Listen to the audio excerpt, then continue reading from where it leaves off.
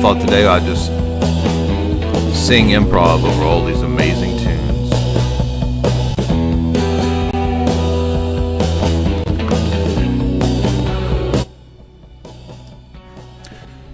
Not really.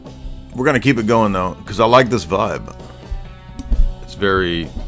It's Chris Isaak meets Twin Peaks meets Pulp Fiction meets James Bond. I kind of like it. So welcome everybody. It's another installment in the Global Elite book series. You know, I found it very difficult to collect all these together. There's so many of them, and it's been an ongoing series for 10 years. I think we're about 10 years into the Writings of the Global Elite series. Thank you so much. Appreciate that. Jamie coming in clutch with that double espresso. Oh, espresso.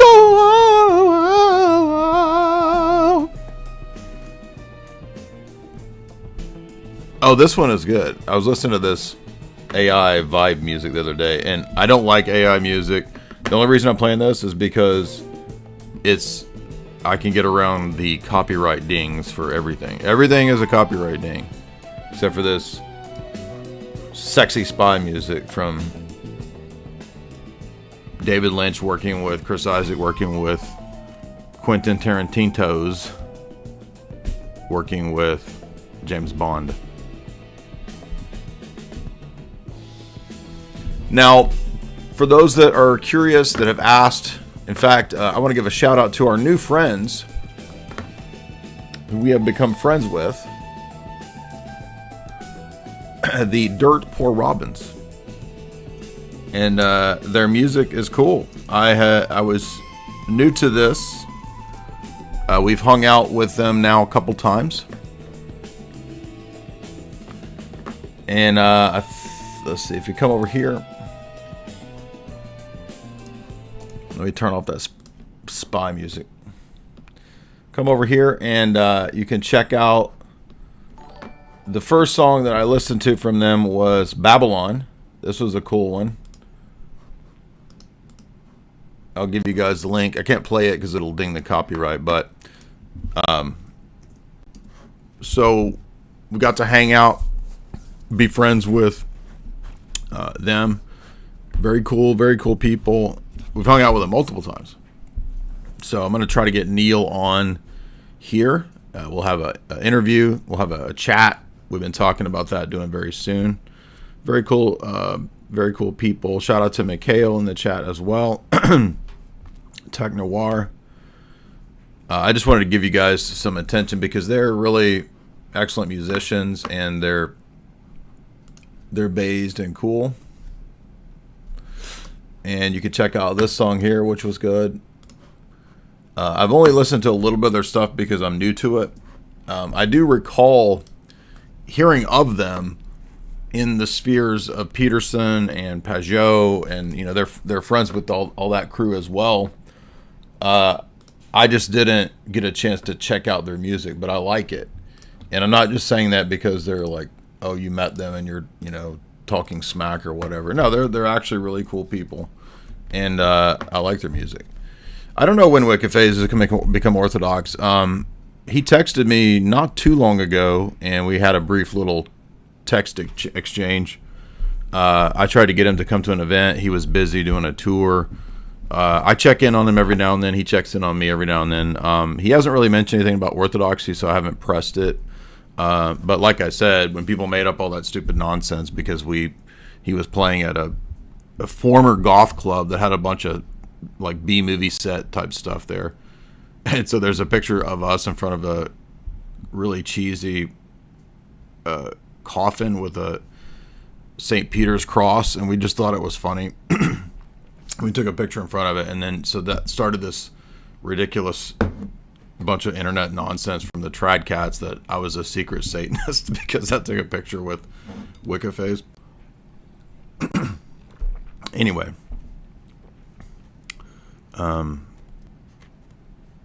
shout out to Sadie. Yeah, aren't you Sadie? You've been in the chat for ages. I remember you, Sadie. Shout out to Sadie. And so anyway, I don't know how I got Yeah, I like John Mouse. In fact, I've talked to John Mouse. We've had phone conversations, and one time we had a really long phone conversation. We hit it all pretty good, and I thought we were going to be able to I was going to try to get him to come do an event or something, and then he decided he went hardcore in the direction of Tradcat. I'm not knocking him. I like the guy. And then he kind of only would reply to me very sparsely. So probably, I'm guessing, I mean, he didn't say anything, but I'm guessing that a lot of the polemics and debates maybe turned him off from continued interaction, because the one time we had a really lengthy chat, we were talking about politics, which I think he wrote a thesis on something political. And then we had a long chat about a little bit about Palomas and Latin Mass and that kind of stuff. So, really cool dude. I like him. I like the music. I think I have all of his albums on my phone. And I like John Mouse's new stuff. So, anyway, today is going to be a return to the classics. As you guys know, we have covered and lectured through many, many, many global elite texts. I don't even know the exact number. It varies, probably around 60 by now, maybe 50, maybe more, if we count white papers and that kind of stuff.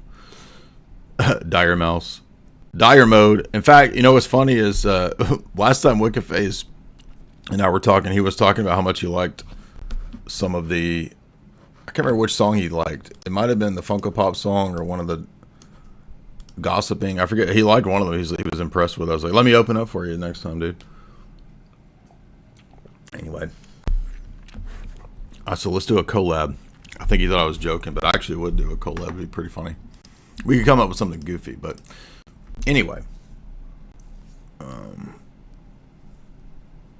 I do expect, as Rome continues, to do crazy stuff, more and more people to reach out. I'm expecting. I mean, I don't know, but Tim texted me the other day. We had another back and forth over Roman Catholic Thomistic ethics. So they have at least not completely banished me from their minds. I at least come to people's minds and they ask things. But I try to not be overly aggressive with people that we've had public debates with and people that are high profile people, because it just doesn't really usually work that way. Other than when people call in, you might think I'm super aggressive. I'm actually pretty chill. I don't initiate debates or any of that stuff typically, unless it's the open calls or unless it's a high profile person kind of seeming to want a debate.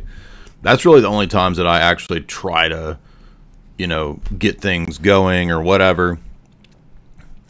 Even in the case of the Fuentes thing, I didn't mention anything about Fuentes. He just assumed that the Clips channels were run by me and that Clips channels were uploading stuff because he was in the news and it was ankle biting. And so I said, well, be happy to have another discussion, a part 2. We can talk about geopolitics. Oh, I see your ankle bite. You just want to, you haven't been here for the last several years and all this stuff, which is not true. I actually DM'd him a year ago about a lot of this stuff. So anyway, yeah, I mean, people just have all these assumptions about how people are based on when people call into my live stream. Nobody's making anyone call in. You understand? So I usually give you kind of what I feel out. So if you call in and you're sassy and you've got that, people are, I think, seeing through a lot of the evangelical fake piety, like that guy that called in the other day. Oh, I love what you do, bro. What are you going to say on Judgment Day when our Heavenly Father asks, why did you create so many mongoloids? It was just so fake, right? And that made me think about this comment as well. This doesn't directly relate to what we're talking about, In fact, I almost thought about doing an entire stream just about this, about insults, debating, and tone policing, because this seems so rampant in the evangelical world. Like, you get this kind of stuff right now. The video that was uploaded by one of our Clips channels guys, and it was a great edit. It was really funny, and it became this excuse to pearl clutch and to, piety signal. And I find it really sad that Jay was mocking this man's accent. Now, he didn't even mention the fact that this guy was blaspheming and talking crap about Christ and the Trinity incessantly, right? That's all left out. They just act like the guy, after blaspheming and talking all this smack, how he was going to destroy Trinitarians and Christians because he was a Muslim, right? So the guy in this video is a Pakistani or Indian Muslim, and then he shows up and he doesn't have any arguments. It's just smack talking. And so at that point, I start making fun of him because it was a funny exchange. And then, not a lot, I would say about, out of like hundreds of comments, maybe 12 or 13, were evangelicals using this as an opportunity to talk about how essentially Christianity is just tone policing, being nice, and this kind of stuff. Yeah, the Poop Star video was funny, and I would say 95% of the comments thought it was really funny. And shout out to Novisky, the editor, who did really great clipping that together. So the other thing too is, like, making fun of people's accents is what comedians have always done. Impressions. It's actually funny to impersonate it's like drawing a cartoon. Pretty soon these people will say, oh, you can't draw cartoons because cartoons exaggerate people's features, and that might hurt people's feelings. And I think it's in G.M. Davis's Antichrist book, which is published by Uncut Mountain, Father Here's His Press.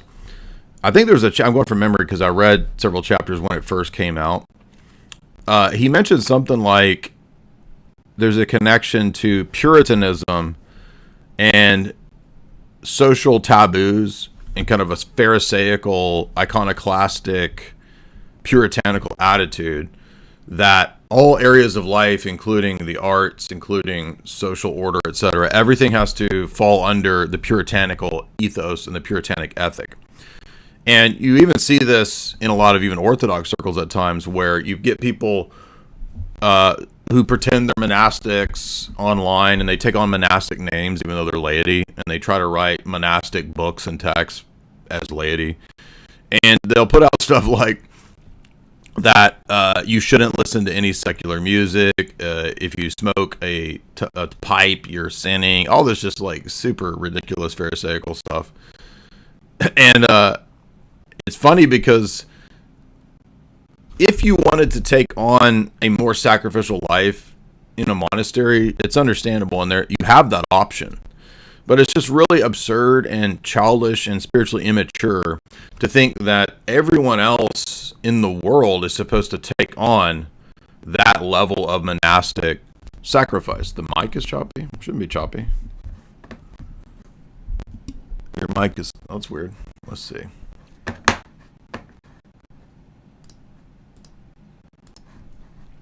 Test, test. 1, 2, 3. Can everybody hear me? Yes, this is Taylor Momsen, and I think it's this cord over here. Let me see if I can arrange this.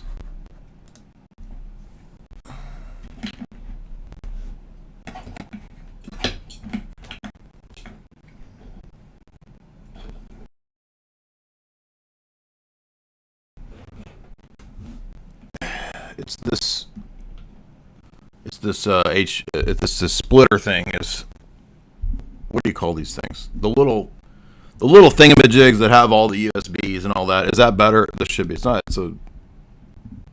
It's the splitter that has a loose connection in it. Is it better now or not?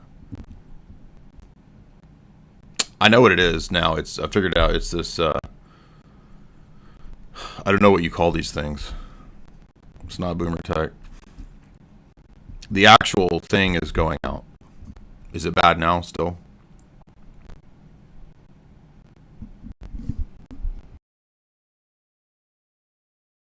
I think I have another. I think I bought a new one of these. Let me see.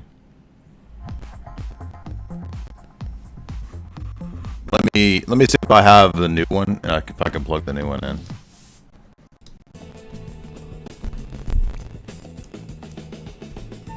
I'm gonna put you on.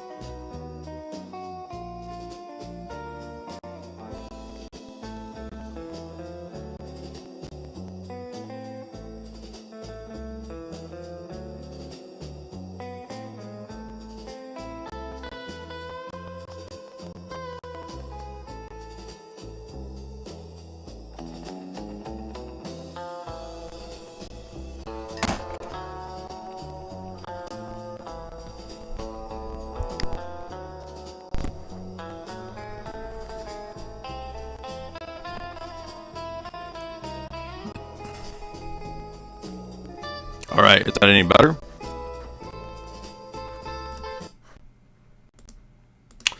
Hopefully the chop is gone, although I think I will have to get another one. So basically, these things, right, will go out after a while.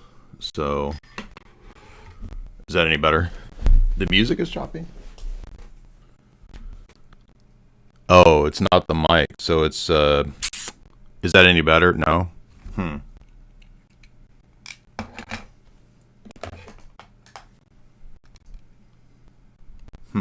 Okay. Well, let's see.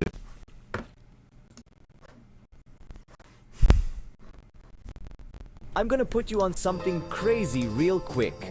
Most of these Zoomer gym bros are consuming macro guzzle. I'm gonna put you on something crazy real quick. Most of these Zoomer gym bros are consuming macro-guzzling synthetic dyes and synthetic sweeteners on the daily. They don't even know it. Goofy AF. There's nothing great about that. Do not listen any further unless you are an alpha or sigma male. This is important and there could be consequences. There's a new certified sigma male pre-workout powder for sigmas only. It is guaranteed to empower you to dominate your co-workers, fire your boss, aggressively gamble, or invade a small village. Chad Mode stands out from the crowd by excluding artificial flavors, preservatives, sweeteners, and dyes. We've even avoided so-called natural flavors, which are actually not natural at all, ensuring a clean and effective formula. Experience the pure goodness of Chad Mode, colored with organic blue spirulina extract, organic lemon, cherry, and organic maple crystals. Forget synthetic caffeine made in a sketchy Chinese lab. Embrace the natural power of organic green coffee bean extract, which will get your mind going and pump you up to the max. Chad Mode is made in America with all clean ingredients, the first clean pre-workout of its kind. Why are these people adding synthetic sweeteners to every single pre-workout when there are many studied downsides to consuming nasty fake sucralose? Each dose of Chad Mode contains the kick of a cup and a half of coffee, delivering a surge of energy alongside essential vitamins, minerals, amino acids, and herbal extracts. Chad Mode will allow you to fire your boss and dominate anyone who opposes you. Chad Mode will make you more dominant in your daily life, so proceed with caution. It's as simple as mixing 1 or 2 scoops of our fine powder into water or juice, providing you with a delicious, energizing beverage featuring a burst of sweet organic fruit flavor. Chad Mode will give you the extra edge you desperately crave. Don't miss out. Secure your supply of Chad Mode on TikTok Shop with a limited time massive discount. Elevate your workouts and supercharge your days. Chad Mode, not for your average gym bro zoomer who consumes synthetic blue dyes on the daily. Buy on the TikTok Shop now.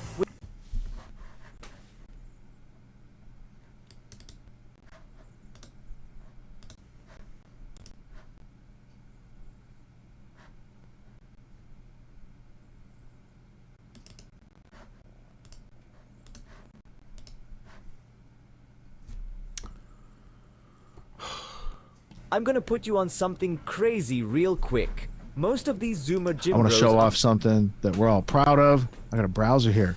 This is Jay Dyer's much vaunted, much sought after Philosophy 101. Now, he just got this page up. We are just testing it out. You guys are some of the first people in the world to see it. I want to say, for my part, it's not Philosophy 101. I think this is a mistitling. I really think of it as like Philosophy Unleashed. Because a Philosophy 101 course, they give you kind of some useless information that you can't make sense of. Jay actually lays out over 12 weeks, dozens and dozens of hours put into just the presentation of this, let alone the hundreds and thousands of hours of research that it takes to have a coherent evolution and history of the origins of philosophy, the uses of philosophy, the different ways to look at it over time, and how that has been brought about to what we have today, which is almost an absence of philosophy on the objective logic and reason side, and an overabundance of woke philosophy that is irrational and is made up day by day as people are like, I think we should bring racism back, and then here's a justification, and then it gets wokeified and spread out, and then all of a sudden you have a bunch of communist, socialist ideas where you become the property in action. You need to be able to stand your own ground. It helps to have a foundation in philosophy because it's a method to find truth. When you get down to it, philosophy is there because you love truth enough to go and learn how to find it because it's valuable. So if you're interested in things like that, there is the landing page. We'll link it up in the notes. It is a longer one, so we'll get a shorter URL for this. I'm sure Jay has a link on his page. I just wanted to show it off. Now you know it exists. You can go look for it and see why this is not your father's philosophy, right? So well done. I'm proud of everyone who helped to produce and edit the course. And of course, Jay did a flawless job in presenting the course over those 12 weeks. And he's a juggernaut. He's another guy, just like John Bush, in action all the time, doing something productive, like very little wasted time in his week. Those 168 hours are being harnessed very well. I want to show off something that we're all proud of. I got a browser here. This is Jay Dyer's much vaunted, much sought after Philosophy 101. Now, he just got this page up. We are just testing it out. You guys are some of the first people in the world to see it. I want to say, for my part, it's not Philosophy 101. I think this is a mistitling. I really think of it as like Philosophy Unleashed, because a Philosophy 101 course, they give you kind of some useless information that you can't make sense of. Jay actually lays out over 12 weeks, dozens and dozens of hours put into just the presentation of this, let alone the hundreds and thousands of hours of research that it takes to have a coherent evolution and history of the origins of philosophy, the uses of philosophy, the different ways to look at it over time, and how that has been brought about to what we have today, which is almost an absence of philosophy on the objective logic and reason side, and an overabundance of woke philosophy that is irrational and is made up day by day as people are like, I think we should bring racism back, and then here's a justification, and then it gets wokeified and spread out, and then all of a sudden you have a bunch of communist, socialist ideas where you become a property in action.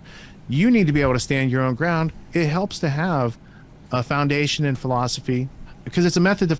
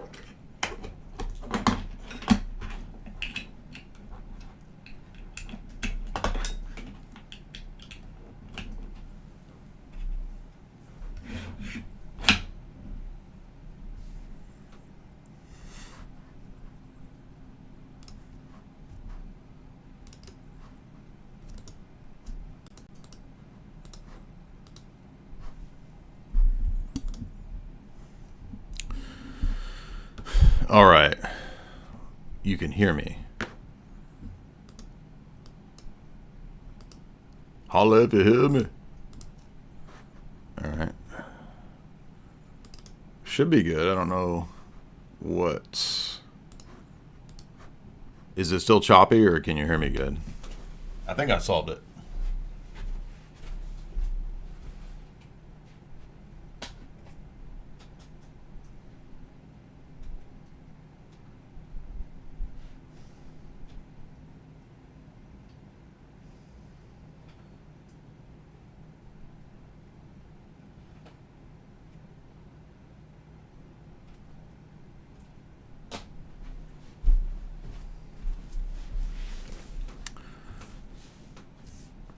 Okay, yeah, I know what it is now. I figured it out.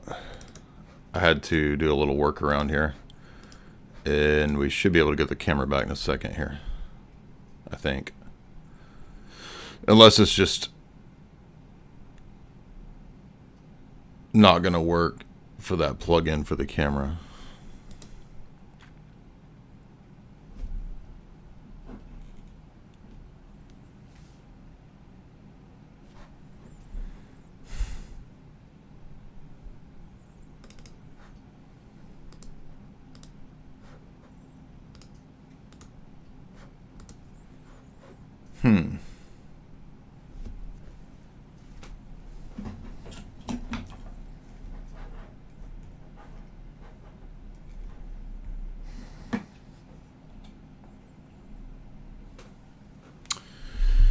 If it's not one problem, it's another.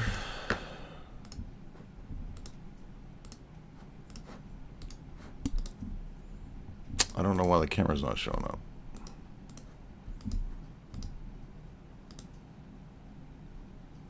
Maybe have to restart. Okay, hopefully that doesn't start a whole new stream. That should work.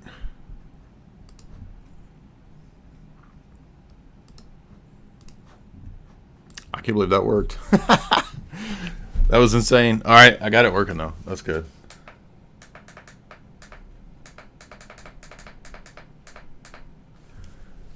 All right. Finally. Hot cops back, baby. The feds shut me down. The DEA. Federal agents. But we found a workaround. Okay. Dang. What a mess. Now I lost my hot cop shades.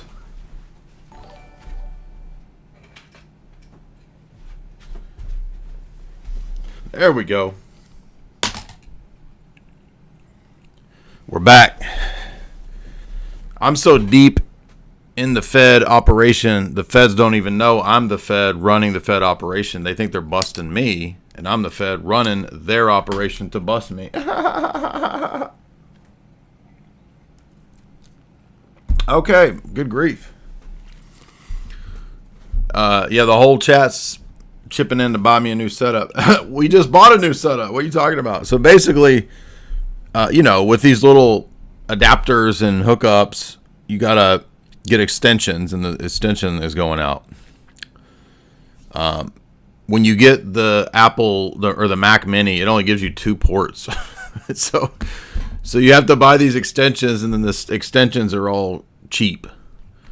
So they go out after like a year or two. So it's cutting out again? What the heck? Are you serious? Weird. Hello? Test. I thought I found a workaround. It's cutting out every 3 seconds.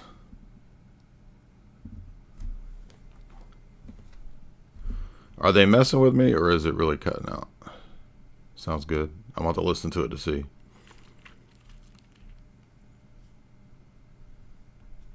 Seconds.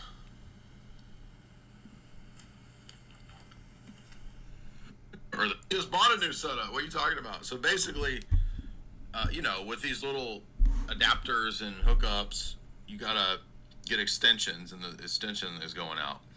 It's not going out. When you get the Apple or the Mac Mini, it only gives you 2 ports. Okay. So you have to buy these extensions, and then just ban the people that said it was cutting out, because that's getting on my nerves. I'm scrolling back to find out who was saying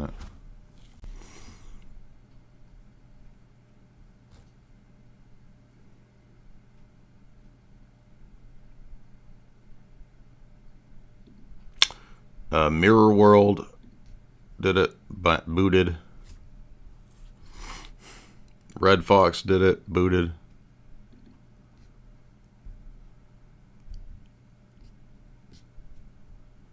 It was a Vatican psyop. Trinity booted.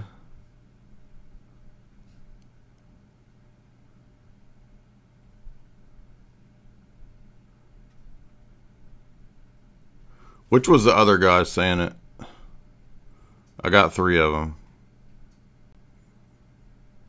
So, I mean, they would, rather than me getting the word out about one of this crucial books of the writings of the elite, they would rather just troll the chat because one of my extensions went out.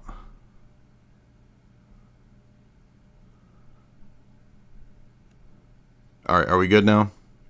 Mods, if you see anybody else saying that fucking with me, just ban them.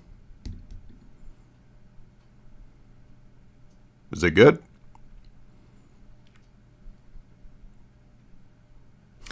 All right, let's get to it after all this 45 minutes of nonsense. I might just even trim this down, get rid of all that junk, edit it out.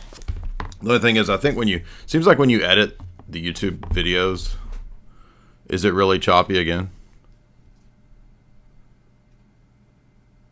GM's a long-time chatter. He wouldn't be lying, would he? GM, why are you lying, dude?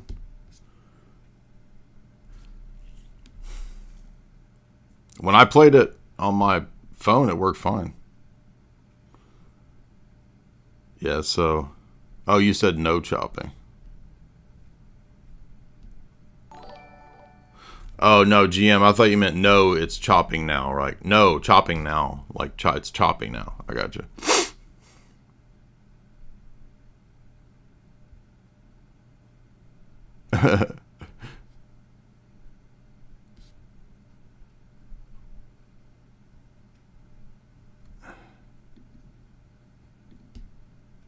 Yeah, so banned. It's a YouTube issue. I don't think it's a YouTube issue because I can see when I move the extension, like it's cutting out on the Stream Deck. It'll cut in and out on Stream Deck. So, all right. So we already made $250. We haven't even done anything yet. So maybe I should just have an entire day of audio problems, and then you guys will feel sorry for me and give me a bunch of super chats. Chopgate. I'm a tyrannical rainer, not an evil rainer. Yeah, the trad cats are sending in their feds. Quantum chopping. Chopgate. Alright, let's get back to my sexy spa music. Enough of this gay tech nonsense. Screw all that.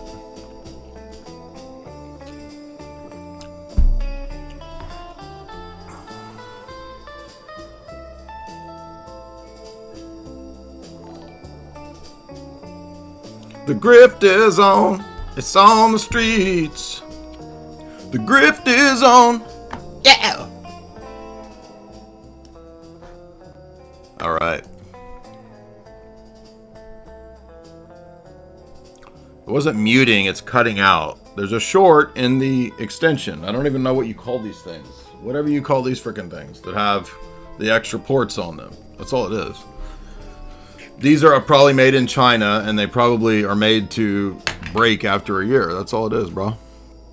Because I can see if I move it, the Stream Deck goes out. So all I had to do was take the audio and put it into the other one of these. That's fine, because that's apparently where the USB... Yeah, it's a USB hub. They're just pieces of crap. They go out all the time. Anyway, we're good. Hopefully.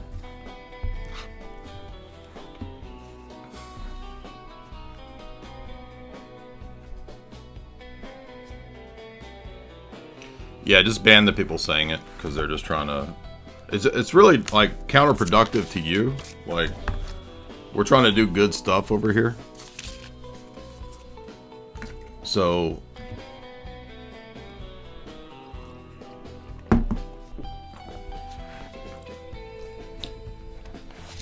if you want to act counter to your own interests, I guess you can do that, but...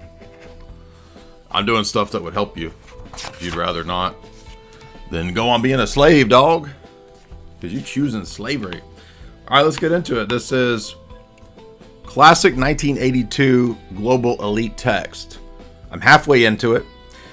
I would say that it's probably up there in terms of explaining what they have planned for the future. It's probably in the top 5 maybe, because it's very candid in what it admits. It admits that there's an overall plan. It's probably in the top 5 maybe, because it's very I don't hear any chopping. There's no chopping.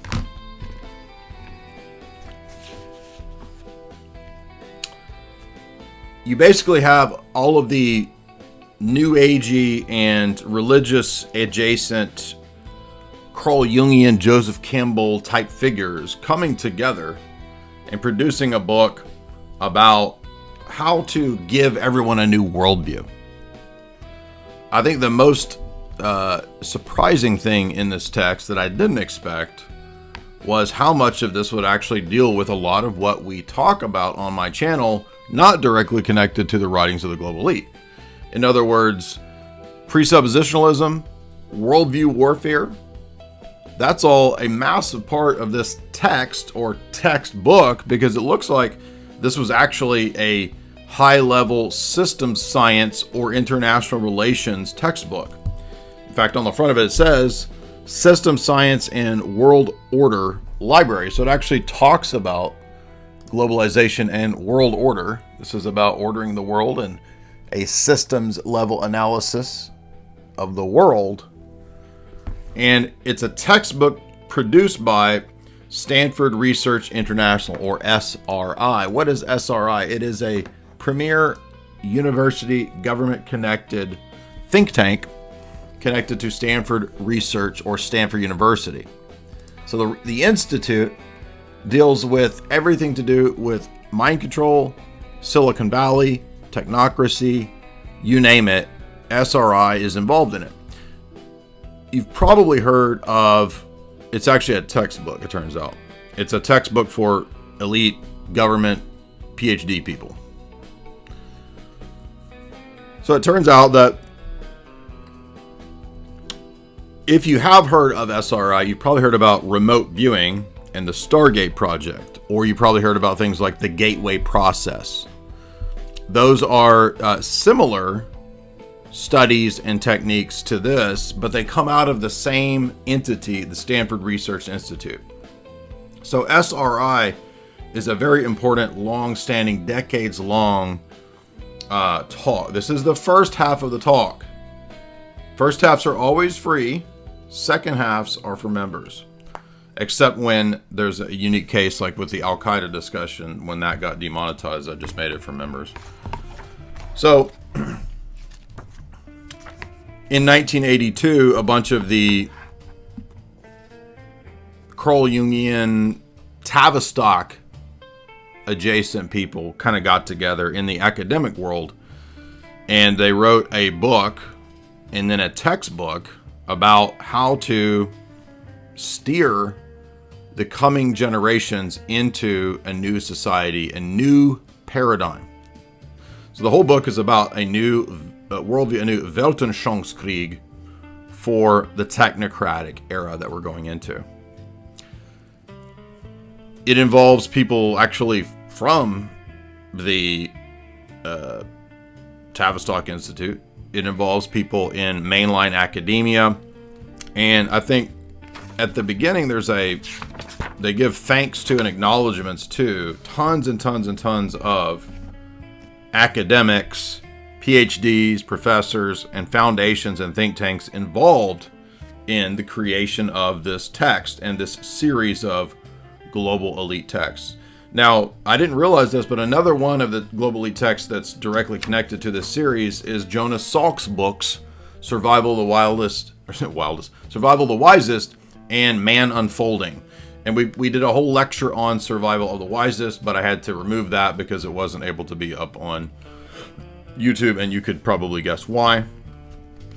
But the book mentions quite a few other globalists that you probably heard of, like Margaret Mead, the fraudulent ethnographist, the ethnography woman, who was busted for fudging her research. And you probably heard of the idea of the noble savage. This kind of stuff is from the fraudster Margaret Mead.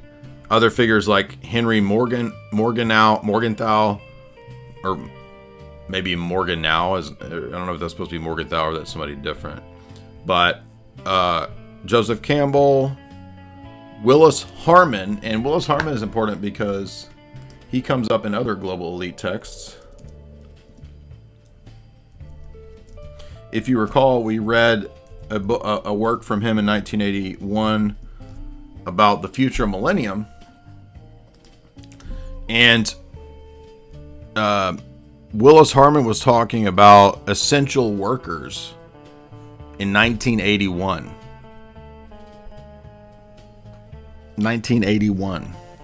That was when we did analysis of the Millennium text. And that was very relevant during COOF, because a lot of what they were rolling out in the COOF period was stuff that Willis Harman had written about for a technocratic society back in 1981.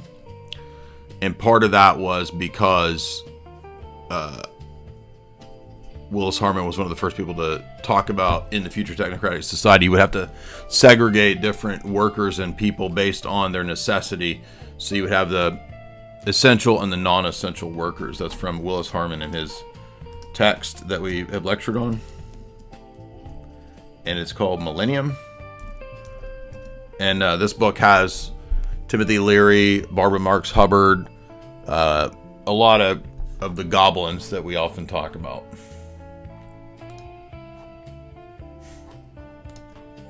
And that was this book right here.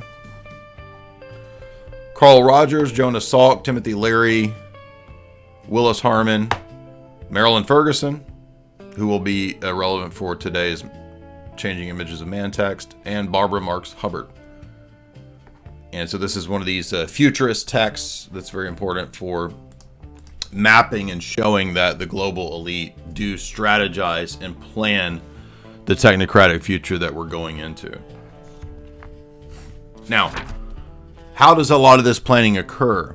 A lot of it occurs at the academic level, the graduate school level.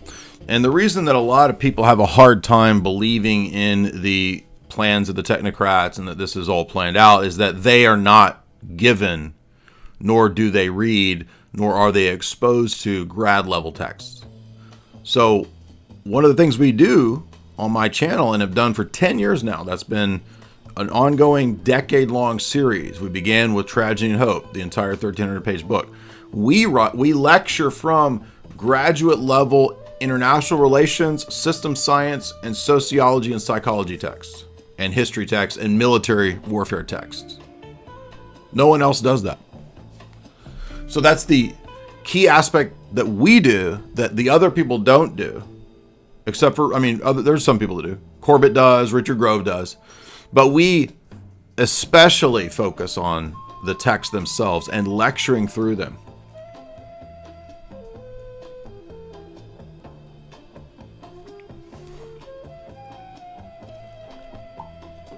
And what's surprising, I think, also, the brain is Richard's thing. So no, we're not going to be talking about lunatics in the chat.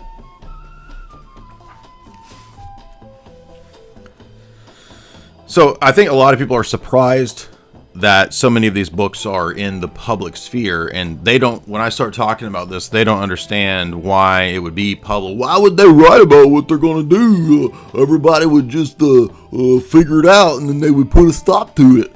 Dude, like 5% of the population reads. So, less of the population that reads this kind of stuff. So they are well aware of the stats of who does and doesn't read. The educated population is itself pretty much brainwashed. They're brainwashed in the education system. So even if they publish graduate level, PhD level, international relations level texts, they're not worried about some conspiracy pot smoking bro on the internet with a conspiracy YouTube channel figuring it out and getting the word out. No one will care. No one will believe him. No one's going to read these books. So they don't care. The other thing is that we have a lot easier access to information that's immediate, that's at our fingertips. Every one of these texts is easily Internet Archive PDF, right?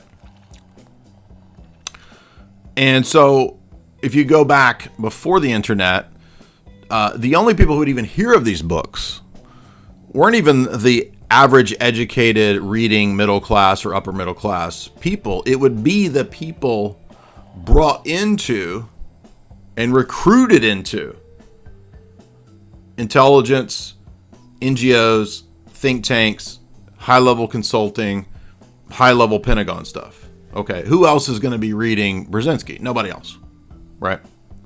So this is very much a book in the vein of a few that we have covered. I'm going to mention those first here. One of those is Marilyn Ferguson's Aquarian Conspiracy, Personal and Social Transformation in the 1980s. Now, don't let this book's title fool you. This isn't a conspiracy book. Even though it's called The Aquarian Conspiracy, Marilyn Ferguson purportedly was writing this book to talk about, from the vantage point of SRI and Tavistock, what the future would be like when this giant juggernaut of all of the NGOs, think tanks, and academic institutions engaged in large-scale social engineering to prepare us for the Fabian socialist technocratic era of the future.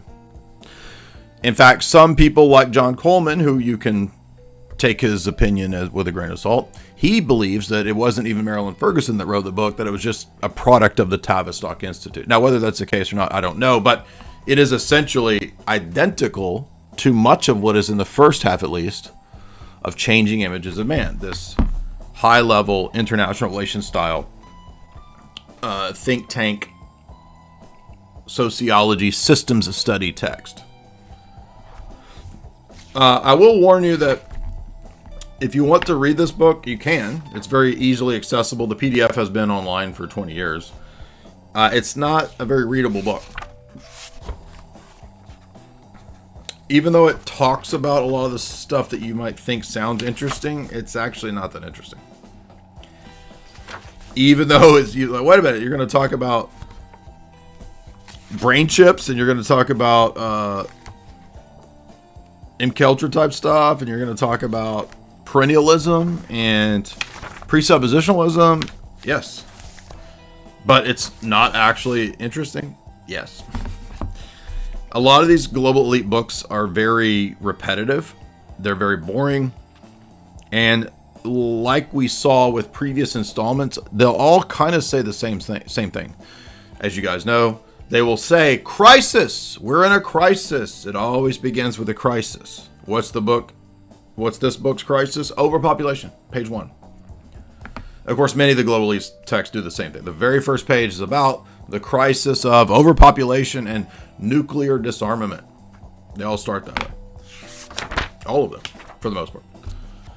So here we have the very first quote. I'm going to read it because it sets the tone for the whole thing. And this is U Thant from the United Nations. I think he was one of the Secretary Generals of the United Nations. Oh, I forgot to mention, before we get to that. So if you do want very similar global elite text in this vein, in fact, Marilyn Ferguson's book is actually referenced. You can go to Aquarian Conspiracy, which is not a conspiracy book, despite the title. Right there. That's my first half of that one. Now, this is just a selection in our 10 years of global elite texts. Another one is Fritjof Capra's Turning Point, or Frito Capricorn, however you want to say it. We covered this 7 years ago. So here is the link for Turning Point, right there. Another book that is directly, I don't know if it's cited in the footnotes, but the ideas from the text are from Arthur Koestler's Ghost in the Machine. So there's that one. And we covered this one 8 years ago. Almost. By the way, I think I was being silly at the beginning of this one. Let's see. Arthur Koestler, the Hungarian expatriate Jewish fellow. No, never mind. It's the H.G. Wells one where I was being the Pope of the Future. I thought this might be the Pope of the Future one, but it's not. So here's that one if you want to watch that one. All of these are adjacent to and very closely aligned with what's in this book. So to begin with, we read that I do not wish to seem overdramatic, but I can only conclude that the information available to the United Nations Secretary General and the members of the UN have maybe 10 years before.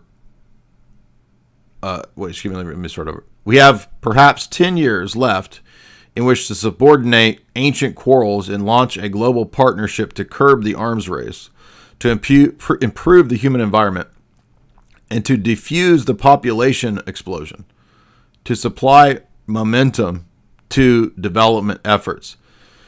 If a global partnership is not formed in 10 years, then the problems I've mentioned will reach such a staggering proportion that we will not be able to control the world. U Thant, 1969. So you can see, as with all of the climate fear-mongering and all of the Malthusian fear-mongering, in 1969, the same claims. We have 10 years or else the world's going to go to crap. The world's going to collapse.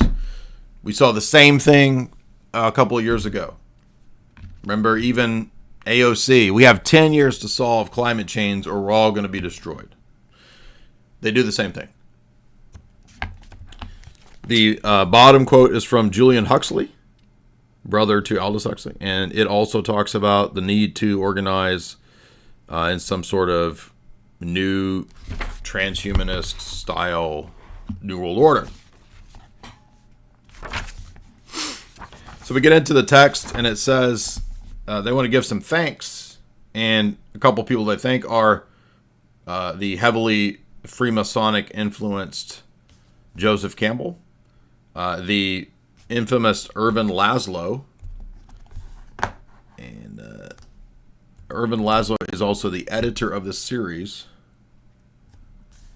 Or is it Irwin Laszlo? Excuse me. Irvin. And I'm trying to remember, was he a Tavistock guy?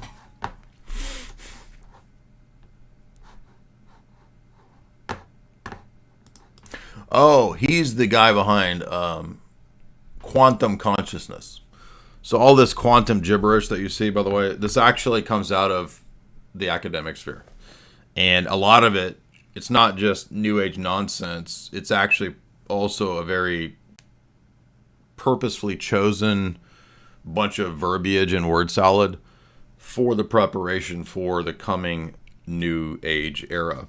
They also give thanks to B.F. Skinner, to an interesting character out of the Committee of 300, Sir Geoffrey Vickers.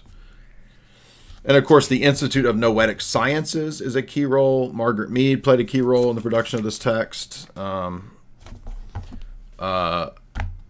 World Institute, Yale University, California State University, Rockefeller University, Stanford University, Maryland Psychiatric, University of Minnesota, Cambridge, Massachusetts, the Maimonides Center in Brooklyn, Harvard University, grad school.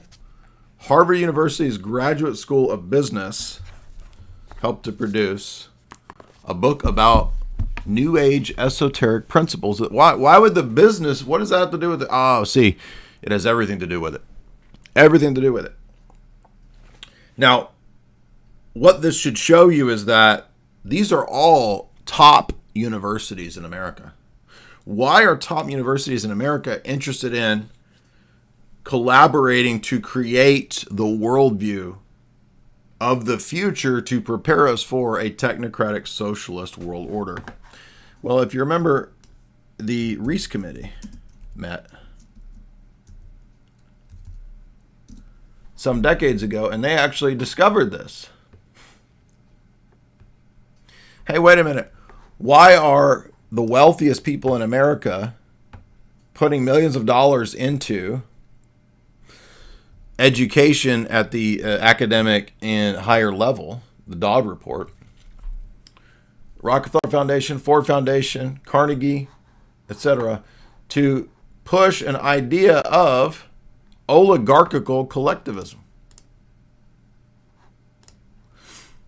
Now, it turns out they found that this was true. Yes, the elites, Rockefellers, Ford Foundation, all these, why are these the wealthiest monopoly capitalists putting tens of millions of dollars into all the universities to make sure that they teach oligarchical collectivism?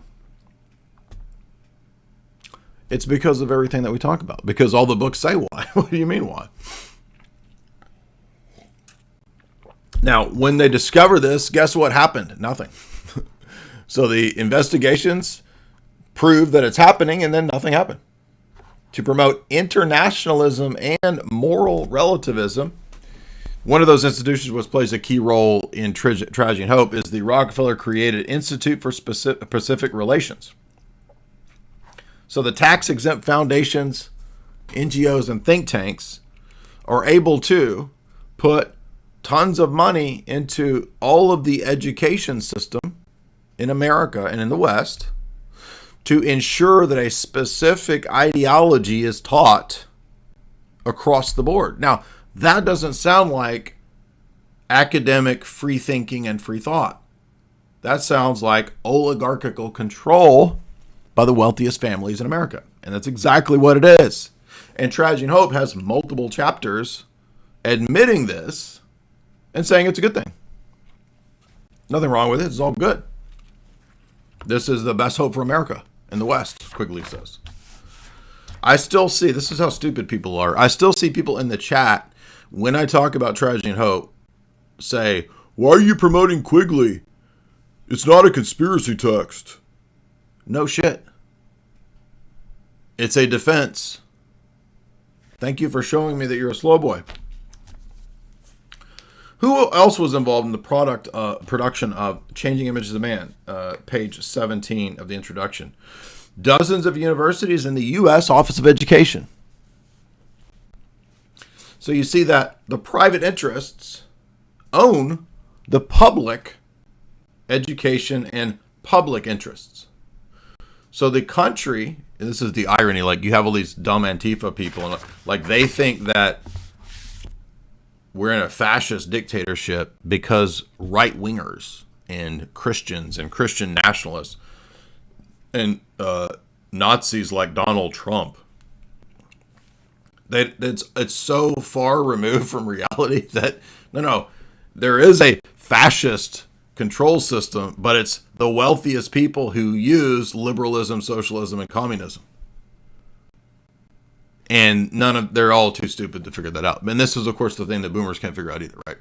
I've only seen a couple boomers kind of get this. You can never get boomers to understand that the collapse of America isn't from commies. It isn't from the libs. I mean, they play a key role in it. But they would have never been able to do this had they not had decades of zillions of dollars from the wealthiest families buying off and controlling from top down the entire education system, including the Department of Education. And even people from the Department of Education and from the elite families like Charlotte Elizabeth, her dad was Skull and Bones, have written giant books pointing this out, admitting it. So it's not the commies in Moscow. It's the commies funded by the Soros, the Rockefeller, the Ford, the Carnegie, etc. foundations who have pushed socialism and particularly Fabian socialism. When the Dodd Report and the Reese Committee are talking about this, they're talking about Fabian socialism. That's Keynesianism.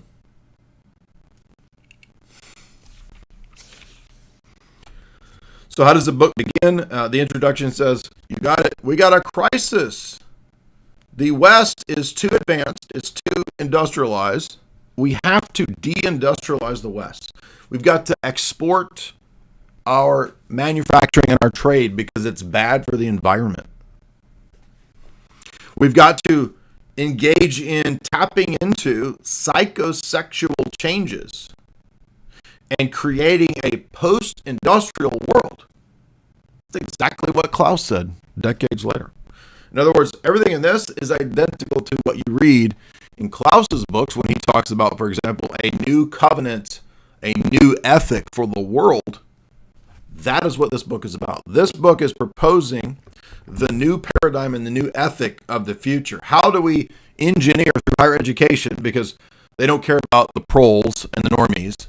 They care about the academic and institutional thought leaders of the future, because they will influence and it will trickle down to the rest of the masses what the yapping talking heads and the face lords and all of that say.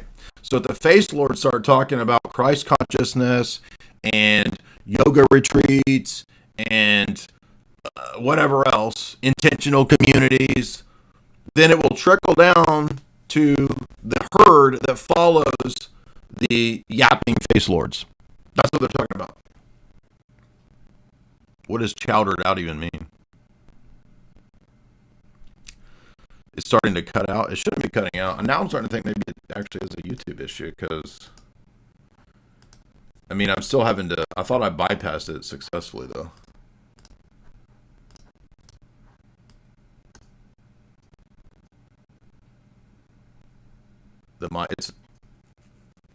I wonder if it's YouTube because I don't think I touched anything. It shouldn't. Maybe it's just short in the audio. Let me see what it sounds like. It's starting to cut out. It shouldn't be cutting out. And now I'm starting to think. Okay. Actually, it's a YouTube issue because.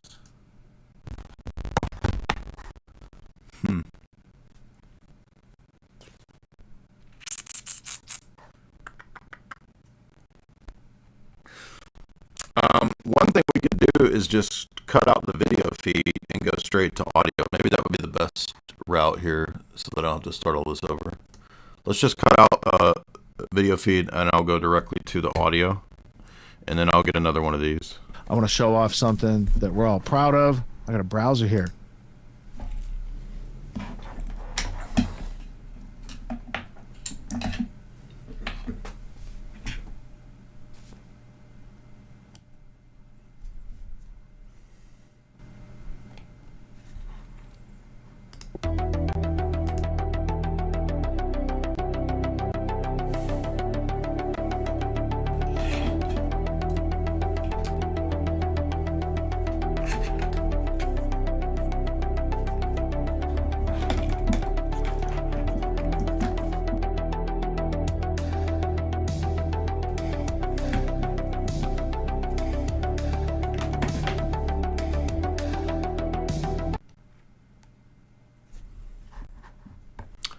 All right, how is it now?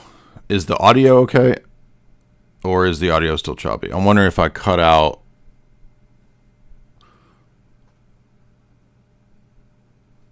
I know the ads are going to be fine because the ad is a preloaded thing. It's not the microphone. Better?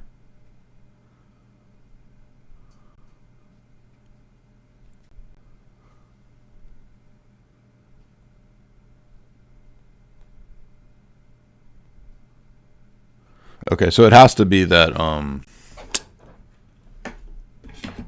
USB hub thing.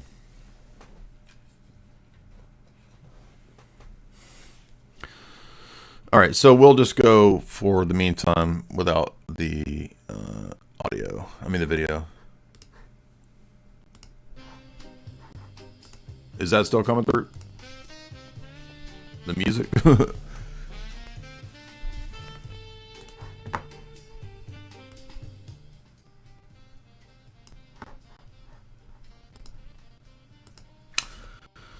All right, so we have a crisis of yeah, I just took the mic directly to the PC. It's fine. It should work. I cut out that other device. I wonder if I get the microphone. I don't think the video will work on this.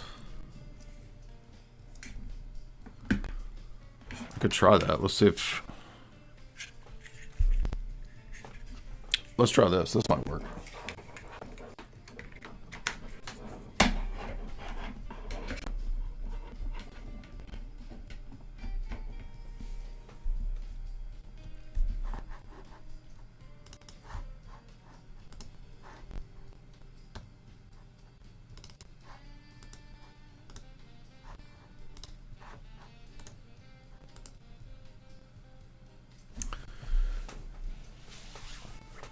So I think it has to be a newer USB 2.0 for the capture card, or else it won't work. So that's why I don't think this is going to work. I know you want to see my hot cop face really bad, but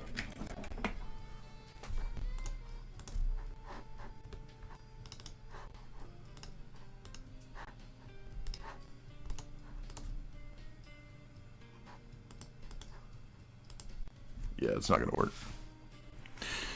We will just return to video next time with a better piece of crap Chinese software thing, or hardware thing. So we have to deindustrialize the West. I'm going to cut out all this first bunch of junk anyway. It has nothing to do with the Mac, dude. It's the USB hubs that I bought off of Amazon that are, I guess, I tried to buy good ones. It's nothing to do with the Mac. Yeah, we're going full anti-face lord today with no videos and just sexy spy music in the background. It'll be like the old days when I would just do the audios, right? Like back when we were, quote, podcasters. I don't know if you guys are familiar with podcasting, but we're straight podcasters now. Crisis, deindustrialize the West, psychosexual changes. We got the post-industrial world, like Klaus would talk about. We must have the post-industrial world, the much angrier world. Well, that's how this book begins, the much angrier world. And so then they say, well, how are we going to do this? Well, it turns out the best way to ensure a Anglia world will be the changing of man's image of himself and of the world and of everything else, including the divine. In other words, let's retool and re-engineer man himself in terms of his paradigm and his worldview. Now, when you get up into more recent documents like the NATO cognitive warfare document that we covered a couple of years ago, they actually took this principle to the next level, if you recall. And they said, we want to not just change man's thought of himself and the world, we want to change man's brain itself. And that was the next layer, the next level beyond what this document talks about, although this document actually refers to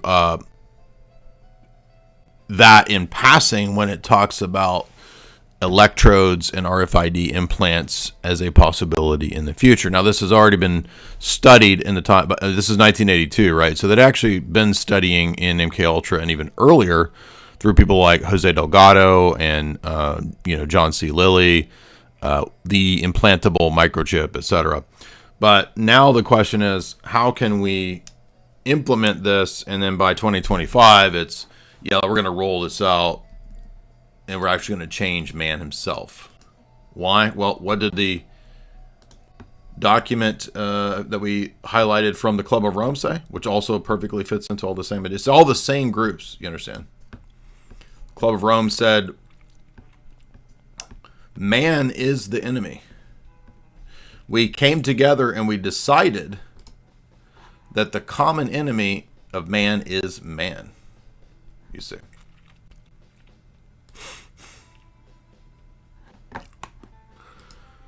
By the way, thank you guys so much for the super chats and being so generous. I apologize that it's been a long time since we had tech issues. So I guess you can't ever perfectly get away from them.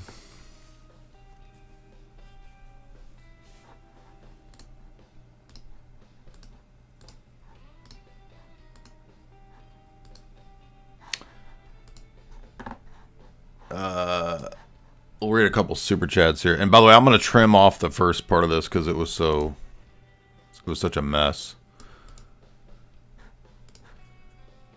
A says for $10, hey Jay, what's up? What is that reading list that you sent to Tim Gordon that he never did read? I've been watching Tim for a while now. It's been bugging me ever since that debate. Great channel, by the way. I'm enjoying it. Well, thank you, A. There wasn't... Basically, it was a series of recommended readings over a few years. I can tell you that, without going back into the DMs with Tim, I'll go ahead and give you guys a few of those if you're interested. One of them was, for those that are a little more philosophically inclined, Aristotle, East and West by Dr. David Bradshaw. So that's this book right here. And also Dr. Bradshaw has a new book on the energies that I recommended. And even though the book wasn't out back when I recommended it back when it was a bunch of PDFs floating around. And that's the book, Essence and Energies and Divine Action, Exploring the Essence Energy Distinction by Dr. David Bradshaw. The other things that came up were the Cappadocians and the 5 theological orations to show that Thomism is not at all the teaching of St. Gregory of Nazianzus. So I would say get a hold of the 5 theological orations. Probably the one from SVS I would recommend because it'll help you to understand the energies doctrine. And the other thing that's really important for the energies doctrine is not just, letter 234 of St. Basil, but actually on the Holy Spirit, against eunomias by Basil, because a key element of the apologetic that Basil uses is the energies. And this shows you that clearly the Cappadocian teaching is not the Thomistic teaching. There would be no way to demonstrate that the Holy Spirit is of the same essence as the Father and the Son because he has the same energy as the Father and the Son. If there were no essence energy distinction, it would just be stupid. And to be honest with you, man, the only reason that the Thomists are so dug in and so hard-headed is because they do not read these things. Even if they quote mine it, is the microphone messing up again? You think it's the microphone? I don't think it's the microphone. It might be this cord. Maybe this mic cord is bad. I don't think it would be that, though. Is it still messing up or not? You know what? I have a bad cord and a good cord. I might have accidentally grabbed the bad cord. Anyway. Actually, I think it is that USB hub, though, because if I touch it, everything blinks, which means that there's a short in it. And I think I also recommended to Tim's dispute with Pyrrhus.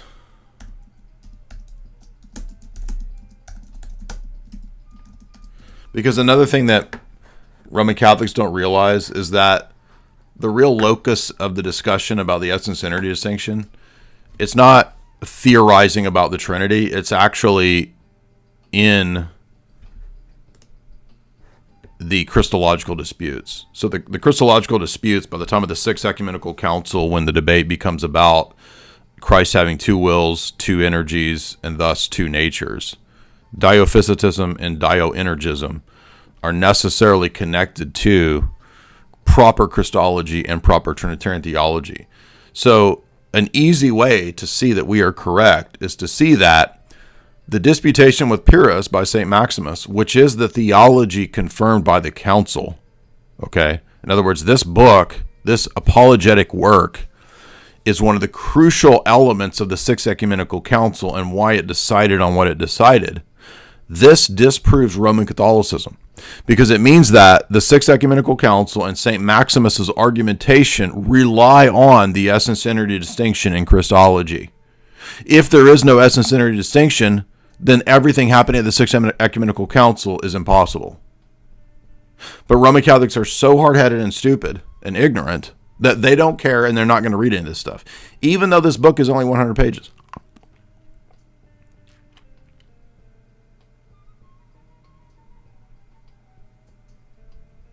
Thank you, Chase. Actually, Chase, I don't know if you understand, but you're saying that the feminine sound that you're hearing is actually me impersonating you singing your songs. So I guess maybe you thought I was doing a lecture. I was actually just impersonating Chase's recent musical so-called releases, music so-called. I could go back to my normal voice unless you guys want me to keep using the sort of the more softer on the ears Chase impression that I've been doing. Anyway, those were some of the texts that I recommended to Tim over the years. There were more. I don't remember what all they were. This was like, we're talking like right before Koof. So I started DMing Tim Gordon in like 2019. So this is like six years ago. So I don't remember all the references, but those are some of them. Okay, so getting back to Changing Images of Man, thank you for that question. Pondering Metaphysics became a member. Six of Spades, $100. Thank you, dude. I didn't realize that we were going to get so many fat super chats for me just stumbling around boomer tech issues. Thank you for what you do, Jay. And I thank you for how mean you are when you do it. Cheers, everyone. And he gives us a little... two pints of butterbeer clicking together in a toast. But that's a fat super chat, only to be equaled by CK, our based black men in the audience. Shout out to CK, one of many based black men in the audience. Okay, there's also H. Brazzi. We got many. Turns out we got a lot of brothers in the audience, not least of which is me. He says, Hush Tone says, for $20, I don't bring your name up around certain people in my parish. They will say that you're mean. My sense is that a lot of this is leftover Puritanism from Protestant evangelical converts. Oh, absolutely. Yeah, that's what I'm starting to notice. And I actually wanted to do a whole stream on insults, debates, and, quote, being mean. Because I can always tell pretty quickly when somebody's not familiar with the scriptures, Proverbs, or even the church fathers, because the church fathers are quite often very sassy. They have a lot of jokes and insults for their opponents, calling them demonic, calling them morons, calling them fools, calling them effeminate. This is everywhere in the church fathers when you read them. And so this idea that Christianity really equates to just sort of being passive and nice is one of the key elements that makes people not like Christianity. Because guys especially, people leave Christianity because they think the whole religion is about being nice externally. But then in reality, a lot of these people are actually nasty on the inside. They will stab you in the back over nothing. And so the niceness is actually a facade. And people that leave Christianity, this is like their number one criticism and critique.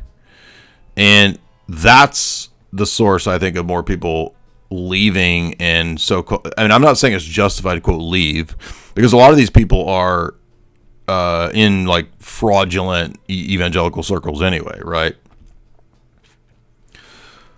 But they're utilizing mean as just a cover for a man actually just being a normal high testosterone dude, just being forthright and honest and blunt with you. That's actually what they think is mean.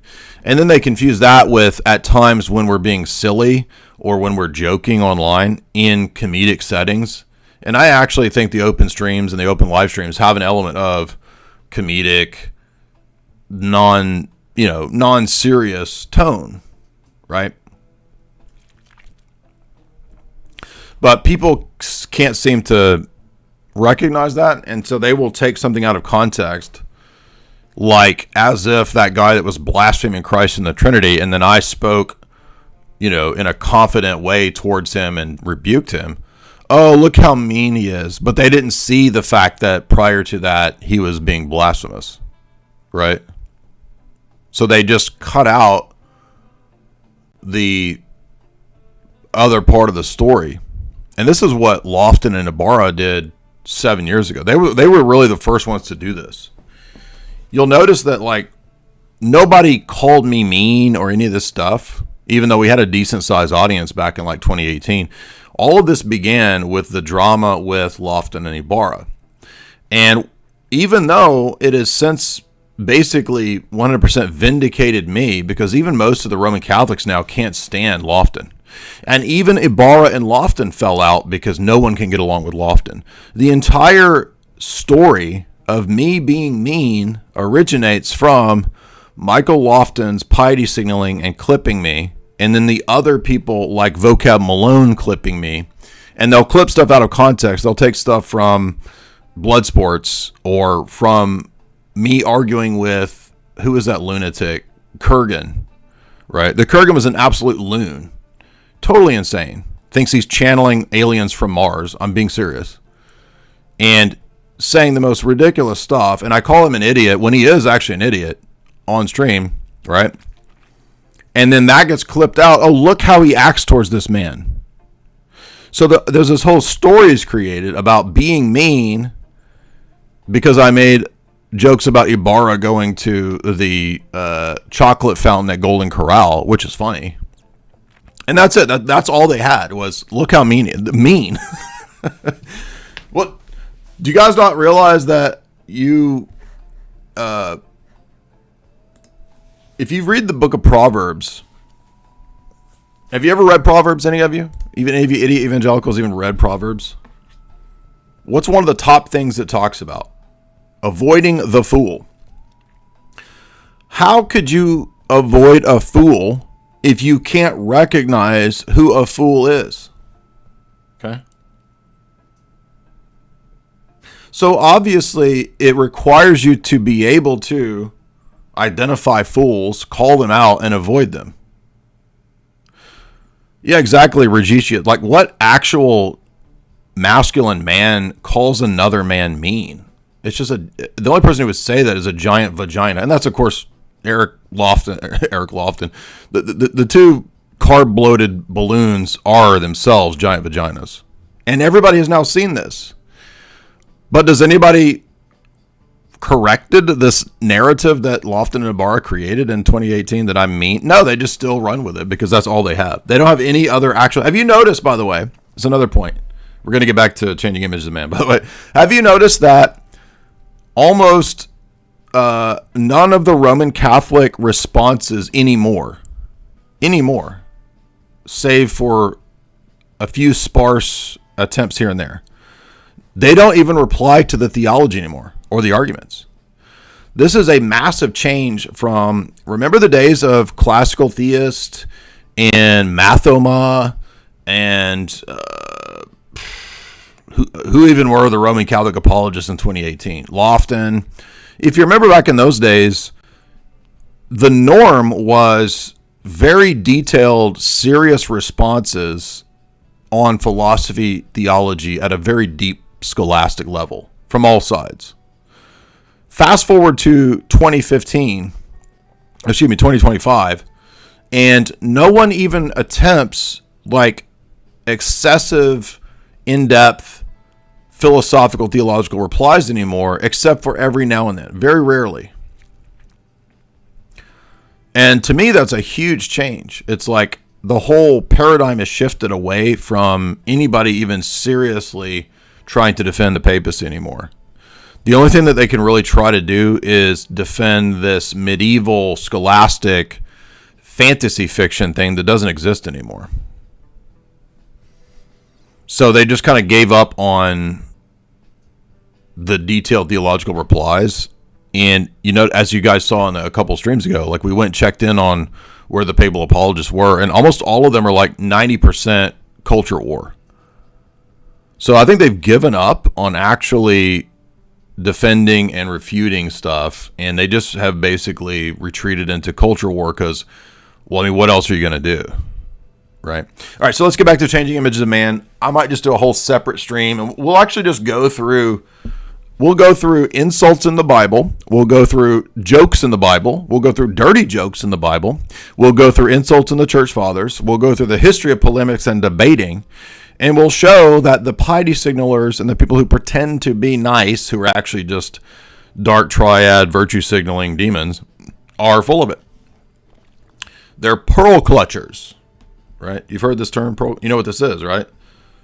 This is when you have feigned moral shock and outrage for things that are not a big deal. And you're doing it to get attention and to try to one up.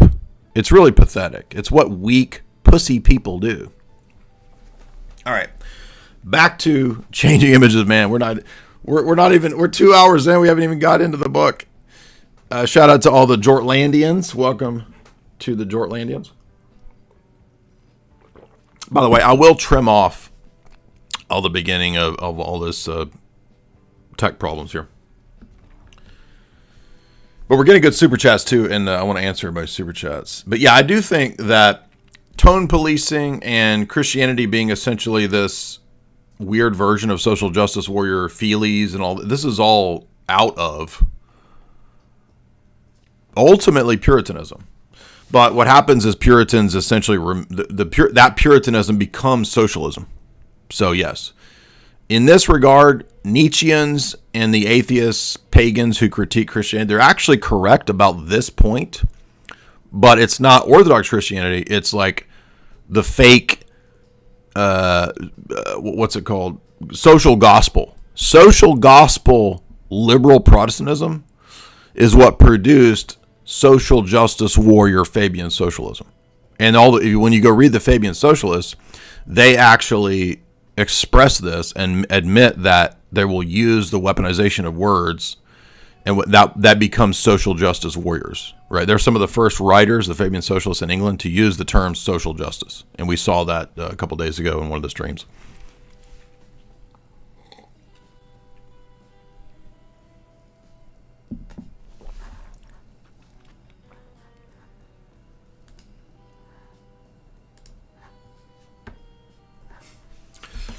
All right, so Octavian, $10. This stream will be legendary. Fifi's getting destroyed. Yeah, it's actually a sign, I think, of a very feminized society where morals are determined on how the outcome makes you feel. And that's what so many people think right and wrong is. They want media and social discourse policed around whether or not it makes a person feel bad, which is just kind of insane. It's actually dystopian. But it's under the cloak of social gospel, anti-supernatural Christianity, aka socialism.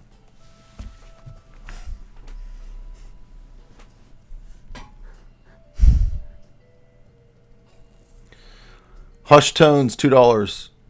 The mic was muting. Seems fixed. Hush tones, it was on our end. We had to refresh. Hush tones, I promise it was muting. Ryan Curtis became a member. Lori Costello, $10. Awesome teaching, Jay. Thank you. Thank you, Lori. Rachel Wilson gifted 10 memberships. Thank you so much, Rachel. Appreciate that. Rachel Wilson says, if you think Jay is mean, watch David Erhan's stream on how the church fathers, what they had to say about women. Oh, that was a classic. And remember all the women were getting so mad at David when he put that stream up. That was like 2018. People were losing their mind over that. Average Redhead sent out 5 memberships. Thank you. Gorilla Biscuits memberships. Thank you. Nathan Slippy, $5. It looks like you're using the Blue Yeti. Get a regular condenser mic and interface. Yes, I do intend to get the nice upgraded microphone. I don't think that was the source of today's audio issues because it seems to be working now, right? So if it's working now, I don't think it's the microphone. I think it's the USB hub is going out. That USB hub is actually 2 years old, and I've used it a lot. So I do think it's kind of beginning to wear out. And it wasn't just the mic. It was actually the Stream Deck, which was plugged into it, was also blinking in and out. So it has to be the USB extension thing.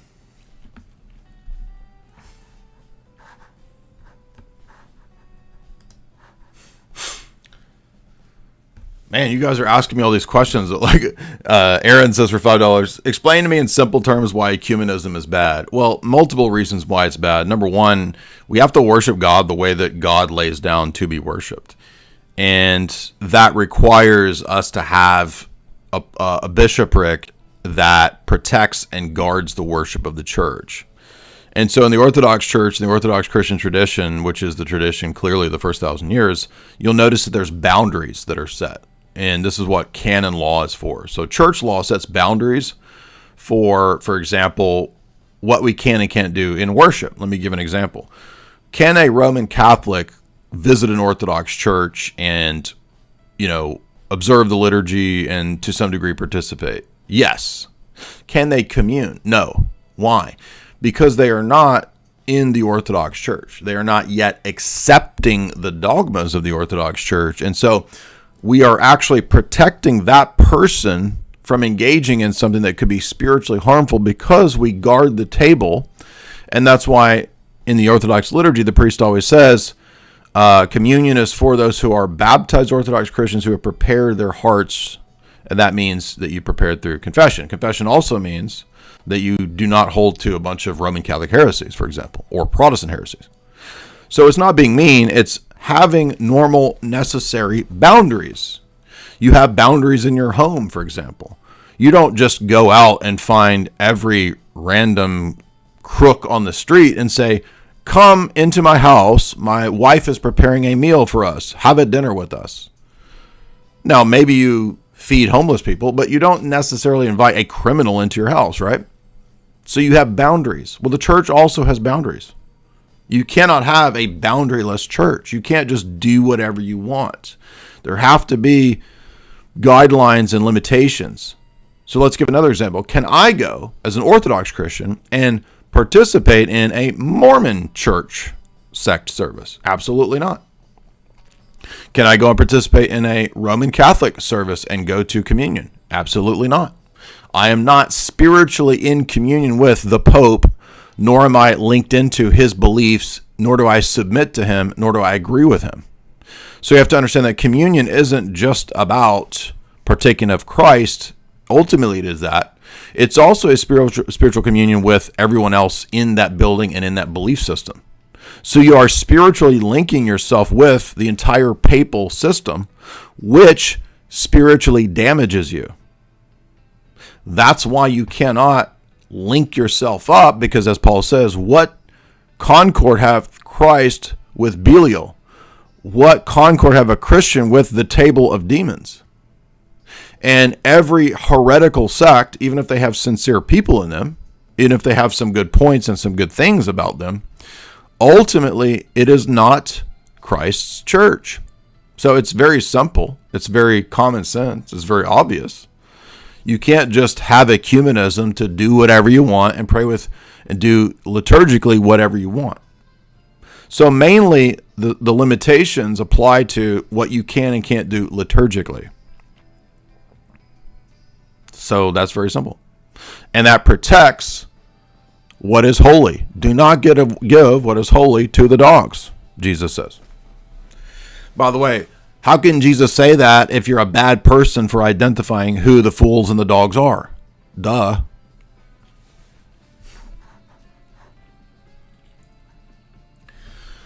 Now, beyond the theological level, the other reason ecumenism is bad is that ecumenism is, as I've demonstrated from the last two streams, actually, ecumenism is also a geopolitical strategy and a subversive project.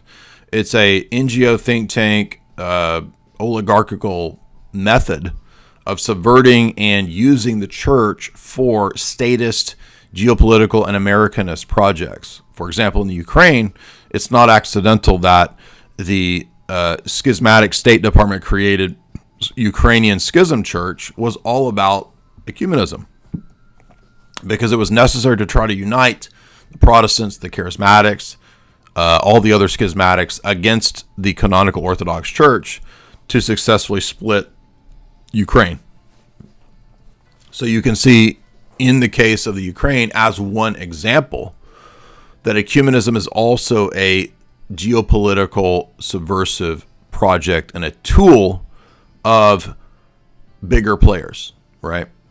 In other words, soft power. Soft power can utilize ecumenism to change the ideology of some specific targeted people group or group of a religious identity group. Another way to see this is to read the book Aaron into the Wilderness by Michael Graziano, which is an academic text about the CIA's relationship to religion and particularly to ecumenism.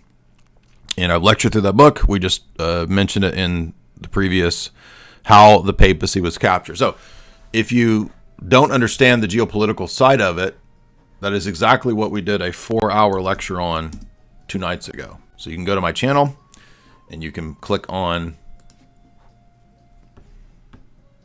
how the papacy became a captured institution.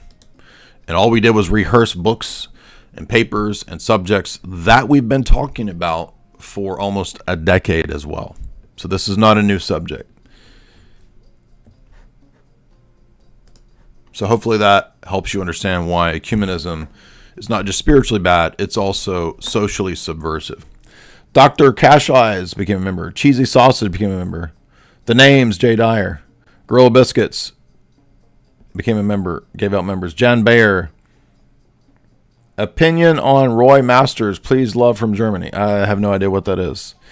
Ethan LaMontagne, $10. Jay, big fan, going through my catechumen classes right now, and I was wondering about theology of Theotokos, about fertility. Fertility and holy cincture. It seems like Isis Ishtar worship. No, it has nothing to do with that. And I'm not being rude. I don't even understand what you're referring to. I think if you're a Protestant and you're sort of interested in Orthodoxy or becoming Orthodox, I did a whole talk on Mary here. And this is the biblical case for Marian veneration and why she's the Queen of Heaven. So Mary's not Ishtar. Mary's not a goddess. Mary's not any of those things. Mary is the Theotokos, the woman who's the new Eve. And just like we would have honored Eve as the mother of all living in a very special way, had she not fallen, Mary's simply the new Eve. And so she is honored in a superior way. And thus Revelation 12 calls her the Queen of Heaven. And yes, I know what Revelation 12 says. I know it talks about Israel. It's also talking about Mary too. It's a both and not an either or.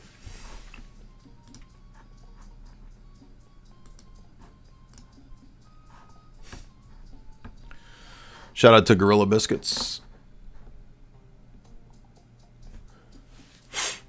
Element to Dave Visto says, Norman Dodd talked about the dialectic of U.S. and Russia, and that the goal was to coalesce the two. Yeah, that's the third way synthesis between East and West. That's really essentially the Fabian Socialist model.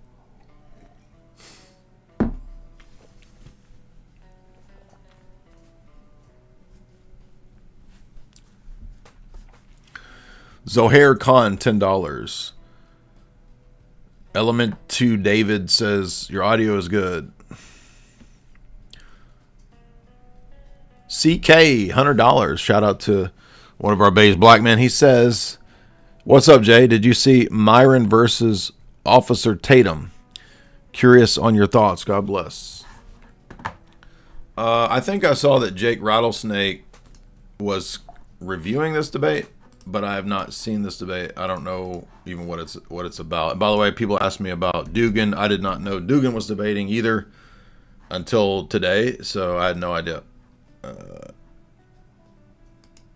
And I don't even know what Dugan and Nick Land are even debating. Let's see. Who is Officer Tatum? Is this a Black Hebrew Israelite? Or is he like a black Zionist guy?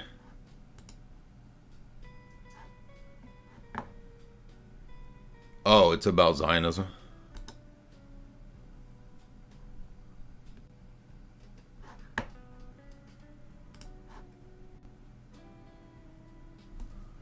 No, I haven't seen it. I didn't even know they were debating until I saw Jake Rattlesnake posted it, but I didn't know what they were debating.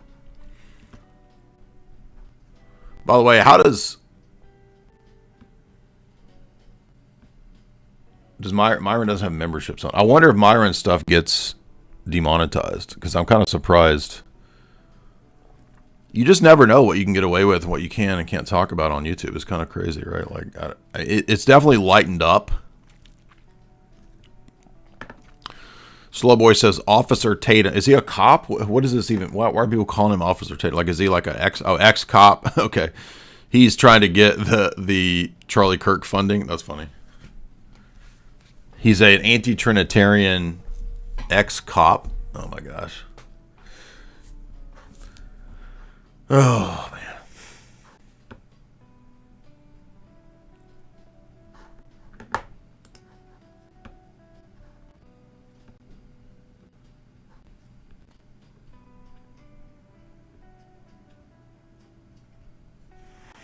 No, I had not seen. I had not seen this. This is interesting. Maybe we can start having these debates now. I don't know. Can we? Oh, Myron is demonetized. Okay, yeah, I thought he was. I think I heard that. And then somebody's asking me about Dugan debate. Kind of race. I just clicked on this today, by the way. I didn't watch an hour of it. I was just skipping around to see what they were talking about, and I still didn't even really understand what they were getting into. Because somebody mentioned this right before I did my live stream. So Dugan apparently debated Nick Land about... why don't they just say what it's about? Like, put that in the title, dude. Liberalism and modernity. Anglo-Saxon spirit and postmodernism. Sad thing about secular modernity, I mean probably a lot, is the fact that it has so pitifully failed to maintain the tension of this. You know, it's basically, it has just resolved to have a complete system of necessitarianism and a complete system of metaphysical freedom, and treated as if there's no contradiction between them, no problem. So if you're talking about physics, you're a necessitarian. If you're talking about economics and incentives and all of that, you're a volitionalist, libertarian. and you have these two completely incompatible frames running simultaneously. Yeah. Professor Dugan, would you like to respond? Is this actually a debate or just like an academic discussion? So, because I think sometimes people will classify it. This doesn't seem like a debate. I don't know. Oh, interesting. So that there was there were two poetry school in the Britain, 19th century, of Byron and Lake School of War. Okay, I don't know. I'll have to maybe watch this some other time. But obviously, I didn't understand why a bunch of people were chiming in today on Twitter, and everybody was asking me about Dugan. I'm like, why are people asking me about Dugan? I didn't realize that there was a debate today or yesterday or whenever it was. Anyway, we haven't even talked about changing images. Man, it's just crazy. Byron has been demonetized for years. Demonized or demonetized? Well, I didn't know. I don't keep up with all these people. Michael Henson, $20. Here's an orange super chat. Here's an orange super chat, bucko. You know? Well, it's like an orange super chat, you know? The heck are you gonna do? Red Fox, $20. Thank you. My philosophy professor asked the question, what is the difference or the delineation between faith and knowledge? I presented tag based on your videos. Why there is a logical overlay with the shallow linguistic definitions. Well,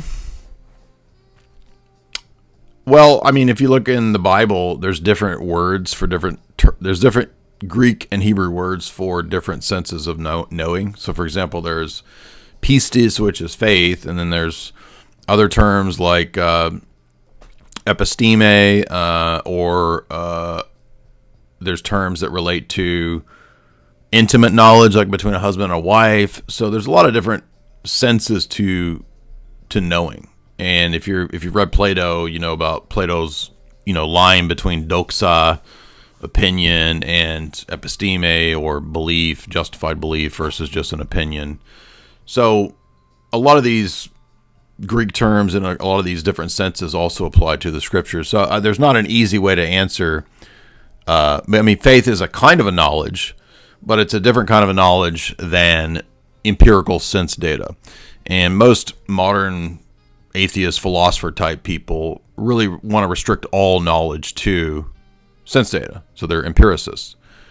And I think there's a lot more philosophical problems for your position when you're a naive empiricist than when you admit that there's different kinds of knowledge and different kinds of knowing. So hopefully that kind of helps flesh that out. Groove Monster, $10. Here's another book for you that gives a much fuller picture of the Fabians. Well, I do want to read Rose Martin's book that I have as well, Fabian Freeway. That's kind of a classic. But you are recommending the book From Radicalism to Socialism, Men and Their Ideas in the Formation of Fabian Socialist Doctrine by Yale Publishers. Oh, yeah, that sounds great. In fact, I need to probably go ahead and make a note of that. I'm going to end up being some kind of like Fabian socialist expert or something in 5 years, which I didn't have any plans on becoming some sort of authority on Fabian socialism. I mean, I think what really changed my mind and opened my eyes up to it was the Johan Ratu book. I mean, that book was just so important. And, he tied so many things together based on other research that I'd done. And, I think he's a monarchist too, if I recall. So he just did so good. And he's even aware of all the British intelligence, psyops, espionage, false flag type stuff. And usually in this domain, people aren't that aware of all these things. You know what I mean? They're like, they'll know a lot about British intelligence or something, and then they don't know anything about false flags, or they don't think that there are. It's really kind of huge gaps in people's research. But From Radicalism to Socialism, and that is about Fabians, and it's Yale Publications. Okay, yeah, that sounds really important. Got a whole bunch of books, by the way, that I gotta catch up on that sound really good from you guys in the audience. You guys, and I think Groove Monster's always got these Excellent obscure book recommendations. H. Browsy, $5. Please do a live stream on it. On what? Oh, on being mean and tone policing. Maybe you should even expand this and defend young Orthodox guys, because this is ultimately what this ends up being about. This imbalance is that most women and men of other faiths have in them are antithetical to us. Yeah. I really think, though, that, I mean, I'm not opposed to doing it. I will. It's just, I think you eventually get to the point where you realize, like, a lot of these people's issues it's not about reasoning and facts, right? It's the same with Roman Catholics. Like, how many more times do we have to present the problems and the contradictions and the evidences? Isn't it ironic that the Roman Catholics, who are all evidentialists, are demonstrating by their cognitive bias and their sunken cost fallacy that evidentialism is actually false? Because mountains of evidences don't convince them that papism is a contradiction, which proves that their evidentialism actually isn't even correct. Just like the character Mark in Book 3 of the Space Trilogy, as C.S. Lewis brilliantly proved to us and showed to us in a literary way, human beings do not make their decisions about life and true and false based solely on mountains of evidences. In fact, humans will obscure and lie to themselves and pick and choose the evidences that confirm their biases. And we all know that this is how we act. All of us act this way. It's our fallen state. But to think then that, oh, well, actually, no, if you just give a bunch of evidences, then you can prove Catholicism or the papacy, or then that's how they all operate too, right? It's just such a really silly, naive, incorrect assessment of human nature to think that all you need is a bunch of evidences. But evidentialism is a naive approach to anthropology and epistemology.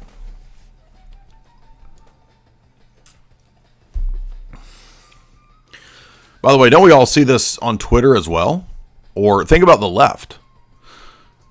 How many times has it been shown that leftism and radical liberalism, etc., that you go crazy, that it's a mental illness kind of worldview? Does that ever prove en masse to these people that it's wrong? No. They double down, they triple down, they quadruple down. Why? Because evidentialism is not true. I'm not saying that there's no evidences or that we can never present evidences. I'm saying evidentialism as an anthropological and epistemological approach to proving this or that, especially in terms of worldviews and paradigms, is just super naive and silly.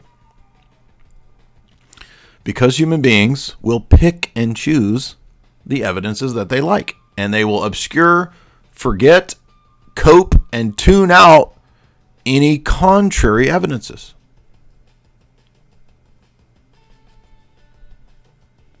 And anybody who's spent much time interacting with the public or debating or looking at these positions, it should be obvious. You should be able to see that, right? It's kind of like, yeah, that's obviously the case.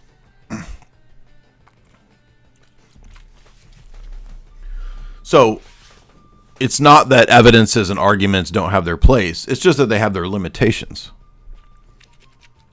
They have their place and they have their limitations. Because ultimately, at the end of the day, when it comes to the atheist or the Roman Catholic, or even say the Muslim, right? You can, or the Mormon.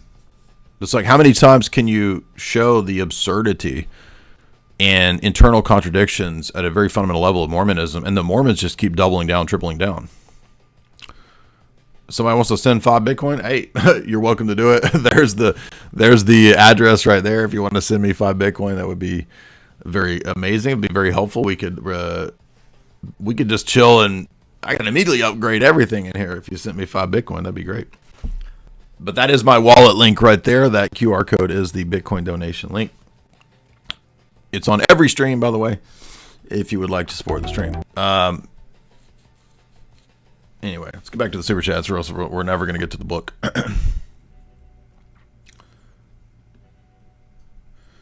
Anonymous says for $5, Jay, did you watch the Nick Land Alexander Dugan debate? Will you make a video analysis of it? It seemed pretty serious. Maybe we could review the highlights of it. If somebody clips the highlights, that makes sense, I think. Dude, yeah, imagine sending 5 Bitcoin. Speaking of multiple Bitcoin, I remember the dudes that run the crypto show. Okay. And I don't know if he... Turns out this guy... I forgot about this guy, and he still exists. I think I still follow him. Let's see. Yeah, these guys are here. Out of Austin. So, back in 2015... Maybe 14, no, 15, because it was at the Secret Space Program conference when I spoke there. I went on this guy's podcast, and he's the guy that was like, "Hey, get a wallet, and I'll send you 2 Bitcoin." This is when Bitcoin was like, I don't know, $100, $200, and I was like, "A wallet? What are you talking about?" And I didn't know what he meant, and then I was on his podcast, and he was trying to explain what a wallet was, and I was like, download a wallet on my phone. I was like, how do you get a wallet? I mean, I knew he was talking about like not a physical wallet, but I just didn't even know what that meant to get a wallet on your phone, or what a crypto wallet was. And like everyone else, all of us, we go through the same process. My thought was, a wallet, Bitcoin. That's that. That's that government control thing, right? Actually, Max Kaiser says he gave Lord Voldemort, it was more like 10,000 Bitcoin. I mean, it might have been 1,000. I don't remember, but it seems like it was like 10,000. Well, this was 2015, dude. Even in 2015 and 14, everybody thought Bitcoin was like just another one of the scams, right?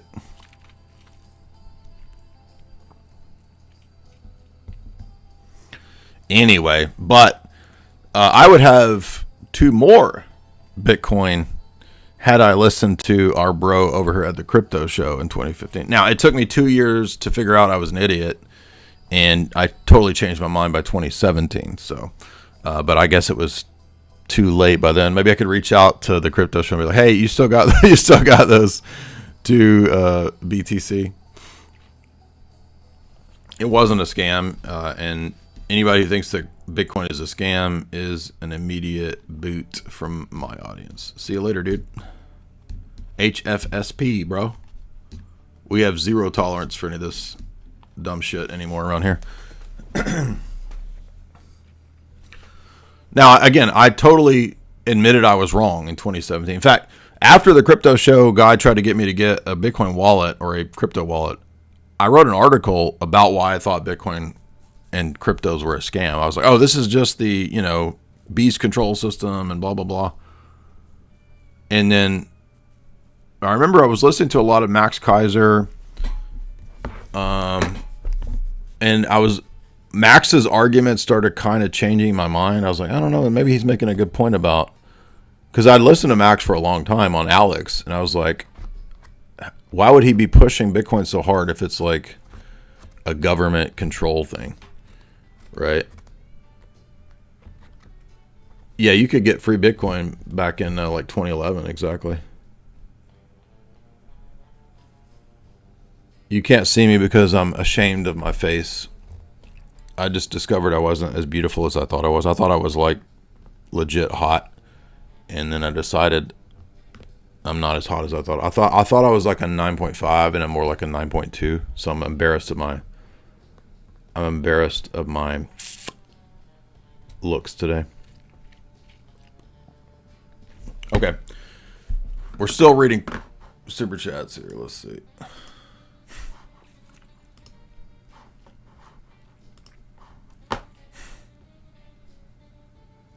Octavian, $10. Will the Pope actually bless Ice Cube and promote the rap game?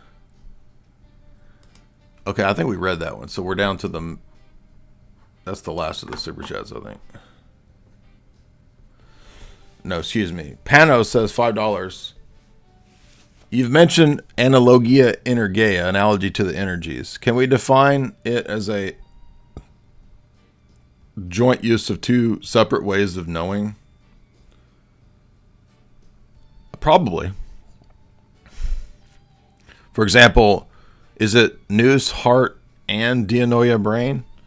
So the nous perceives divine energies, but the reasoning makes created analogs for them. Yeah, maybe in the righteous, but I think you could conceivably have people who are not holy and not righteous in a abstract way, you know, understanding the essence energy distinction.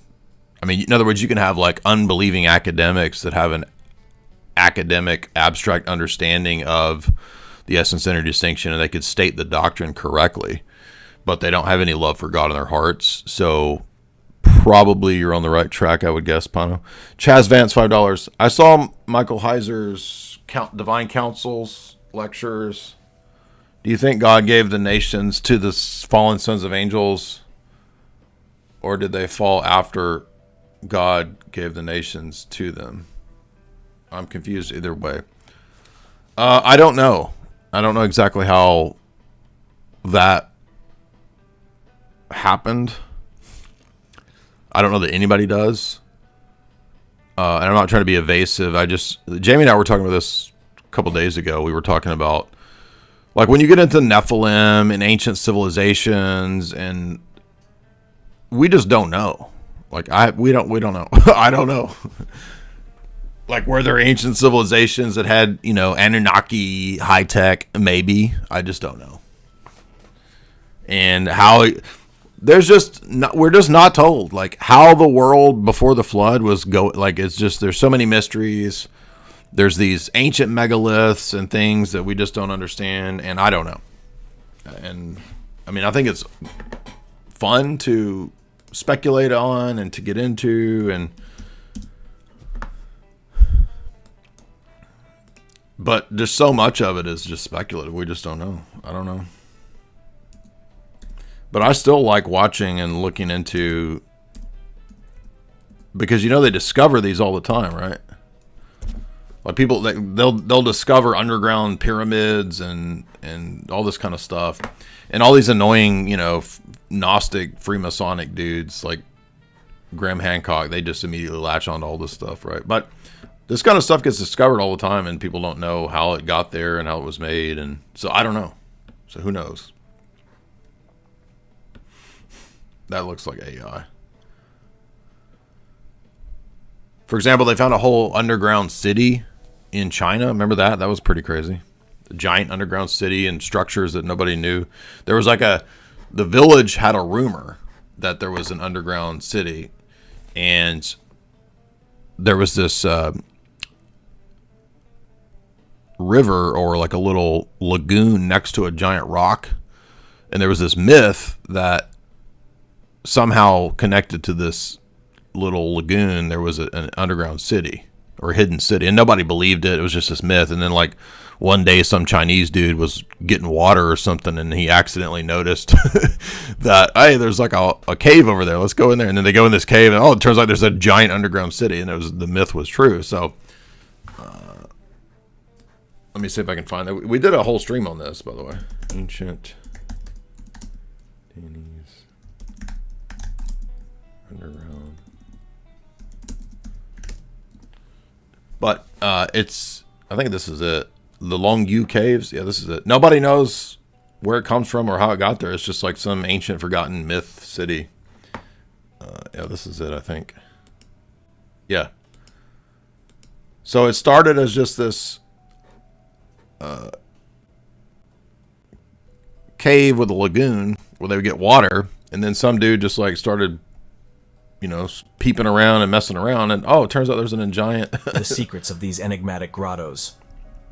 However, the scale and complexity of the Long Yu caves presented significant challenges.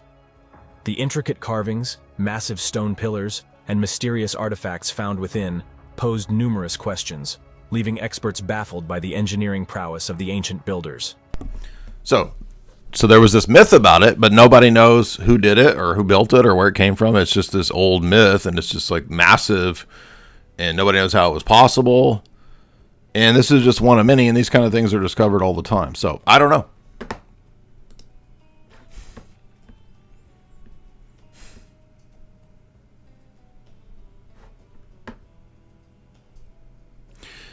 Somebody said this video says, is it an ancient Chinese survival structure? I don't know.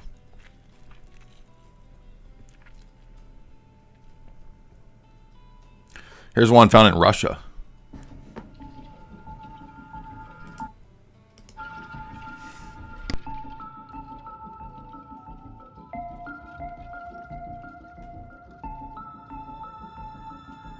Mountains and untamed wilderness.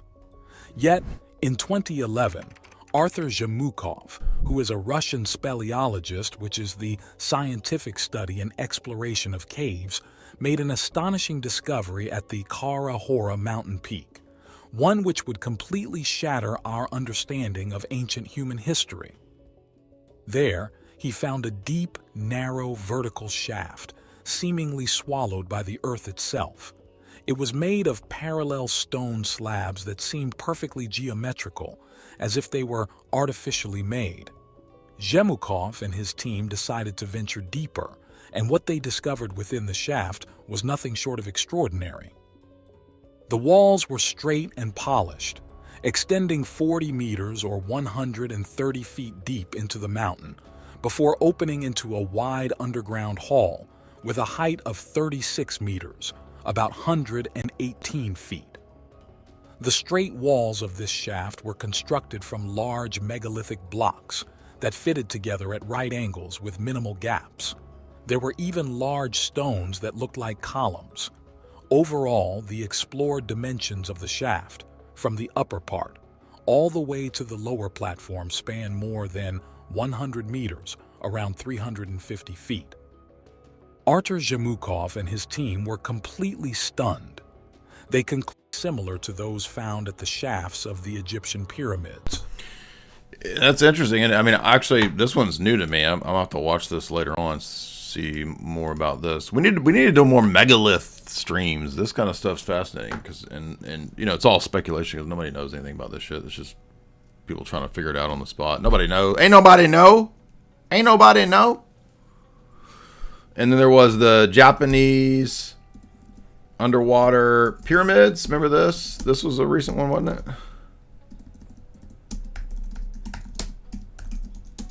This was a weird one. I hate these stupid AI pictures because they're just like, yeah, this right, the, what's it called? Yonaguni.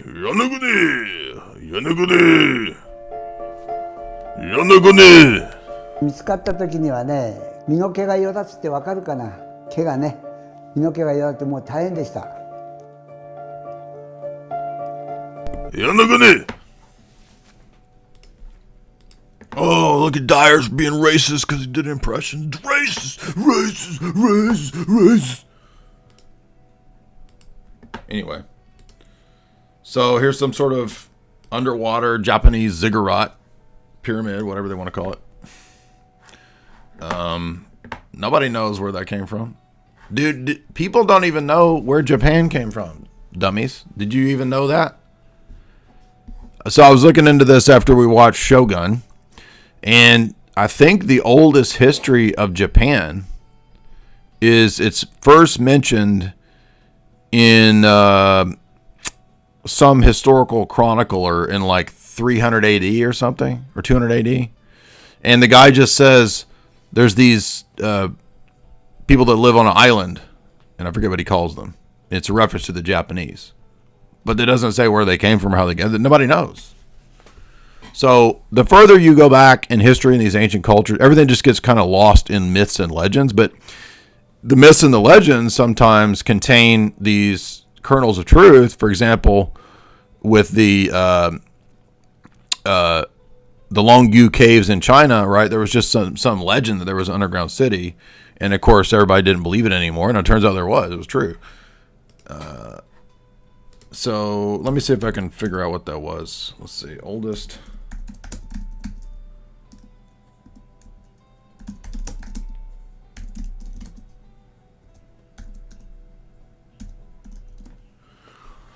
Oldest reference to Japan. This is it, the Book of Han. Yeah, I was right, 100 AD. Earliest reference to Japan is the Book of Han, which describes Japan as a land with 100 little kingdoms before the Yaoi period. The people of Wa, that's what they were called, right? They're the island people of Wa. And I guess they've been interacting with China, and a Chinese chronicler mentioned them. Chinese historical text, the first known mention of Japan in 100 AD. Look at that. So my point is, if this is the oldest reference to them, nobody knows where Japan came from. Now, obviously, all of the Asian peoples probably have some common ancestors somewhere down the line, but we don't know. Who knows? Nobody knows past this time, unless some ancient text is discovered somewhere, which is possible. That does happen sometimes.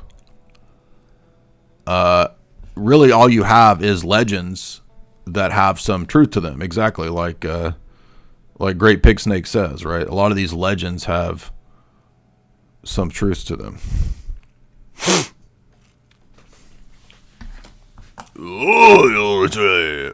I will say, though, that don't you think typically who produces prettier women? I think Japanese women are probably prettier on average. Jamie and I we had a conversation about this. Remember that one chick, though, that was in Crouching Tiger? She was pretty. Remember her? I mean, she's a little bit older now, but like in the 90s, she was probably the prettiest Chinese girl I'd ever seen. She's pretty. But on average, don't you think probably, I mean, Lucy Liu's pretty, but on average, don't you think probably Japanese women are prettier? Anyway.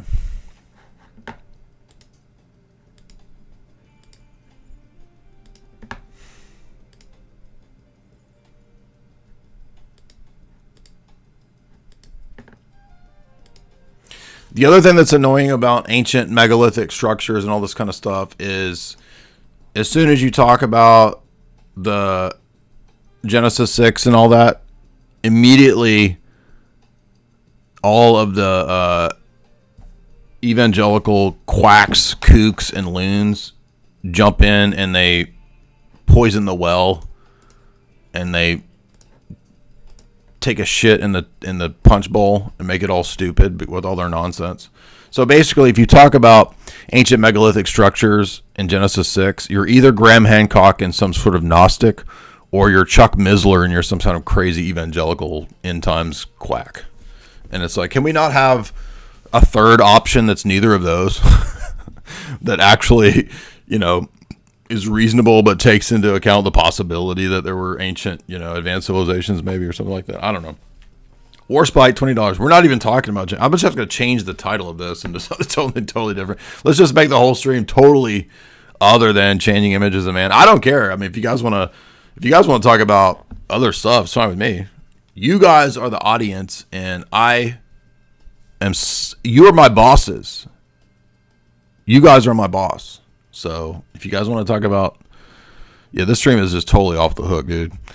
Maybe do a separate show because we're 3 hours in and we haven't even gotten. I'm like 2 pages into changing images of man, and we're talking about Japanese pyramids and whether Zhang Ziyi was hot or whatever her name was.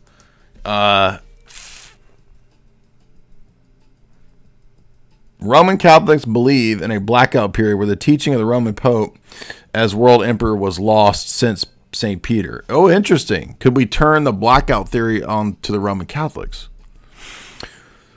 Most of them will say it's a doctrine that evolved. So I like where you're going with this, Warspite, but immediately know the first thing they're going to say is, no. The papacy as a world emperor doctrine evolved. Oh, everybody wants to talk about 3i Atlas. Actually, speaking of Dirt Poor Robins, this came up at lunch after church. Wait, so 3i Atlas. If we're going to go full spooky, let's just go full spooky stream, dude. We don't even have to talk about this boring-ass global elite text. If y'all want to go full spooky. Hey, Jamie? They want to go spooky. They don't even want to talk about changing images of man. They just want to talk about megaliths and ghosts and James LaFleur slapped ham type stuff.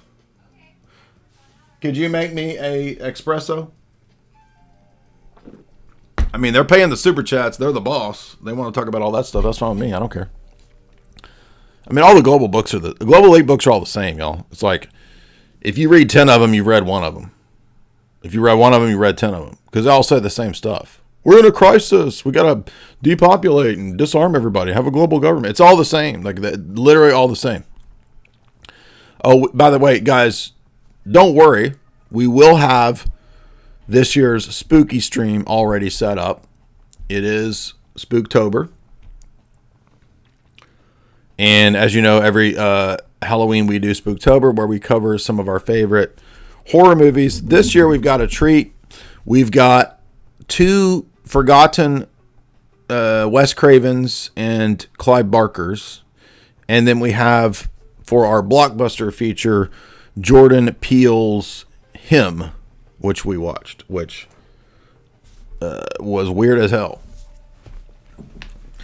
So yes, we have all that ready to go.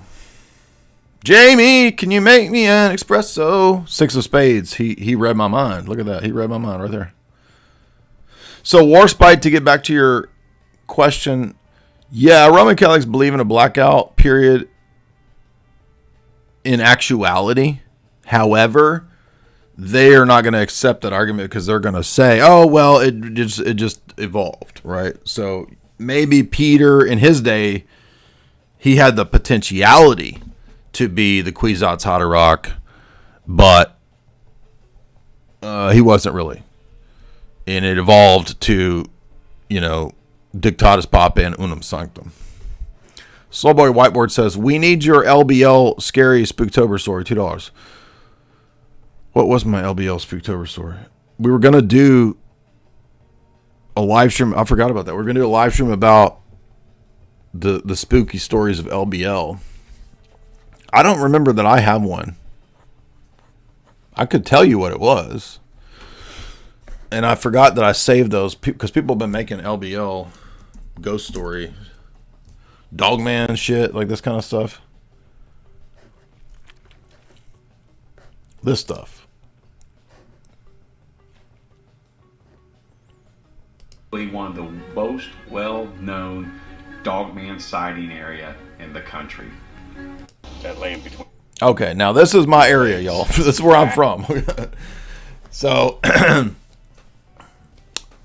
if that's all right, y'all want to go full spooky, let's do it. Forget changing images of man. I'll just have to change the title of it. We went from Japanese underwater pyramids to Land Between the Lakes. Let's get esoteric. Let's get geometaphysical cashed out. Geocaching? More like geocached out, bro. So LBL is Land Between the Lakes. That's near where I'm from in Tennessee. And there's this... I never heard this story. I don't know where people came up with this. But apparently... I mean, if y'all want to go back to changing image, man, we can. I don't care. Y'all are the boss. But there's this myth of the dog man. And I'm trying to think of what would have been my story. So Dogman is supposedly this, I guess he's a werewolf. I don't know what he is. An anaglanche. But here's the thing. I'm from Tennessee. I've never heard of Dogman. Okay. Until suddenly, now that Bigfoot is super popular. Bigfoot's like an E-diva now. Everybody does these Bigfoot videos. And with the rise of Bigfoot, you could say that one of his one of his side chicks is Dogman, who's like the B-level celebrity to Bigfoot, which is this supposed creature that's in LBL. Now, LBL is a giant. Oh, I know what the LBL stories are. I know what it is. So this is a giant government appropriated land in Tennessee and in Kentucky, and anybody can go there. It's like a park, national park, land between the lakes, and it's campgrounds and all this kind of stuff, fishing. It's giant, right? It's a huge area. And the reason it's a government appropriated land, it has to do with the Tennessee Valley Authority, and that goes back to FDR and the Manhattan Project. So the Manhattan Project to build the bomb is out of, is it Oakville, Tennessee, I think. So a lot of the work that was done in that area of Tennessee. And so they created out of a river a giant basin that's called now Kentucky Lake. It used to be just a Tennessee river, but they put a dam in Kentucky. It's the Kentucky Dam, and then they flooded all that area because they were building nuke plants. So up here in Kentucky, around Grand Rivers and Lake City, there's like a giant, creepy-looking nuclear facility, and they needed a lot of water, dam energy to do all this, right? So, but a lot of it was like FDR, scammery for the government, just appropriating giant swaths of land to be owned by the socialist. Oak Ridge, thank you, not Oakville. Oak Ridge, Tennessee, exactly. So Oak Ridge, Tennessee, and all that is part of this TVA appropriation of all this land, and so it's a weird government area. First of all, but I've never heard of Dogman. Not that necessarily means anything, but like. By the way, this guy looks like every dude in Tennessee. He's this big fat redneck dude. A creature attacking and killing 2 civilians in this area up here in 1979. So here's the thing that is my immediate rational explanation for Dogman. It turns out that people don't know this, and I never saw this until recently. There's bears now in West Tennessee. I've never heard of a bear in West Tennessee until recently. So in my hometown, somebody was out by the airport one day and a freaking bear was walking down the road. Okay. West Tennessee is not like East Tennessee. It's totally different. But apparently bears are migrating west for whatever reason. And now we're getting bears throughout West Tennessee. But I never heard of that when I was a kid until now. So you'll notice right here, look, August 7th, black bears are sighted in West Tennessee. So the bad boys are wandering all the way down from the Smoky Mountains and all of that East Tennessee, Dolly Parton area, and they're coming down here and they're in our area. So my first thought is, and by the way, to get to West Tennessee, the bears have to go through LBL. So they're walking and they're traveling around, and people go and camp in LBL, and then they think they're seeing Wolfman, and it's a freaking bear, dude, obviously. Now, isn't that like the most obvious explanation that rather than Dogman? However, my family are longtime Tennessee hunting fishing guides. I know what Slow Boy's talking about. I remember now.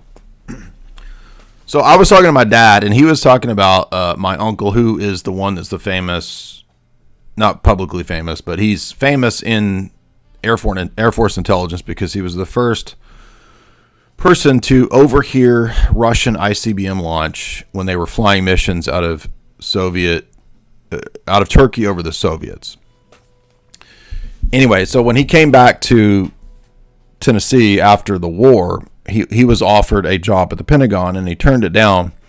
And instead, my uncle, he set up a hunting and fishing guide business around this area. So he's basically in the LBL area. My uncle lives roughly in this region, and spent many, many years, many decades before he passed away, being a hunting and fishing guide.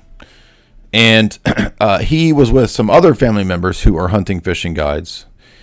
And this is my memory of the story as my dad told it. And my dad never makes up stories. He's like a super rational military dude, right? So he says that they were deep in LBL, which again is a giant area. So I was going to show you guys the expanse. I mean, this is a huge area. I mean, LBL is big enough that you could get lost and die in it, right? It's that big. Back in.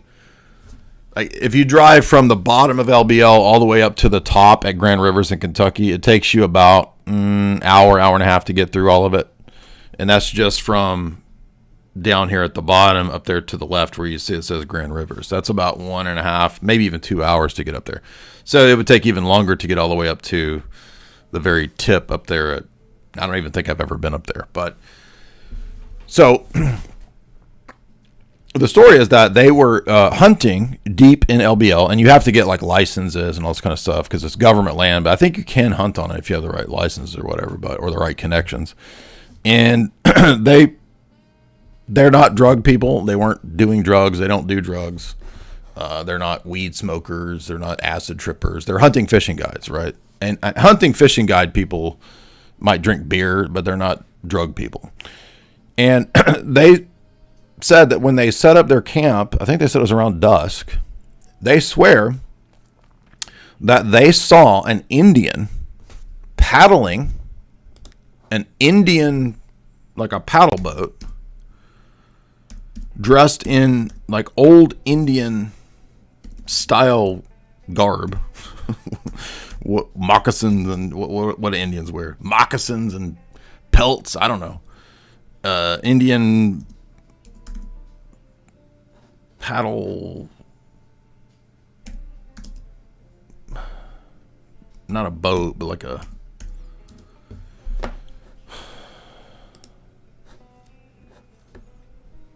I can't even get the what am I trying to think of? Like a kayak? Is that like an Indian thing?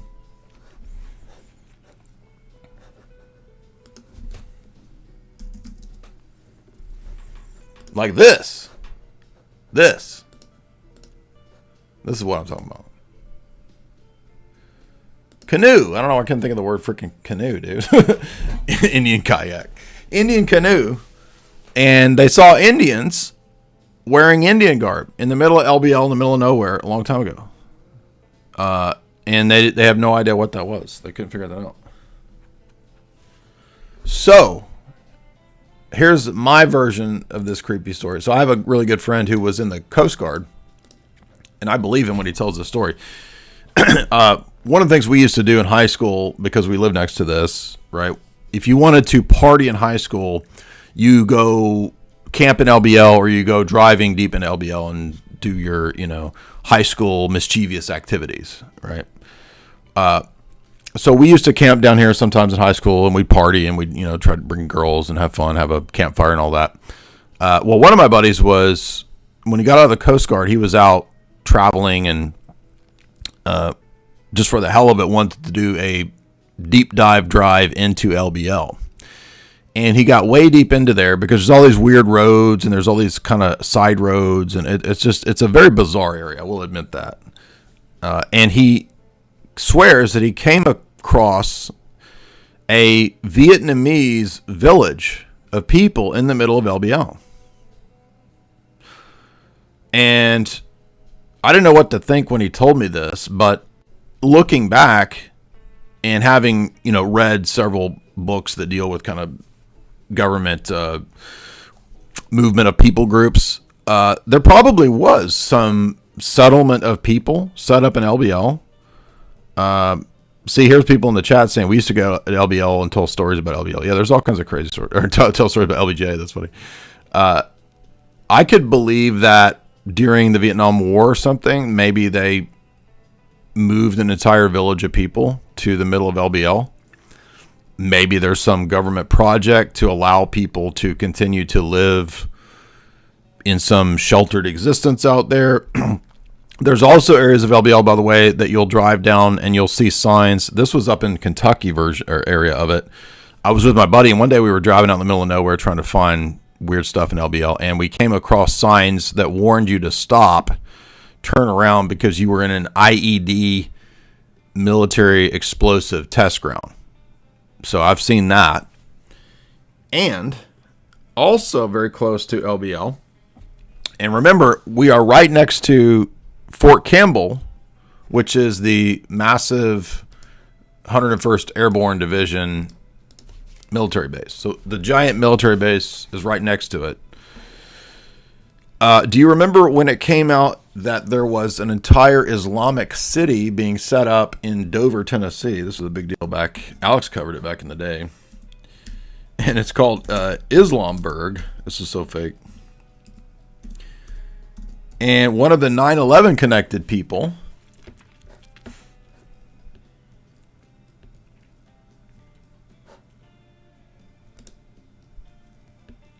you'll find news stories about this.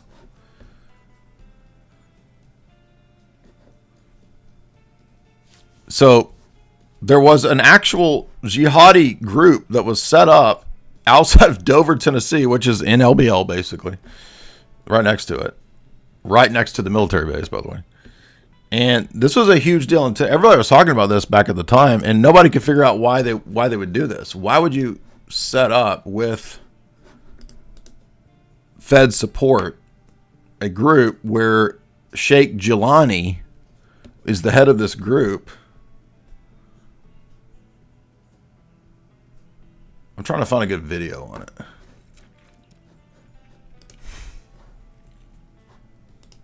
Here we go.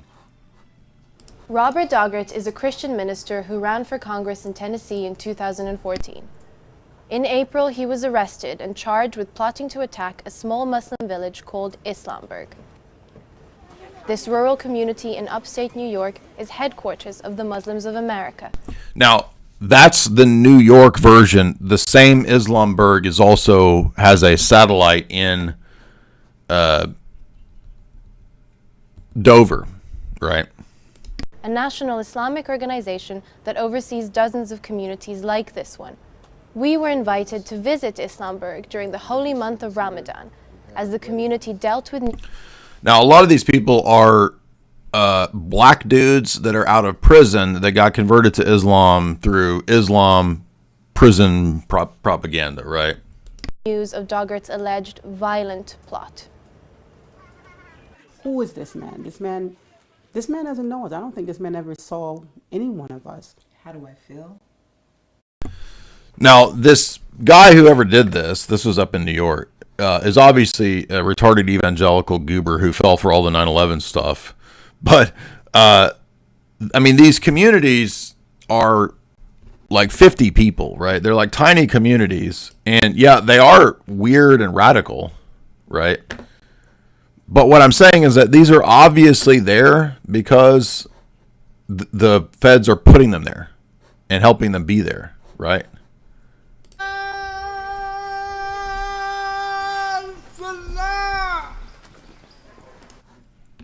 I'm trying to find the one in Tennessee. They keep talking about the one in New York, but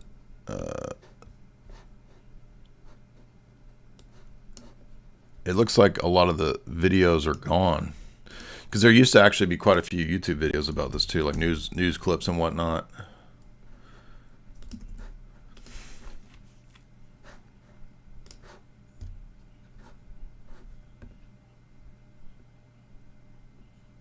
But they're only talking about this supposed attack by this boomer at the Islamburg in New York, which is really weird. Signal Mountain man accused of planning an attack on a mosque in New York. Oh, he's a boomer from Tennessee. Interesting.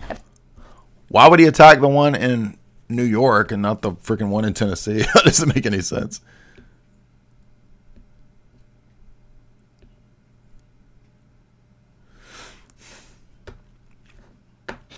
Anderson Cooper, AC 360, CNN weeknights 10 Eastern. This mosque in Murfreesboro, Tennessee, what evidence do you have? This is weird because you can't It's almost like this is scrubbed or something. Like you can't find anything. I know it's there. I know it's probably still there. Yeah, here we go.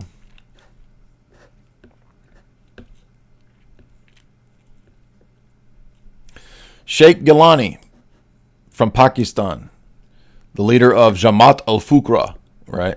Yeah, this is it. Here it is. This is Dover, Tennessee, Islamberg, a bunch of trailers. It's just a trailer park, that's all it is. Let's see if this has been taken down. Yep.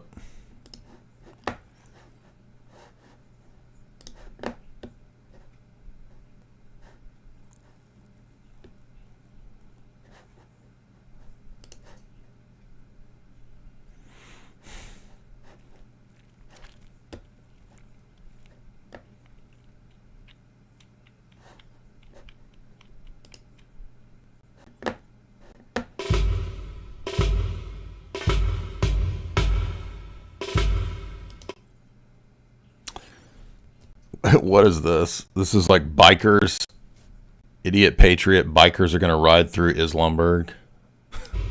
We're going to show them Muslims whose side we're on. Oh, this is up there at the New York thing. What a bunch of dummies. Like this is intended to provoke you on purpose, dude. That's what this is for. Anyway, as this old article here points out, it's there by design. In fact, I remember researching this at the time, and there were actual FBI operatives would actually go and host picnics at Islamberg in Tennessee regularly. So this is absolutely some kind of Fed-run thing here, whatever this is.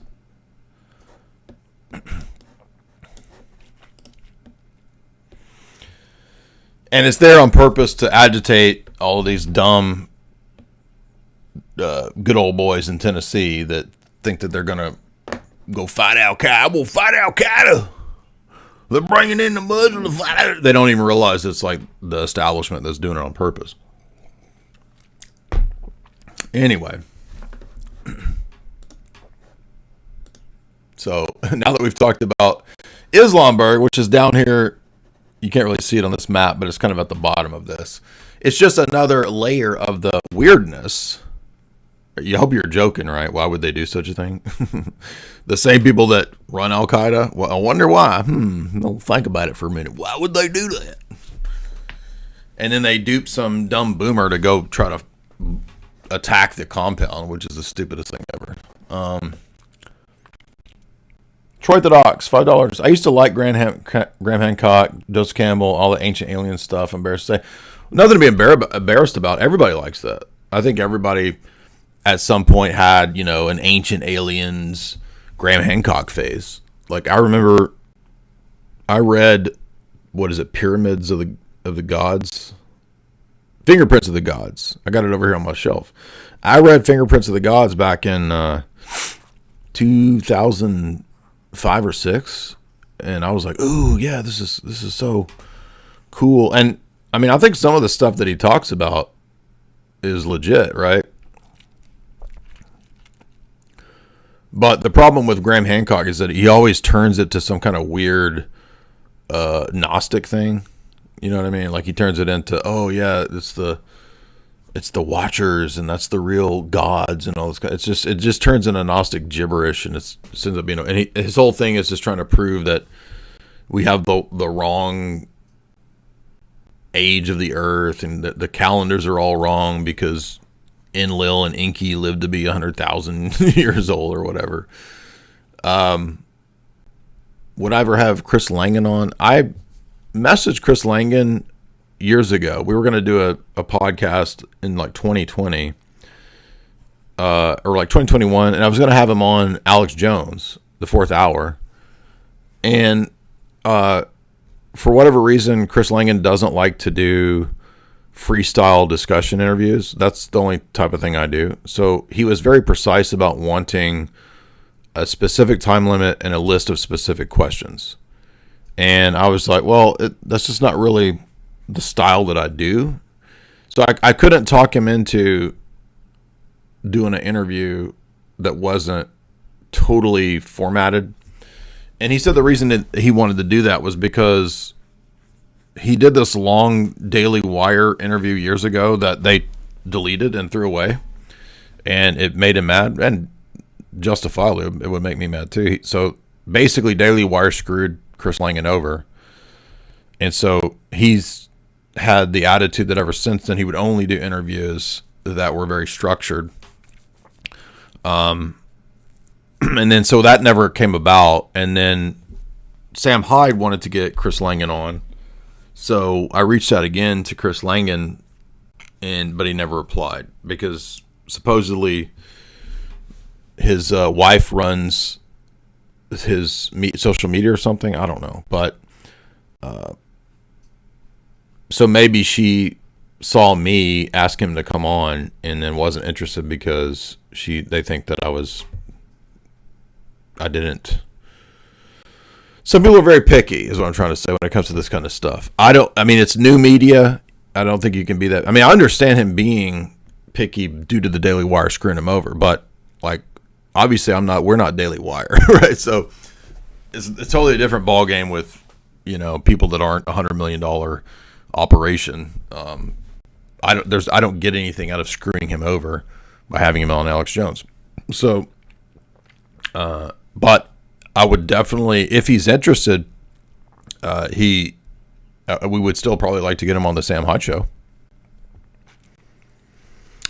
I was also thinking about trying to get Sammy the Bull on the Sam Hyde show too. Anyway.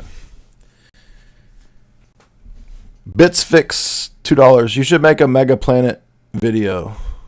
Or should I not? Should I make a Mega Planet or should I not?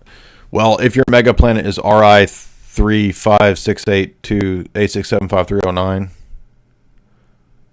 Audio sound terrible. What? My audio is terrible? Or what do you mean?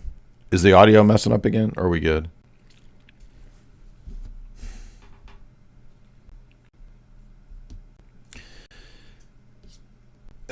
Here we go. Guys, can you tell me if the audio is bad or is this just somebody bitching from the beginning? He's probably watching. He's probably not caught up. Like he's still like 2 hours behind. Okay, good. Yeah, he's probably 2 hours behind. So LBL, the super chats get me totally distracted from what we're talking about. Not that I'm dissing you guys for this. I appreciate the super chats. You guys are the boss. You guys are the program directors today. Leech, $5. Did you see that megachurch pastor on Voldemort?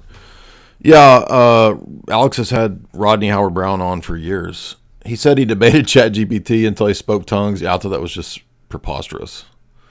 And he's going to write a book about it. I mean, and once again, guys, like we've done, just type in J Dyer charismatic and you'll get a dozen videos of me debunking this stupid stuff. Anyway.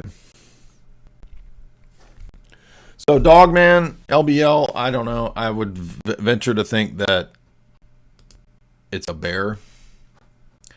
But the other thing I want to tell you about LBL that is also kind of weird is the Murray Vampires. So I went to Murray State University, as you guys know. And right next to Murray State is the Murray Vampire Hotel. I think we talked about this before. And this happened when I was in high school. And look how cringe and gay goth these dudes are. Look at this guy. Rod Farrell, that's his name. So, of course, when this happened, everybody was like going crazy about this back in the 90s. And basically this dude, Rod Farrell, created a vampire cult. And you say, well, he was just a cringe clown, but he took it serious, right? So this guy was pretty serious about his vampirism. He did have some occult texts. He did have the Satanic Bible. He did have, I forget what else. He had a few kind of weird esoteric texts. And so he was trying to take it pretty seriously, right? And they would do their rituals at this place in LBL at an old abandoned ruins of a hotel, right?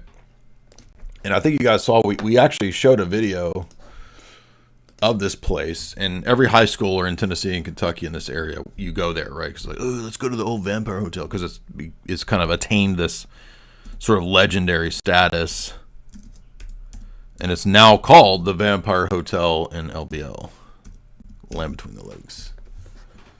This is it right here.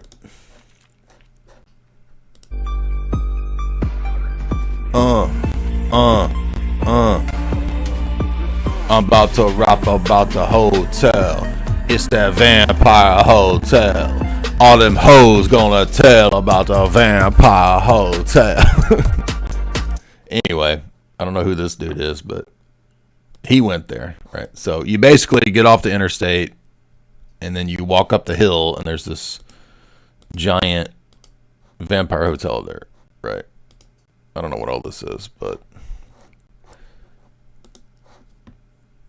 this is where Rod and his vamps did their rituals. Now, the crazy thing was that they killed... Who did they kill? They killed his girlfriend's parents or something. Like, they actually did a legit sacrifice.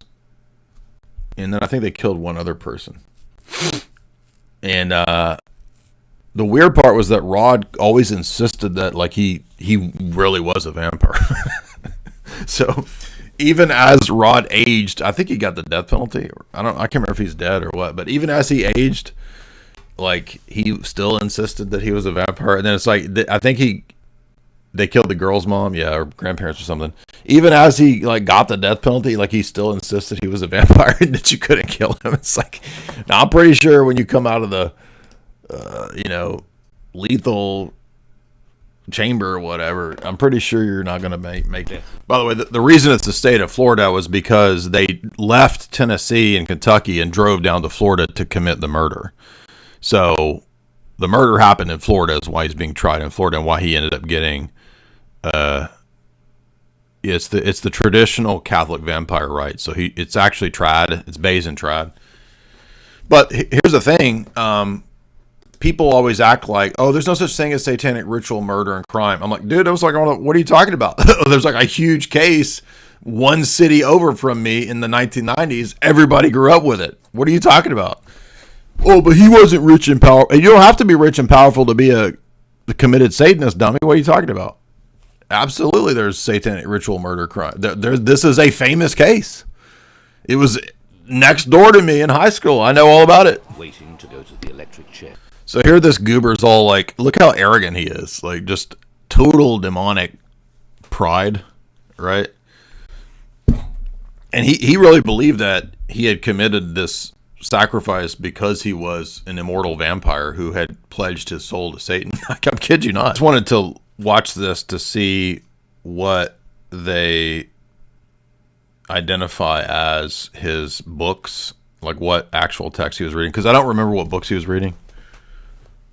It is dweebs, but you got to understand, like, these dweebs actually went and killed people, right? So just because you're a dweeb doesn't mean you can't be possessed. This is pre-Twilight, by the way. This is like 1995, I think, when this happened. We're more evolved than you, bro. We're the next higher level of the species. We're so beyond you. And we're so cringe and gay, by the way. All right, anyway, I'm trying to find out Rod Ferrell's book collection, because at one point they'll talk about, I think, what his reading selections were. But this is weird because they're interviewing other teen vampires, which is kind of corny, dude.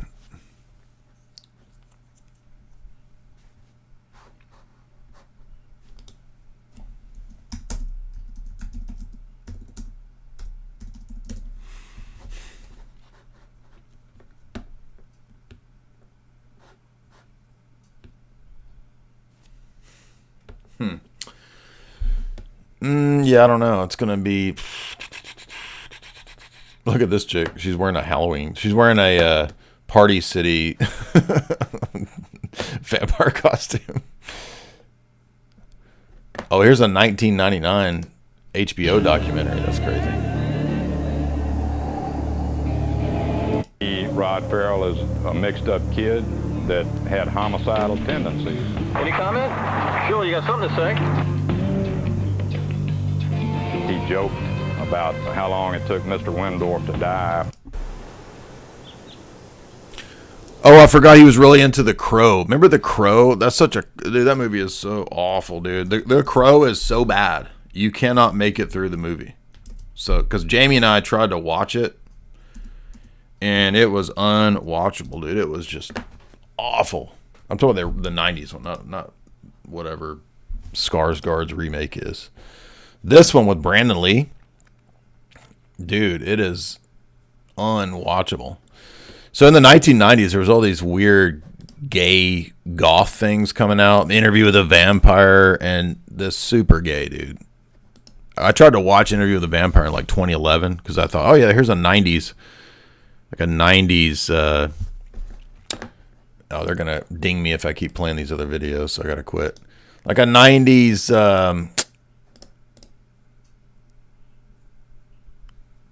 Vampire ethos thing, you know, like they were really popular in the 90s all of a sudden.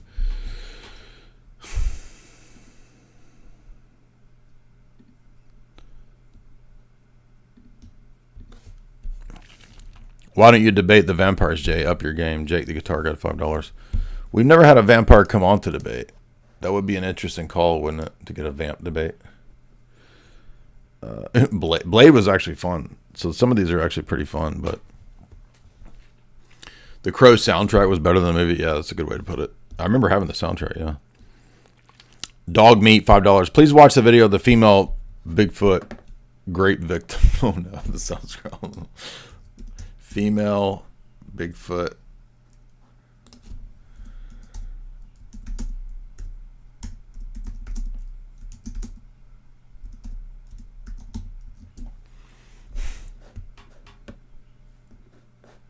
Is it this?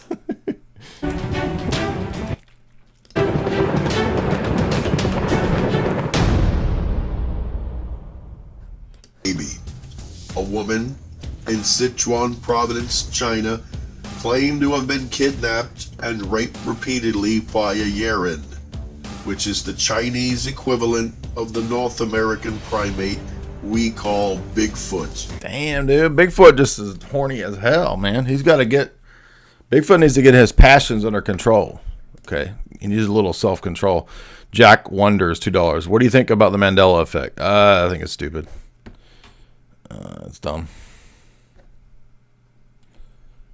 Michael Nash, $20. Down the rabbit hole we go. Silver Whiteboard, $2. That, yeah. She was asking about the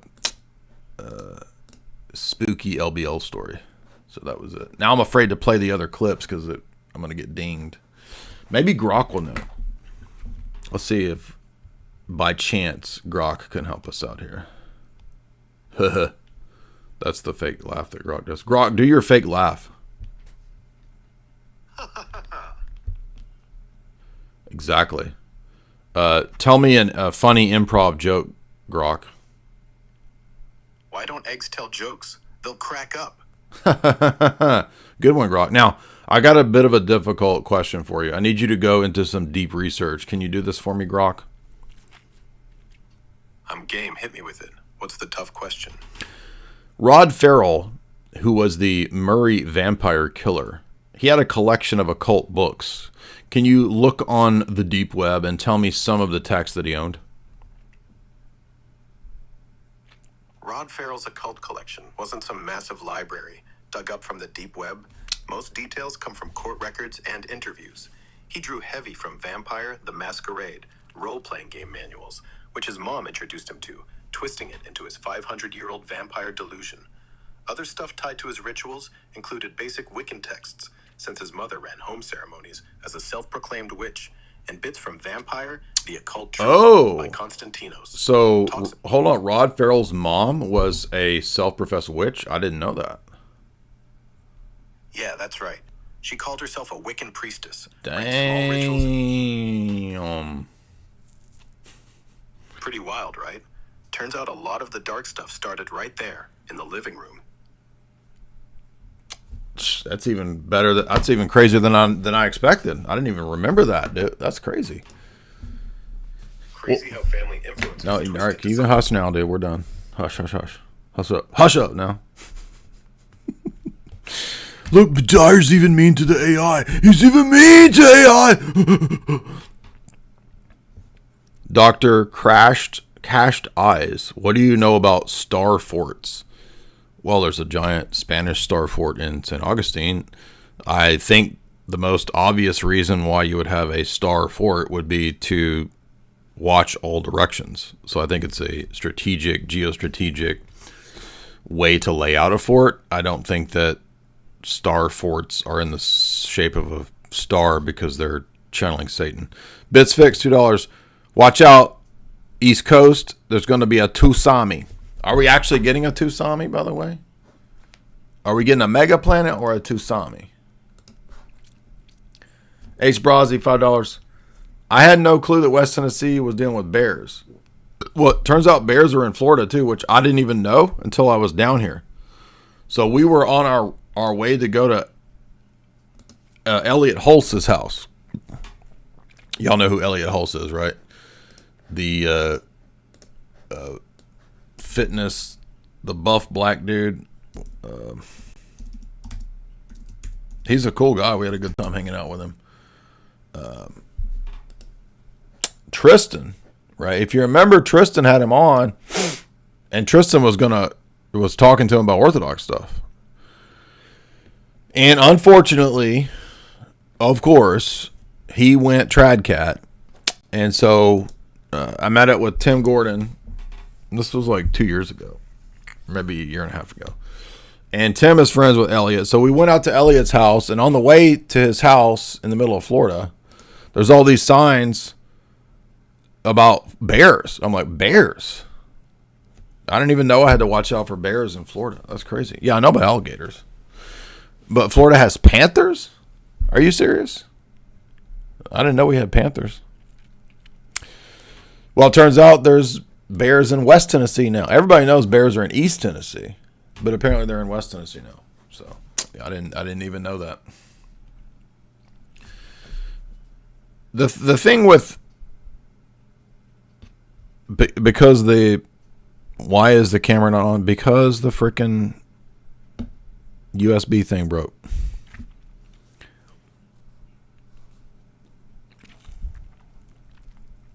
You want to see what video? There's no video of bears in Florida, bro. Well, actually, there probably is, but I didn't make a video with Elliot Hulse. I took a picture with him, but we didn't make a video. But Tristan had him on and got him to read Seraphim Rose. So we thought Elliot was going to be Orthodox. Remember that? But the problem with these kinds of dudes, see, here's 6-7 years ago. This is old school. All right. Look at that.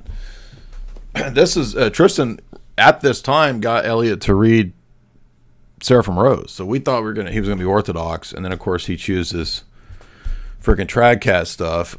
And one of the reasons he chose it is because he said something like there's a Latin Mass chapel near his house.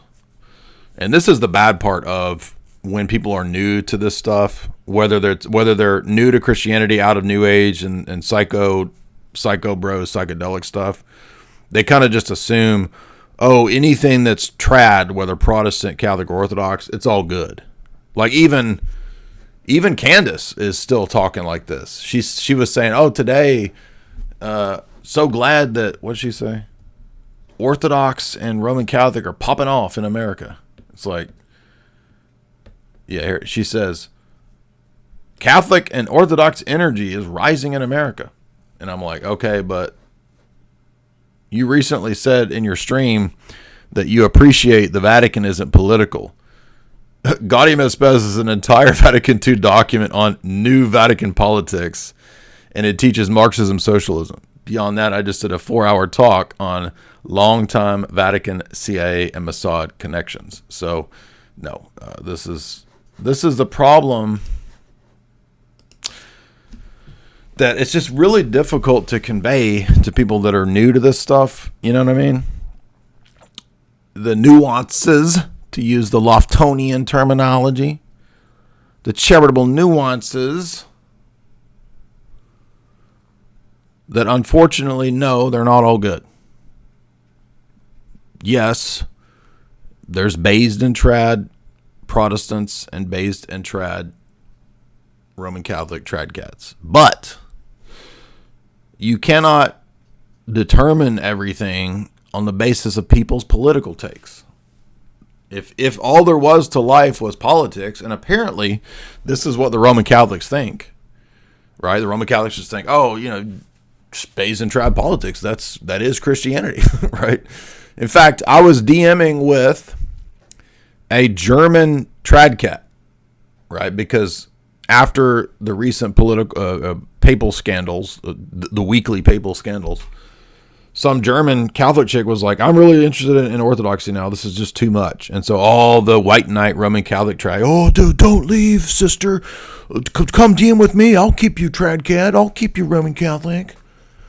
And one of these guys was this German dude who we started arguing in DMs. And I'm like, why don't you come talk? And he's like, I am the SSPX. There will never be no one better than the Bishop Williamson. And I'm like, Bishop Williamson? I was like, I haven't thought about that since like 2007 trad cat days. He's like, Bishop Williamson is the greatest Roman Catholic of the last century.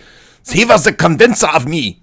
And I'm like, dude, please tell me what was so convincing about Bishop Williamson that made you Catholic. Because of the political baseness. This man was the greatest of the most base of our time. I'm like, so political baseness of the bishop is what made you trad cat. And I'm like, what about the theology? That is the secondary. The only thing that matters is the Führer. The Führer was the most based. I'm joking. He didn't say the Führer. I'm just being silly. But I'm like, come on now. Sir Bishop Williamson. Heil Williamson. It's like, but none of the theology matters. And I'm just illustrating this as a point, being silly, that what I'm starting to realize is that for all those people, it's just politics, bro. The politics is the religion, dude. And I got to do a whole other stream on this, because if I start saying this, then the first thing they think is, oh, you don't care about politics. Look at these worthless ortho bros. They don't even care about politics. I didn't say that. I just said it's not the most important thing. For example, if you read the book of Haggai, which, of course, Roman Catholics don't read the Bible, so they don't care about what the Bible says. The first chapter of Haggai, I realized this the other day, this whole thing is rebuking what tradcats believe. Because the whole chapter is about how they're putting politics and economics first, and then later the temple and the church, basically. So church comes third, but first comes politics and economics.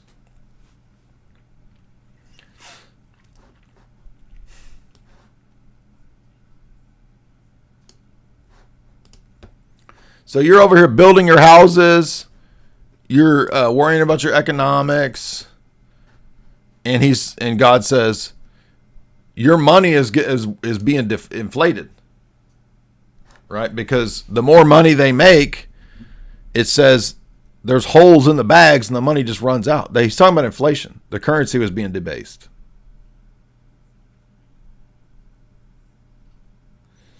And he says the temple is in ruins. Now, I know that you tradcats are not the swiftest people. I'm not talking about building a physical temple. The principle is that they're putting the church last and the truth of the theology last. And they're mainly concerned with the social, the political, and the economic. And that's the idol here. And then God says, no, build the temple first. Put that first. That's your mistake.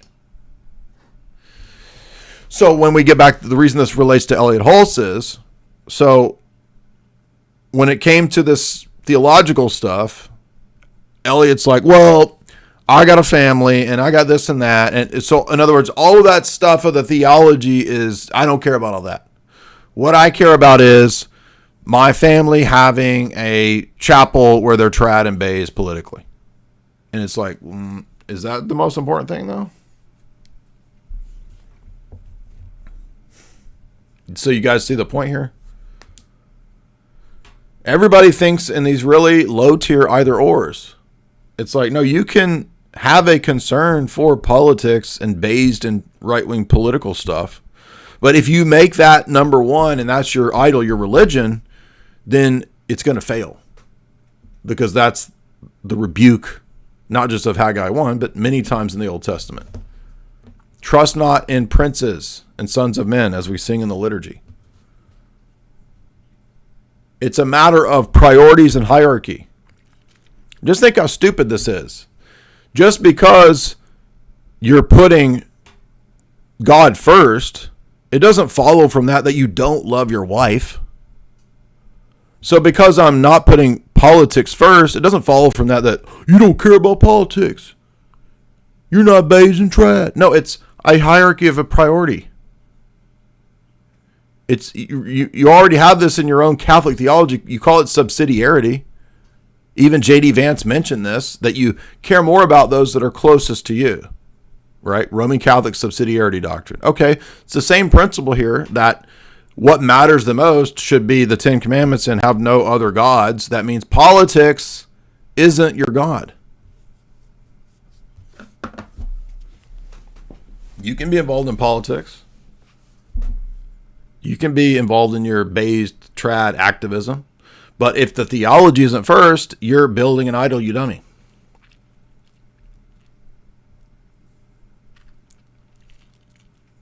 So all of these people who get mad at me have it backwards. Because they say, why don't you work with the right-wingers? Why don't you create a coalition? Why don't you focus on all this stupid theology? No, that's first, dummy. You're being an idolater by putting the politics before what's true. So anyway, I'm not trying to hate on Elliot Hulse. He was a nice guy. He was had us over for dinner. We shot guns. We had fun.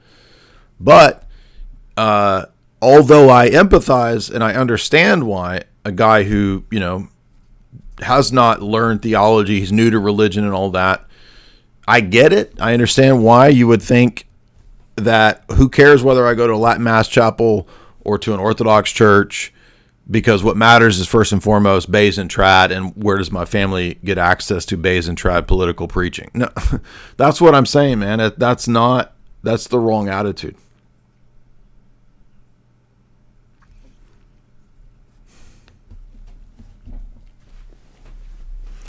And you'll notice almost all of these zealot Roman Catholic trad cats in the political sphere who are so mad at me, this is their same argument, their same point.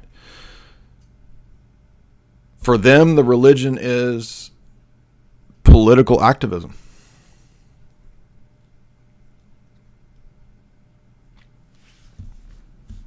Anyway, this stream isn't even about that kind of stuff. I don't want to get sidetracked into that. But something reminded me of Elliot Hulse. Oh, bears. Bears in Florida. So we were going to Elliot Hulse's house, and I see all these signs for bears, and I'm like, what the heck are bears? Why are we seeing bear warnings? We're in Florida. And somebody's in the chat saying we got damn panthers too. What? Panthers? Jay, can you answer my question? Okay, what's your question? JG. I'll answer your super chat. I caught him at $3. I had an idea for a skit that you could do with Luigi. It would be funny. Luigi dies. He's traveling to the toll houses, and he makes it to the Rage Bait toll house, and you're the demon. Maybe. HBrazi, no. P-Man, $2. Or HBrazi says, we have bears in the North Carolina mountain areas. I went from never seeing any bears to seeing several in eastern North Carolina. That's crazy. Yeah, I guess the bears just must be wandering around for some reason, because they used to be confined to Smoky Mountains, of Tennessee. That's an East Tennessee thing. But I think that's probably what Dogman is, don't you? I mean, it could be something else, but Seems the most logical explanation. I need my spa music back.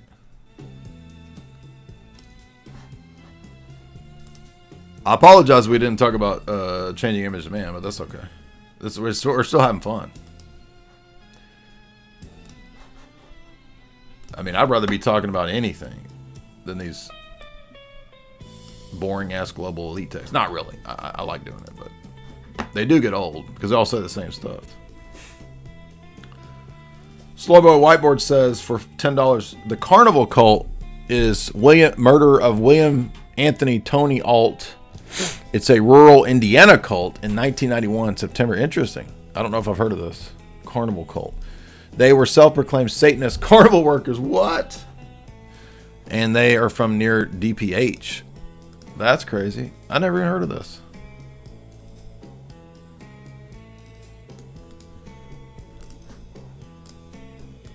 Carnival Cult. Maybe we need to do a new episode of the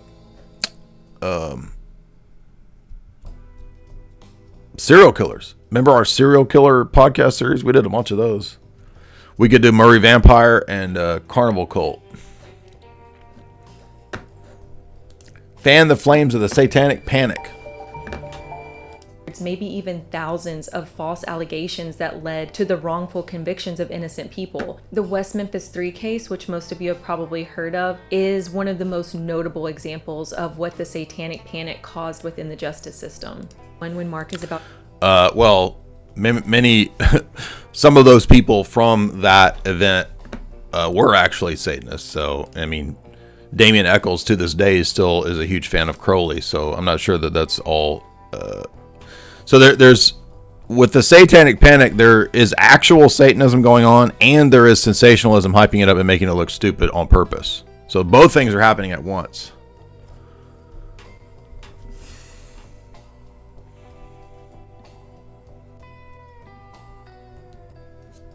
All right, yeah, it's time to get rid of this idiot. So what is the Carnival Cult? 20 years old, he gets a job at a local fast food restaurant in the city of Greenwood, Indiana. And unfortunately, this is where he meets the Lawrence brothers. David and Keith Lawrence both worked at the fast food restaurant as well. David was the older brother and he was about 21 or 22 at this point, and Keith Lawrence was about 18 or 19. And the dynamic between these two brothers was very unhealthy. Keith took on the role as the leader even though he was the younger of the two brothers, and David just seemed to sort of follow Keith around and just go along with whatever he wanted. And like a lot of these true crime YouTube podcasts are annoying because they always try to give this like super centrist Wikipedia sanitized version of it. So she spent the first 10 minutes of her video trying to act like Damien Eccles in the West Memphis 3 or whatever. Oh, they have to be innocent. Like, maybe, but like, you don't have to always act like everything is fake and gay. There are actual low-level satanic cults, like Rod Farrell, the Murray Vampire guy. Dude, why is she everywhere? Like, I put in Carnival Cult, I get 10 of her videos. Who is this chick? So nobody's made videos on this except her? Interesting.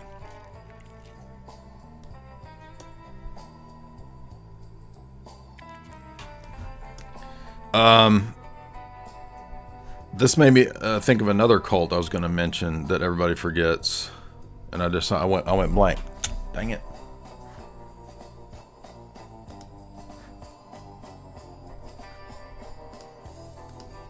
Maybe it'll come to me if I think about it.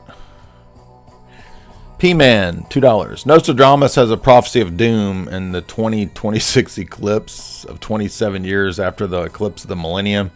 Castlevania, Dracula, Genghis Khan, Path of Totality, Sirius is Rising, Vault 11. Bro, I don't know what you're talking about, but I appreciate the $2. H. Brazi, your choice of Japanese women being prettier. No, I said prettier than Chinese women on average. That would be my guess. On average, I don't know. But to be honest with you, I've not actually met in real life that many Japanese or Chinese women. I'm just kind of going by like media, Hollywood stuff.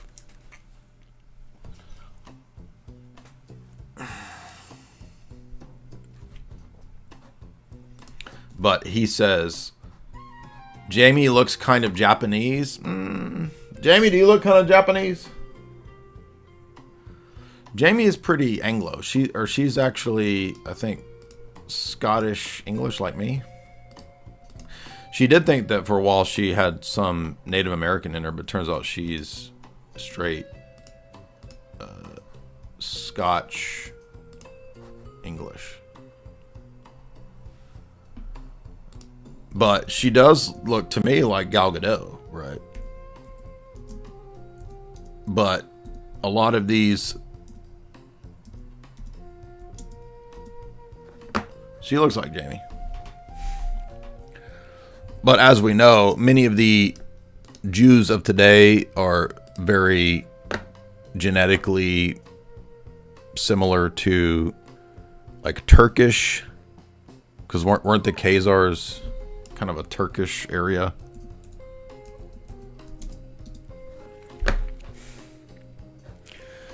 Khazars are Central Asian Turkic people, yeah. So I would guess that many of the Ashkenazi heritage people are they're Anglo and Turkic mix, probably. That seems to be the case.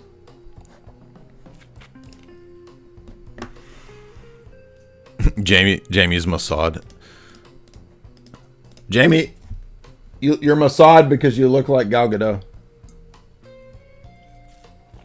She said, nuh-uh. Natalie Portman, interesting. Yeah, I mean, she would be also the same, right?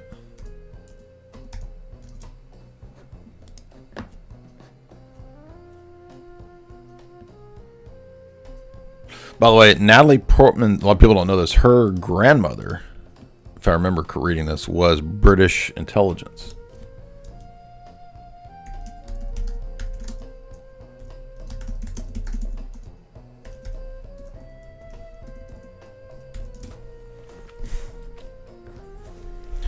Yes, Natalie Portman's grandmother, who's Romanian, was a spy for the British in World War II.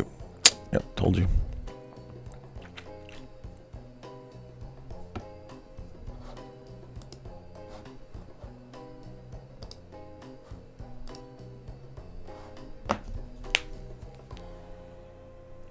Come on, dude. It's not a man. Everybody just says every celebrity is a man now, which is kind of annoying. I mean, it's on one level, it's kind of funny, but also it's annoying because there's a lot of dum-dums that actually believe every celebrity, like Megan Fox is a dude, Gal Gadot is a dude, every celebrity is a dude. I'm like, dude, come on. They're not all dudes. Scarlett Johansson's a dude. Every celebrity, every one of them is a dude. Troy the Docs, $5. In the Bond film Moonraker, don't you remember Dolly having braces? I do admit that some of the Mandela effects are weird, but Jay is a dude. Jay, I'm a trans racialist. So, as you guys know, yes, I know Scarlett Johansson is Jewish. So is Jennifer Connelly, too, by the way. A lot of people don't know that Robert Downey Jr. and Jennifer Connelly are Scottish Jews, which is interesting. Mankind is a dude. You talking about Mankind the wrestler? I do admit some of the some of the Mandela effects are odd, but I think the thing that's the stupidest thing about it is like, okay, so you create CERN and you got the ability to like metaphysically alter the past and the universe, and what you end up changing movie scripts, and I mean it's just kind of dumb.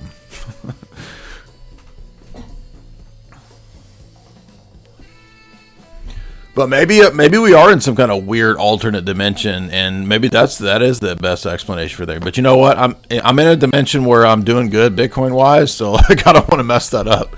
Let's just have this one's okay. All right, I don't want to. Let's not dimensional glitch shift into other timelines because this one's all right. I'm happy with this one. Because if we dimensionally shift, I'm going to end up broke ass working at a paint store in some timeline that I don't want to be in. So let's just stay where we are. Well, I don't want to go to a different one. People are like, Ron Perlman's Jewish. Well, you think?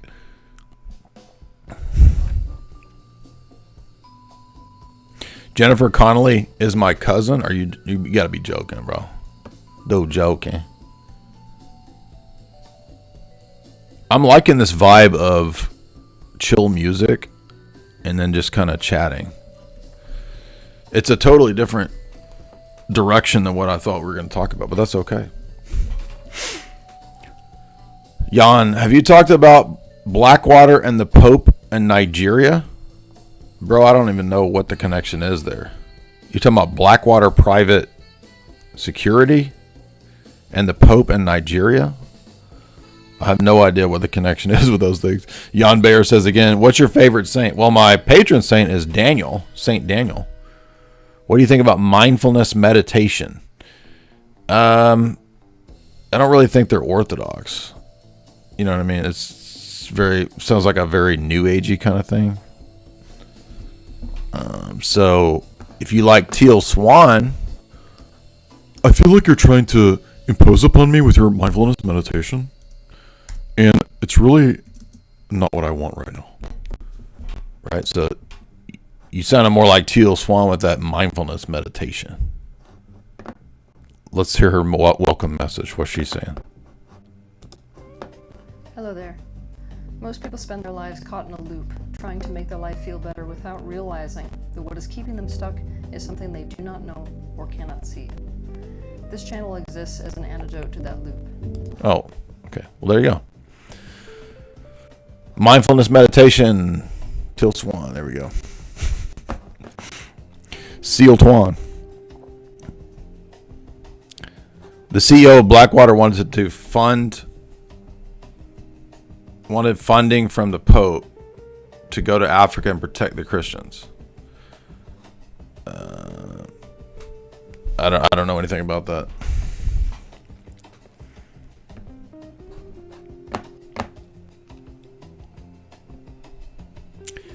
Cody Tate, $5. I'm thankful I went straight from Presbyterianism to Orthodoxy. Rokor, Western Rite, I lean off. I'm a catechumen. I'll be baptized by the end of the year. That's great.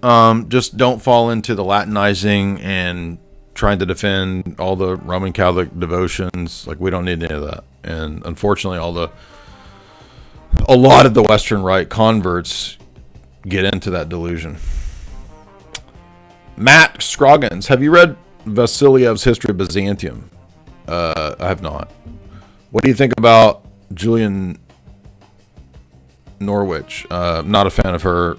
I think we critiqued her on one of our histrionic Roman Catholic women saint streams. Because she definitely fits into that genre.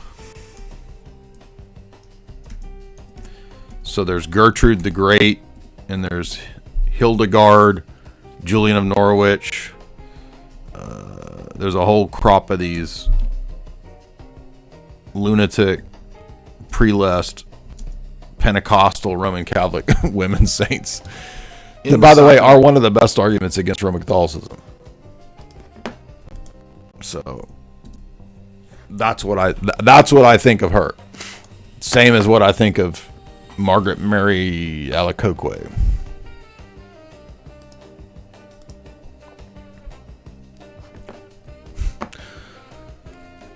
Even though you can watch the live streams of me at church, I don't go to church. Yep. Daniel Schroeder, $2. What do you think about the Salem witch trials?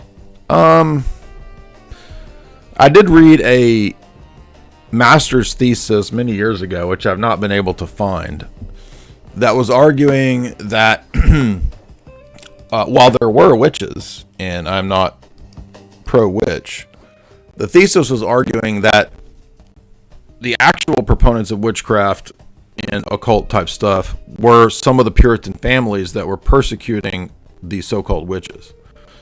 And that actually begins to make sense when you look at some of the silly stuff that they thought was witchcraft, which wasn't.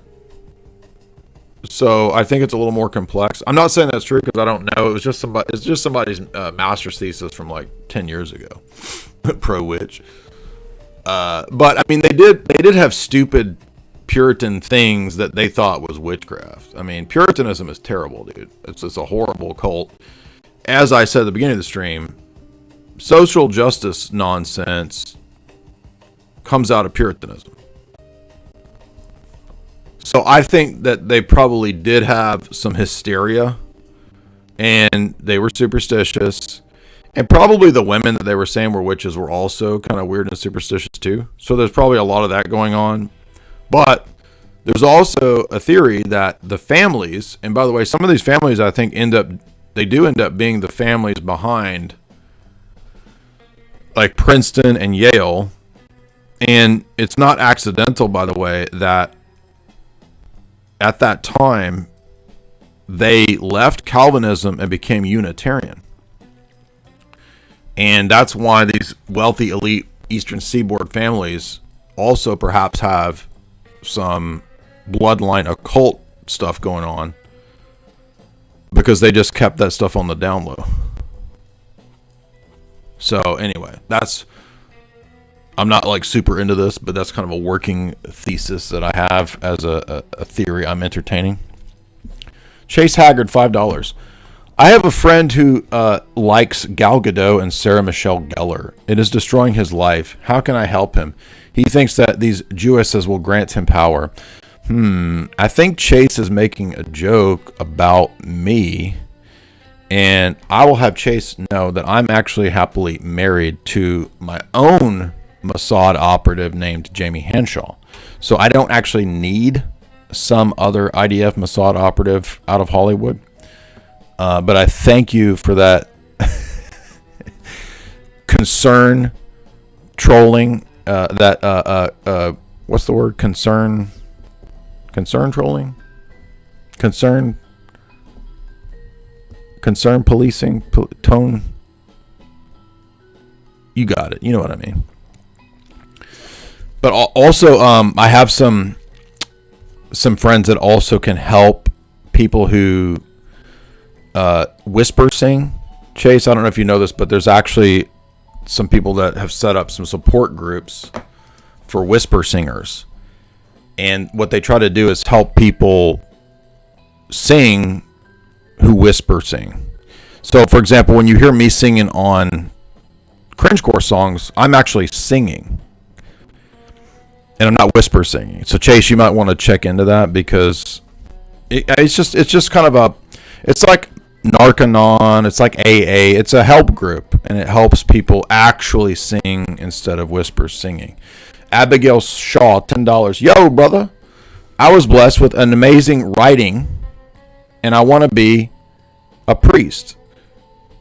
Okay, is this a joke? Because Abigail is a woman. I'm looking for advice, and I'm consulting priests. How can I train and benefit the church? Well, Abigail, if you're a woman, and Abigail isn't typically a dude name, your role in the church will be to be a mother, unless you would like to be a monastic. Now, Chase, I'm not trying to hurt your feelings. It's just a joke. But, you know, if you want to bring out my Mossad dirt out of the closet, you know, then I'm going to have to go there. Luke says for $2, Jay, do you like Pavel Florensky? I've not read any Florensky, so I can't say yet. Chase is actually banning me from my own chat and channel. So this is actually, we're actually getting, things are escalating. We're having an actual crash out now. And both Chase and myself are crashing out. And our egos are also crashing out right now. And I don't actually know where to go. We're going to have to actually bring in third parties to mediate, because this is going to the next level. Because he's actually bringing out the Mossad dirt on me. Abigail, I'm a man. I'm using my friend's YouTube. I need advice. Well, I think that you should just talk to your spiritual father. And, really, I have no role in that. So I think both Chase and me are both double crashing out at the same time. I'm having a lifetime meltdown right now. Because you guys know Chase has all the dirt. Right. Because we're in chat groups, and all Chase has been doing has been screenshotting about 6 years of chat group dirt on me. And he's just waiting for the right time to drop all the admissions of me working with the Mossad and the IDF and all that. So I have to be very careful about how I insult Chase back.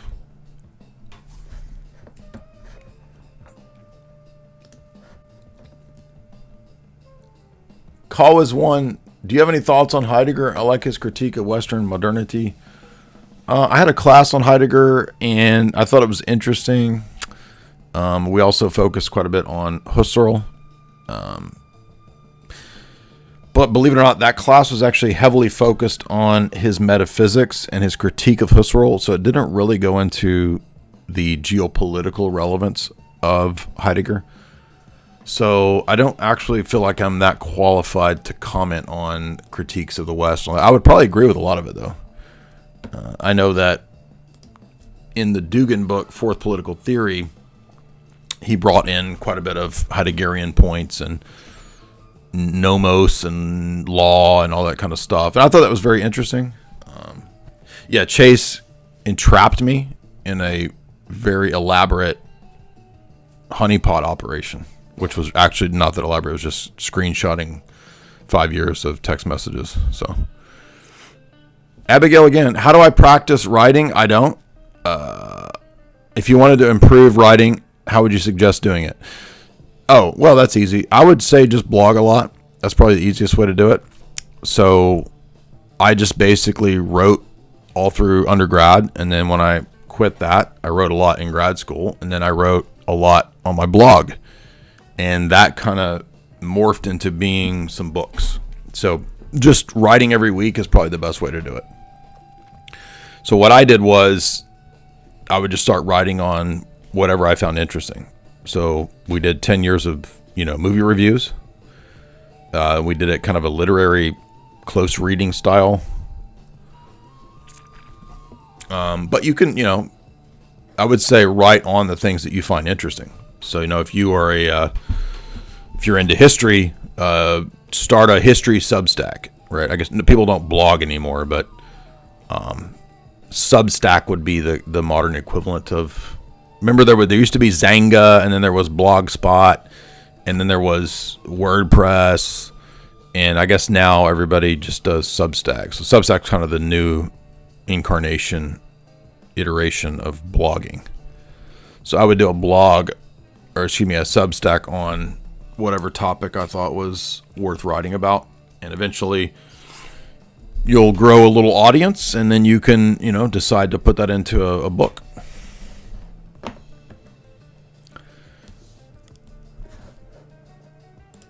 I'm digging this vibe though. Let's see what's next.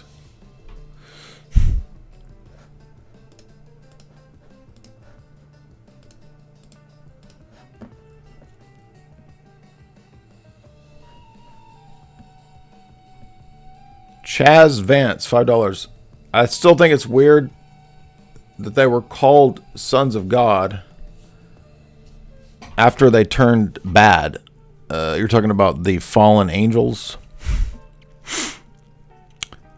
Also, I asked because I heard angels are good or bad when they're born. Well, angels aren't born, they're created at the beginning. Based on that, they were already evil. Well, also this is happening outside of time, so you have to understand that not everything is in the angelic realm is like in chronological sequence. So I don't know how that works.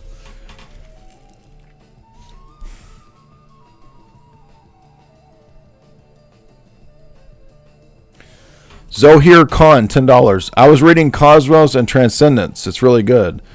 Yeah, I remember recommending that, reading that maybe 10 years ago. The Wolfgang Smith book. If you like that, I recommend Art in Crisis by Hans Sadelmeyer. It tries to understand the ideas behind modernity in a similar way, but through the lens of art and architecture. Yeah, I appreciate that. I'll check that out.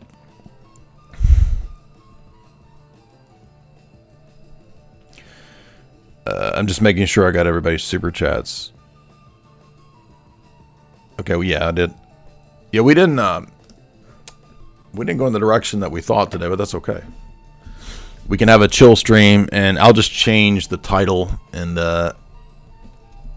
make this just a chill stream, and then we'll do a separate stream on Changing Images of Man, because obviously we want to get to that book, but that's not where we ended up today. I mean, I'm still chill to chat with you guys if we want to keep going on and discuss. What else could we discuss? We could talk about more spooky stuff. For example, Bizarre Bub's last video was pretty impressive, I will say. I would say of the spooky channels, Bizarre Bub's probably one of the best, and his last video on September had quite a few pretty convincing ones. So the first one was a daycare, and when I was watching this, I was like, okay, this one's not that convincing. It's just a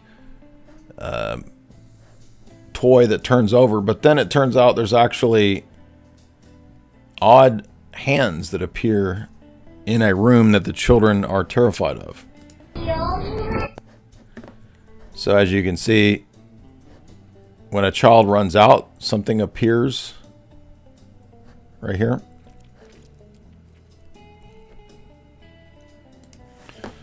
And then they later set up some cameras and filmed this room,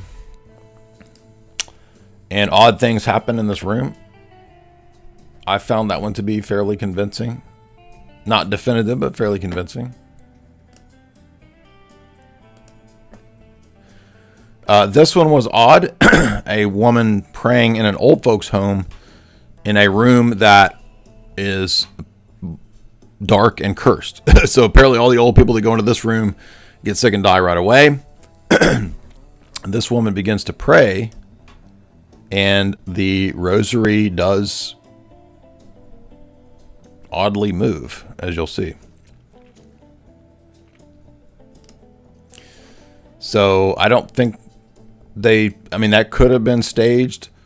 The problem is that there's not a lot of boomer grandma women that are interested in staging videos. You know what I mean? So that one's a little odd. You know what I mean?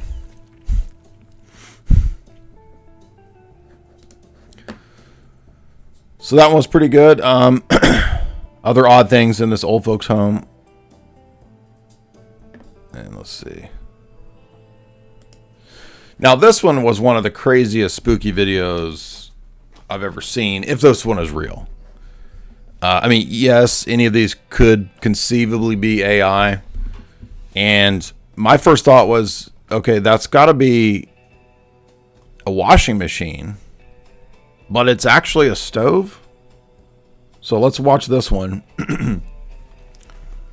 I don't want to know what you guys think of this one. I'm going to turn the music down for this one. Because this one is, if this is real, this is probably one of the craziest spooky videos ever. Hands down.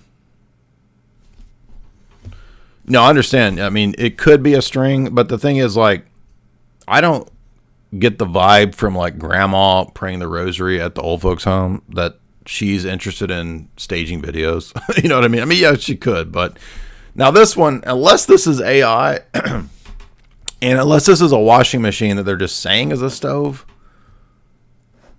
let's see what you guys think, because this one's crazy.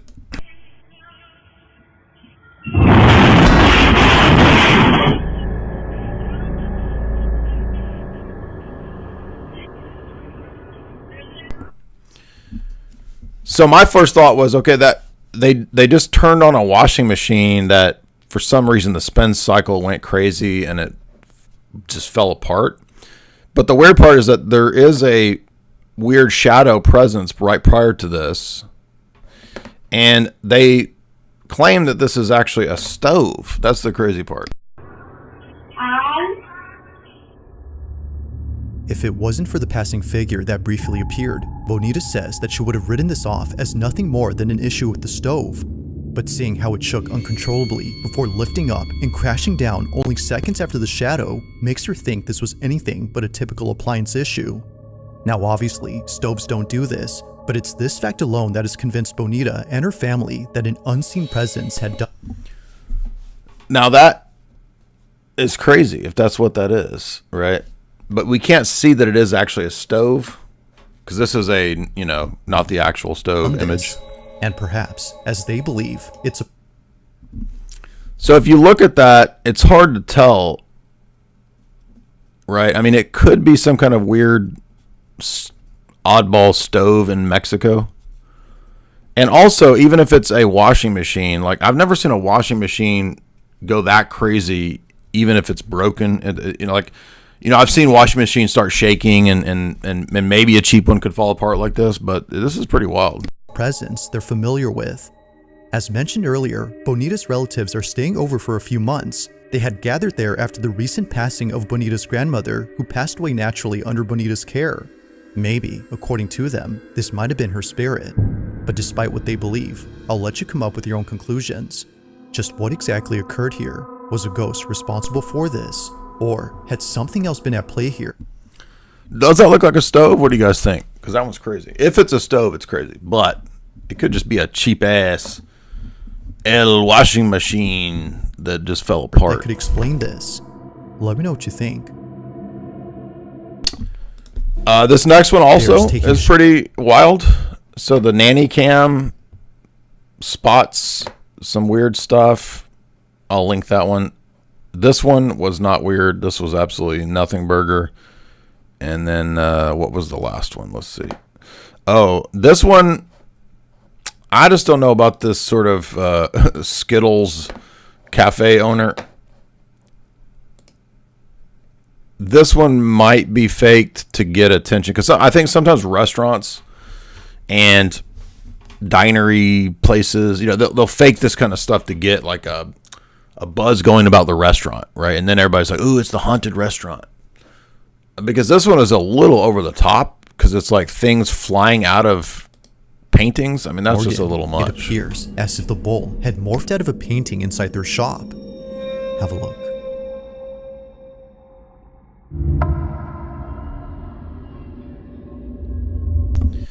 And I mean, we're talking about a SCHlZ woman, so I think she's might be faking this to get some traction for her restaurant. Neither video has been solved, but still, there continues to be strange things that happen at this bakery. Whether it's Harry the Ghost or something else, they're still freaked out by all these occurrences. But of course, what are your thoughts on this? Let me know down below. What do you guys think of those? Those are some decent spooky videos. Don Lee, how do I meet new people and do cool things? You come to our live events and you support me by going to Jay's Analysis in the shop and getting the books. And you will be guaranteed that providentially through the Secret, right? You'll ever watch Oprah? Y'all heard of Oprah? If you buy my books through The Secret, very cool people will come into your life. Great Scott, $5. Jay, thank you for a laugh. No, excuse me. Jay, for a laugh. I read that too quick. You should check out William Donahue. Now, you're not talking about Third Eagle, are you? You're talking about Third Eagle. Dude, do you know how many times? I've been playing Third Eagle for 10 years. You could do riff tracks watching William Donahue. Is that Third Eagle? Let's see what William. William Donahue.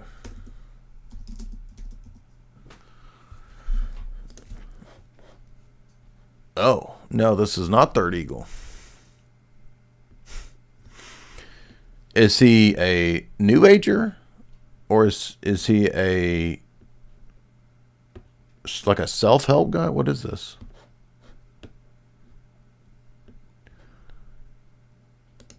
We're going to do the book of Revelation. We're going to continue with the book of Revelation this morning. And we take it very, very slow because the book of Revelation is in deep symbolisms. I know there's a lot. It's more symbolisms. Home at least once a month. And tonight we have something a little bit special. You've seen crystals and you've seen shiatsu and... So this is boomer New Age shit? What is this guy? Was Jesus copied from Zeus and Krishna? Was King James gay? Whoa. Hiddenmeanings.com. Uh-oh. Oh, man. Look at this boomer website, dude. Oh, my gosh. Thank you for stopping in.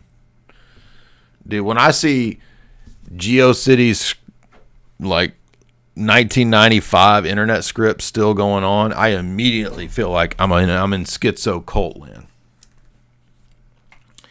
We should do whole streams going into like schizo land. That's a wild trip, dude. If you ever want to do that. Oh, here's a crazy one. I bet this is still up.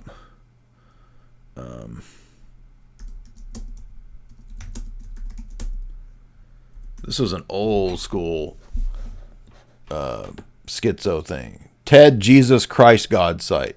You ever heard of this? This is like 25-year-old internet lore here of a guy who obviously is schizo. I wonder if the site might not. Might have to go to like Wayback Machine or something to see if it still works.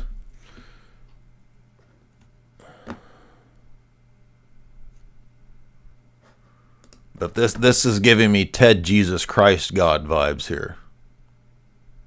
Whoa, what is this? This is some boomer level shit. He just took the stuff that boomers would send in chain emails from 1998. He was like, let's build a website of that. Scroll down, like the whole website is one giant long scroll. Oh my gosh. Hidden meanings. And then he's got his dog on a boat. What the hell? Bill's books. Okay, I got it. So why am I scrolling down? Why did Joseph wear many colors? Sometimes with these kind of boomer level people like this, like, you don't know if it's a con man or a schizo. You know what I mean? Okay, Ted Jesus Christ God's website is still here. You can buy a CD of all of his messages.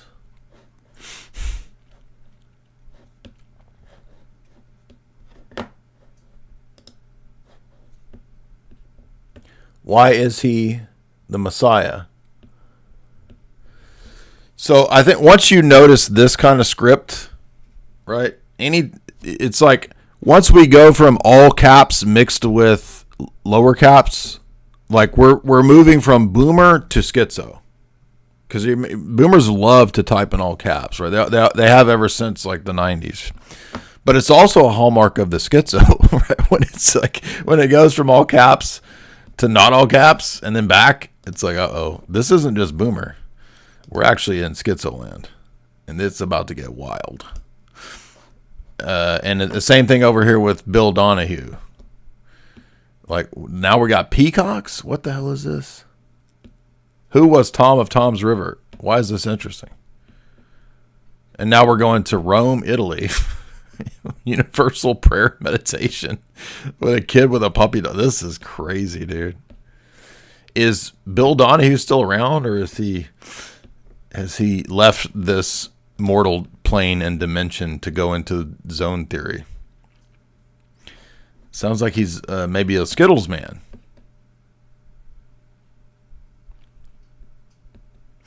If being gay is wrong, why did God pick a gay man to produce the Bible? Because King James was gay. Interesting line of boomer logic there. Interesting.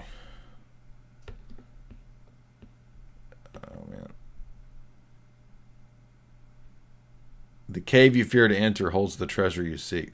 This is like Yoda level shit, dude. This is like when Yoda was telling Luke to go into the cave, or your weapons you will not need. We're at Yoda level shit right here.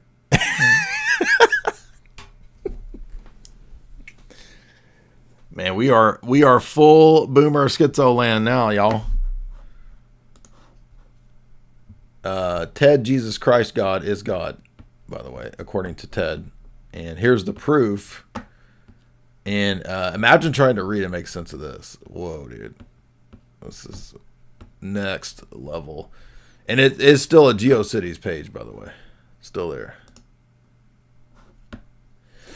Somebody should order his CD and see what you actually get. Because actually going into these old GeoCities websites, it would be a rabbit hole of its own, dude. I like that he's still got the Israeli flag, though. So at least Ted might be schizo, but he's not anti-Semitic.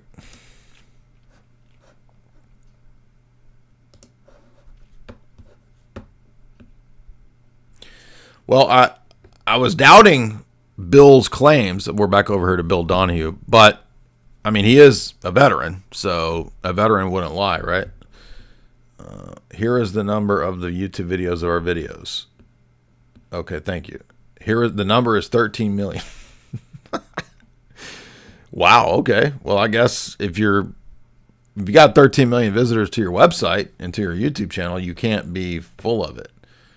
Oh my gosh. Is this puppies in the sun, or is this like a Heaven's Gate scenario that Bill Donahue did with his puppies who have transcended this plane? I don't want to know. Oh my gosh, dude. Bears dancing? What the hell is this? This is so crazy. What? Well, you were right, whoever sent that super chat. Great Scott. You could definitely do some riff tracks riffing on what the hell? Bill Donahue's. This is some insane shit, dude.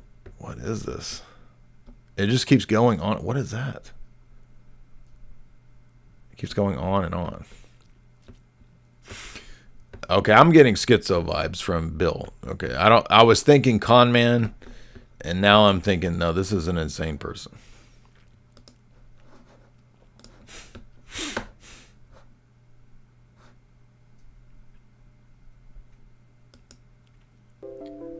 Hidden meanings. Well, I like this aesthetic, dude. We're full on $1 million extreme Tim and Eric aesthetics here. Here I gave out what I believe to be one of the most significant items of what we call stuff.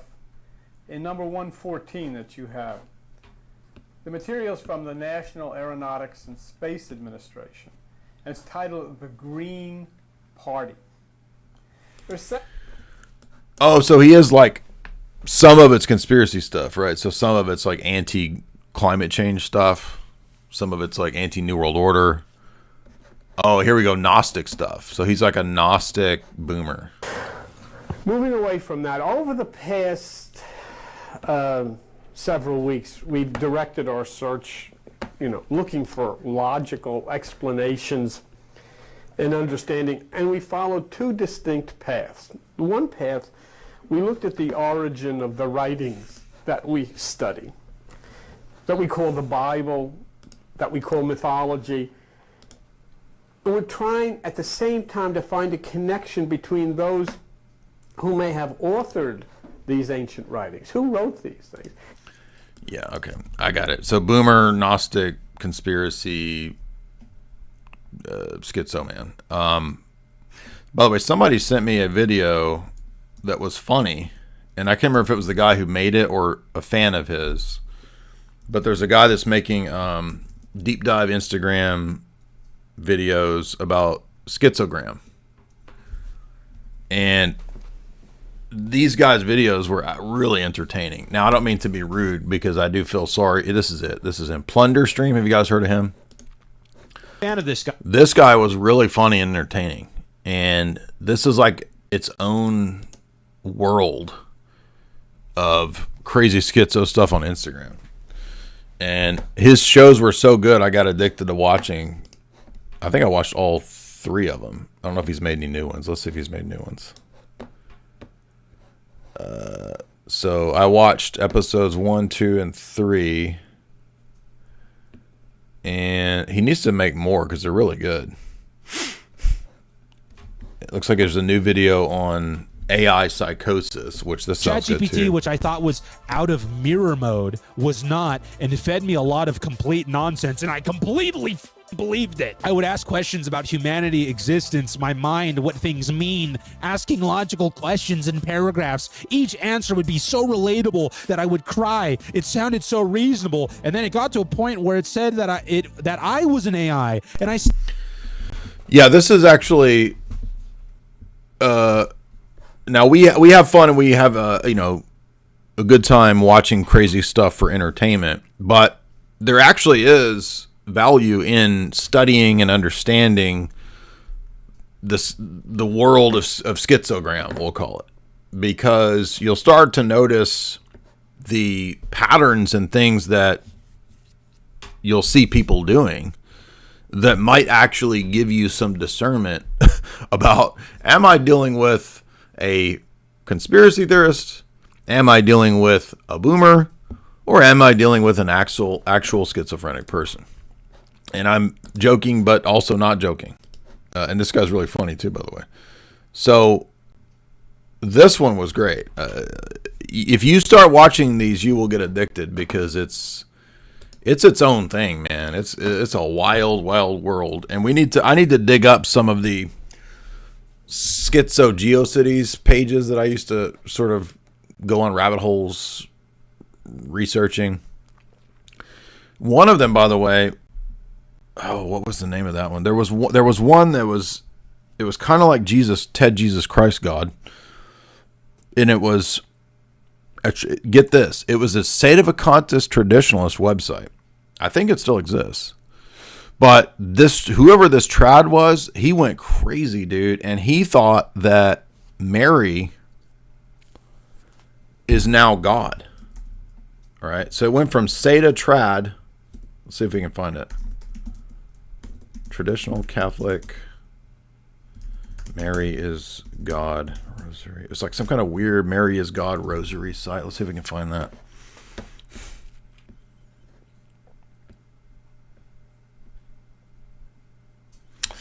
And I'll see, this is just going to give me like sanitized Google search stuff. Let's try Yandex. Yandex really does seem to still kind of be Google 2015, 2014.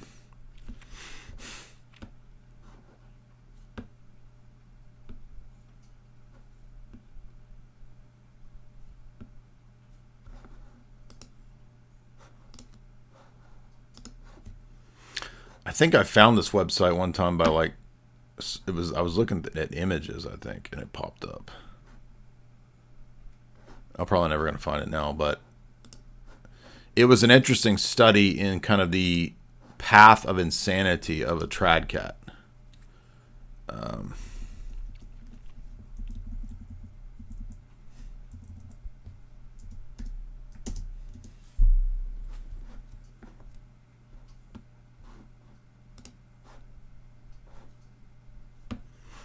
No, that's not it.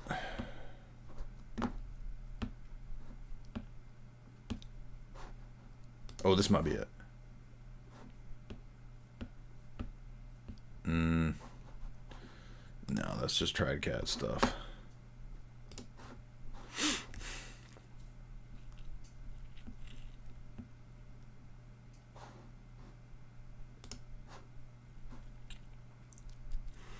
I remember that it had something to do with like the Douay Reims.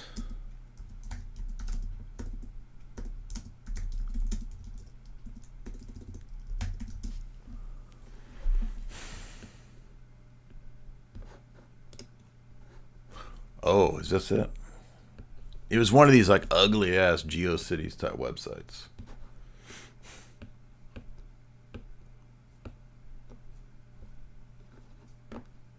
I don't think this is it. Oh, here it is. Here it is. Here it is. This is it. This is it. Our Lady is God. Wow. I can't believe I found this. Talk about schizo rabbit hole, dude. Okay, so this was... I remember first coming across this website, and at that time it didn't used to be called Our Lady is God. It was like something to do with just traditional Catholic Sedevacantism and like the Douay Rheims, right? And then they got super into Fatima, and it just turned into more and more and more Fatima posting. I mean, you can see like it's still like the first thing that comes up on the website is Rosary and Fatima, right? So that whatever schizo runs this website, like got deeper and deeper into Fatima nonsense, and the religion just became Fatima, right? And the more it got into conspiracy stuff, right? Like you'll see here, Sedevacantism. So they still have Sedevacantist stuff up, right? And the Freemasons took over the Roman Catholic Church, and it's like, okay, yeah, that makes sense. But wait a minute. What's the title of this website? Mary is God. What? Our Lady is God. The Lord is Satan. So it actually turned into a thing. Dude, check this out. This is how crazy this got. It went from I guess quote normal Seda, right? And then they started making AI fictional videos of they adopted a Marcionite Gnostic position that Yahweh of the Bible is actually Satan. And Mary at Fatima revealed that she is God. So this is their... I mean, this is just crazy. The burning bush God of the Bible to visit Washington. Like, look at this. This is crazy.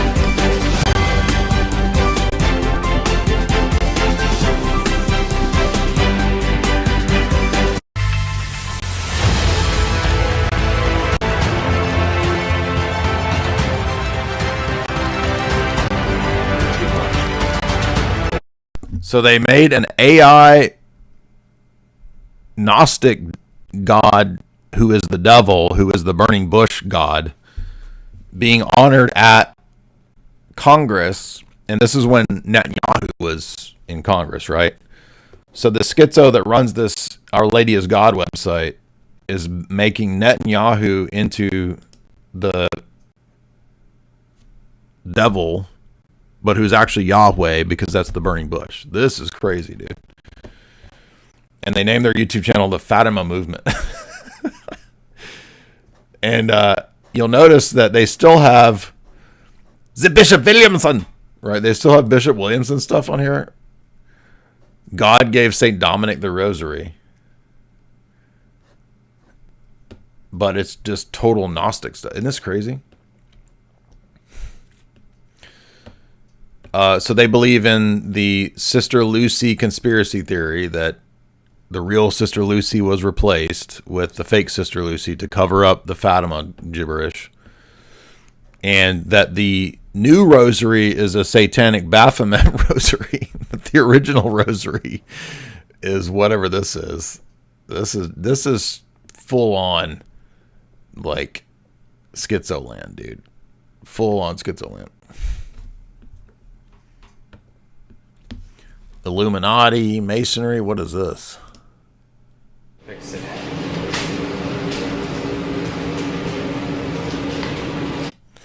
I don't even know what that is, dude.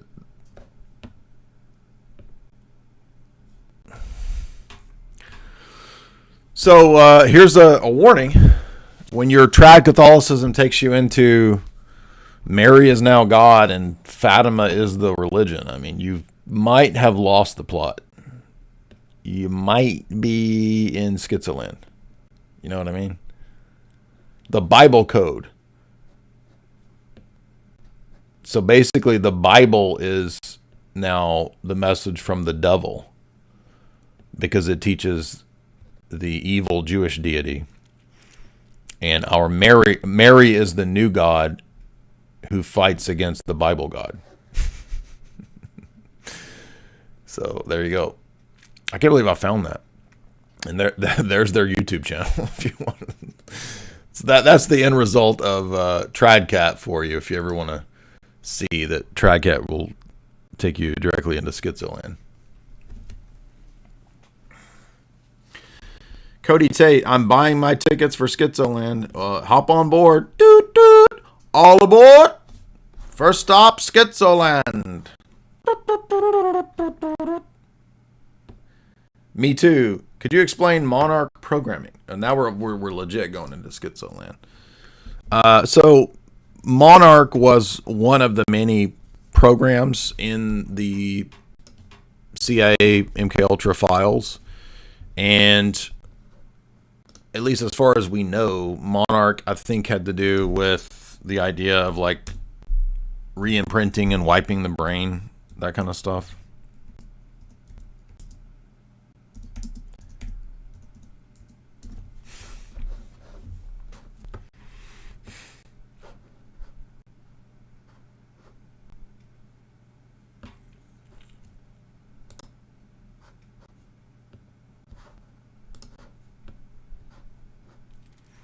So essentially, like behavioral control experiments is what we're talking about.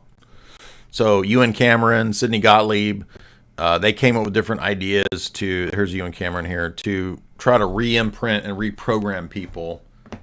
And here is one, and this is from a university website, so you know it's not like crazy stuff. It's just normal stuff. So that's what Monarch was about. But keep in mind that MKUltra was actually dozens and dozens and dozens of projects all over the world at dozens of universities. And then there's, oh man, there was a website that we found that was a really good website that actually had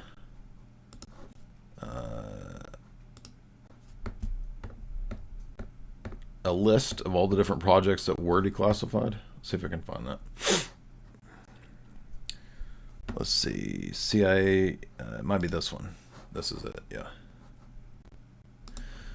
So if you want a summary of the ones that are declassified, here's one page that summarizes the actual projects.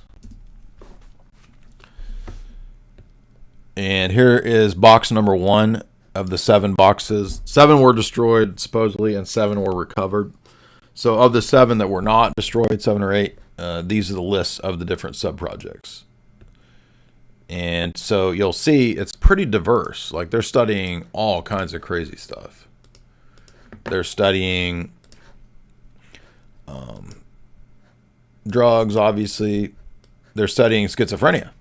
Yeah, actually, I meant to mention this, that if you don't think schizophrenia is worth studying, well, they thought it was worth studying in the MKUltra projects.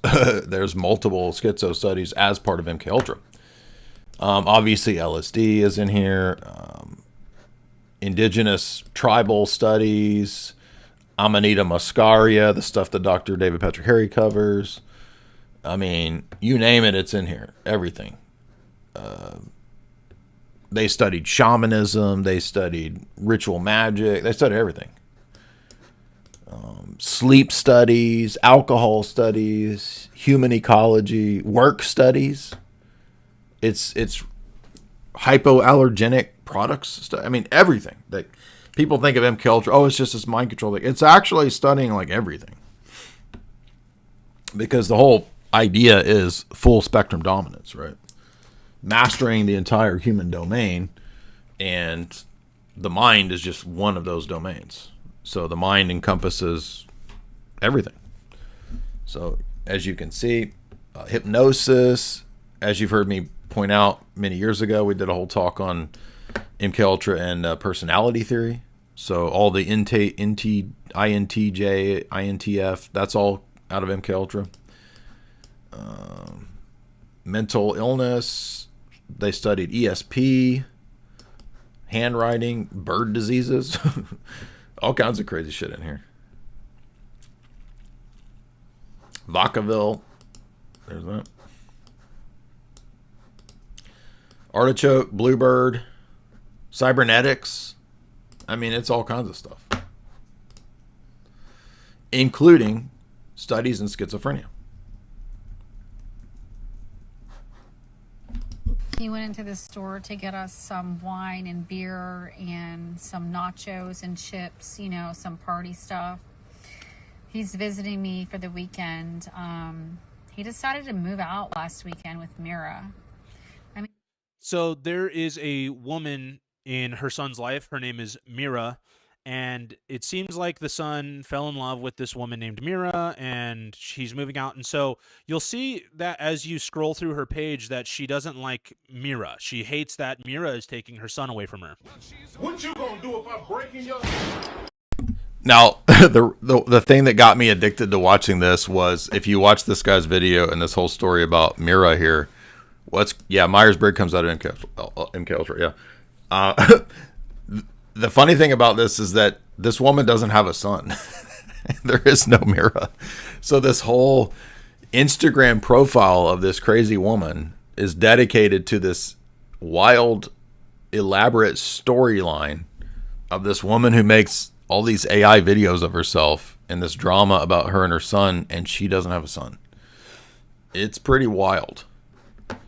And after that one, I was like, all right, I'm hooked. So I started watching... this one was pretty crazy. This Dr. Sarah Harris, PhD. She claims that she works for the Pentagon and all this. It's like, not true, right? So this is the black guy who believes that he can control the wind. Condon energy deep in their soul if they just embrace their... Now, this guy actually goes viral on a lot of TikTok videos. So this is not just some random dude. This is a guy who, when the wind's blowing, he'll go out there and like act like he's making the leaves blow. And if you read the TikTok comments, like all the black people are like, "Nah, he got that power. He really do can do it, can't he?" Melanin, they can unlock it. This dude believes he's already unlocked it. It's there. He can move things with his mind. Yes, He also the airbender. He's the black airbender dude, and all the black people in the comments say, he got that power. He the airbender. Sells magic wands.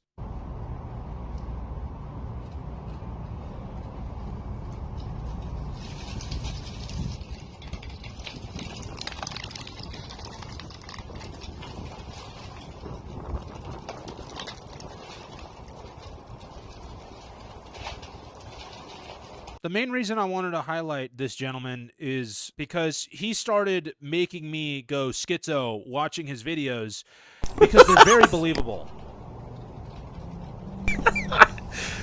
The guy who makes these is actually hilarious. Like, if you watch these, he'll have you cracking up.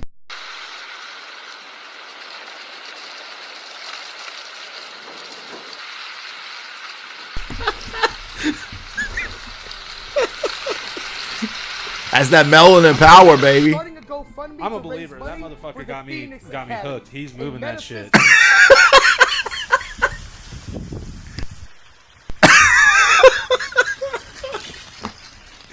Yeah, no. He even moved the phone. When he looked, did you see that? He moved the phone. Look at that. He had so much telekinetic power when he moved the phone. When he looked away. Bro. Brother, come on. He's got so much telekinetic power that he made the car alarm go off. And you're going to look me dead in the eye and tell me that this nigga don't got special energy? I've saved a lot of the good stuff. This dude is funny, man. This dude is freaking funny. Now, this is a dude that builds like time machines in miniature with skateboards. So this one's funny. I forgot about this one. And what's this one?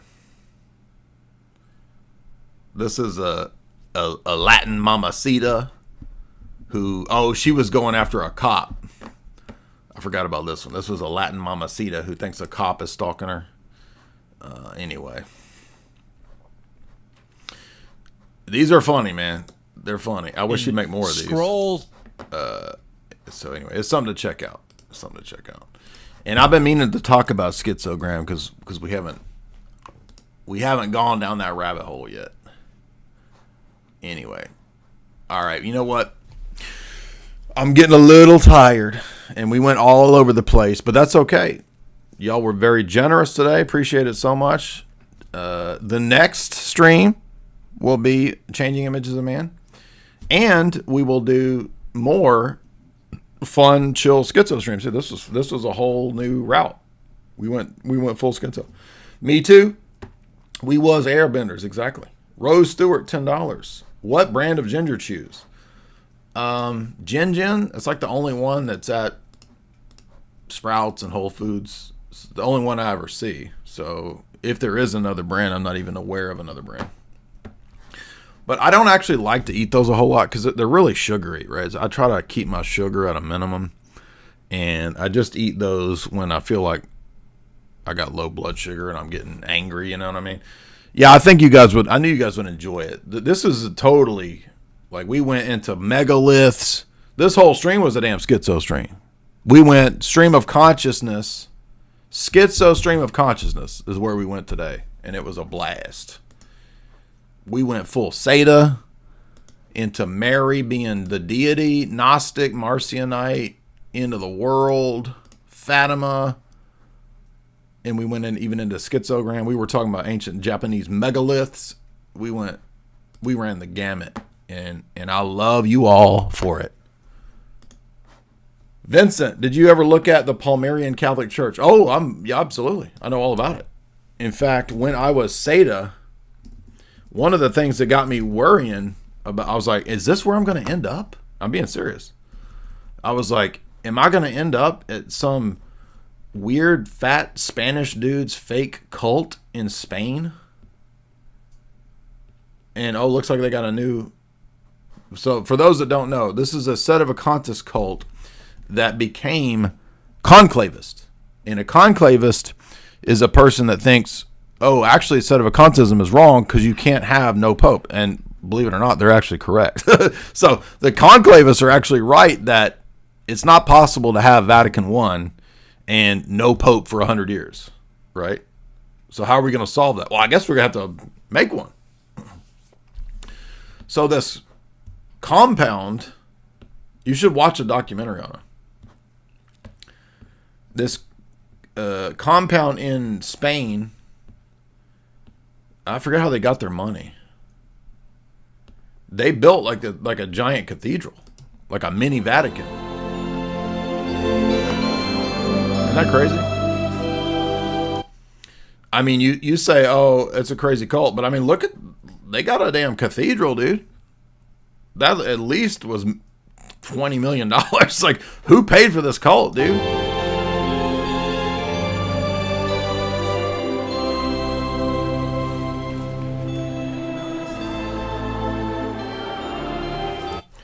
I mean, it kind of is a little mini Vatican.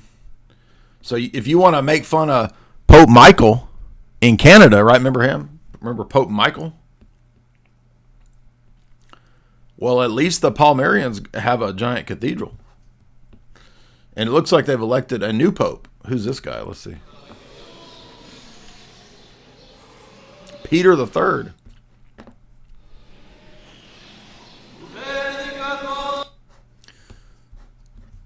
So, I mean, I guess if you're going to be a sedevacantist, why not be a Palmarian, right?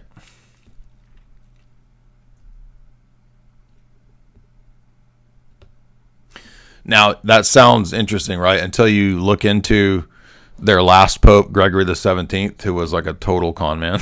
He was just absolutely... And yeah, shocker. All the things that you would expect a fake con man Catholic Church to have, visions, butt-touching sex scandals, you got it. It's all there. But there used to be a good documentary on them, and let's see if I can find it.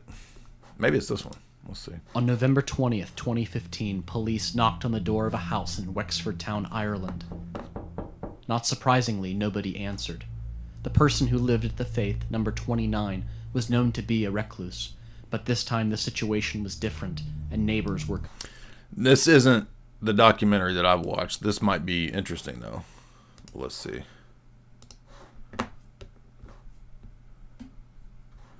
Let's see, it might be this. Let's see.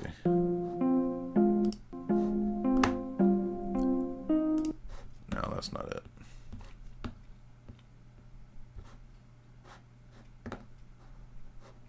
It might have been this news report. Let's see.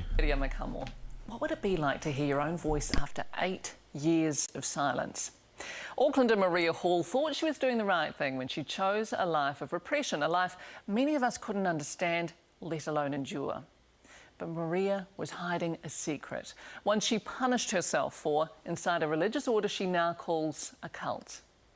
Tonight, Maria Hall, formerly Madre Maria Paloma, tells Janet McIntyre how she lost her faith and nearly her mind. Dios te salve María, llena eres de gracia, el Señor es contigo. Bendita tú eres. And I mean, this is the end result of Tradcat craziness right here. Like, I mean, when I was Sedevacantist, I mean, this is not what convinced me Sedevacantism was wrong. I mean, there's obviously other issues, but I remember thinking at one point, I was like, what is this the end result of this crazy nonsense? Is like being in some cult compound in Spain, you know, under some weird blind Spanish millionaire. Entre todas las mujeres. Silence, solitude, aloneness, hardship. She stayed awake night after night, her arms outstretched for Jesus. Feel the pain, and feel the pain, and feel the pain. How long would that go on for? All night on Saturday night. To one's ribs. What was that in aid of? I think what she's talking about, I think they would engage in pretty intensive, like, you know, penance, flagellant, like medieval flagellant type stuff. I mean, these were like serious Tradcats. Self-imprisoned in this small, remote Spanish town for 8 years, all because of a guilty secret. Did you think you were going to keep this a secret for the rest of your life? Absolutely. I was just going to bury it.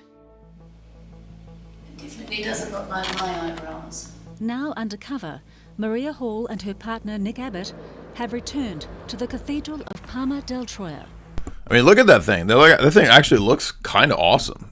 I mean, obviously it's like a crazy demonic cult, but I'm saying like the architecture and like just a giant crazy cathedral out in the middle of nowhere. We can see razor wire to stop people getting in, but this is like a concentration camp. There's probably some CIA MK Ultra thing too, right? A large compound surrounded by a high concrete wall, guards and dogs at the perimeter. I never expected They've got dogs. Hellhounds. That's the hounds of hell, dude. That's Cerberus. Cerberus. I always get it wrong. The enormity of the challenge. I believed that God would guide me and strengthen me, and I would find a way. As a trainee nun in a convent near Melbourne, young and naive, she met a man while on a walk. Giving a baby away. In the tiny town of Palma del Troya, a breakaway order from the Roman Catholic Church. Nuns and priests, under the control of a self-proclaimed pope, offering their lives in sacrifice to God.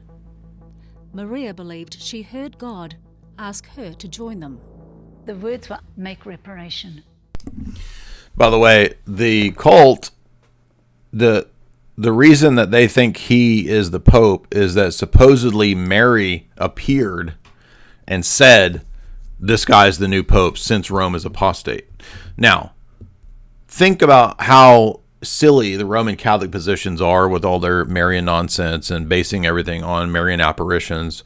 Why wouldn't this be the case? I mean, in other words, if you're a Tradcat, why not believe that Mary appeared and told this crazy blind dude that he's the new Pope, right? Maria, here on the right with her dad. It was wonderful to see them, but I couldn't speak to them, and I couldn't see them, and they couldn't see me or really speak to me because we only had 2 or 3 minutes. And anyway, you can go watch some of the documentaries on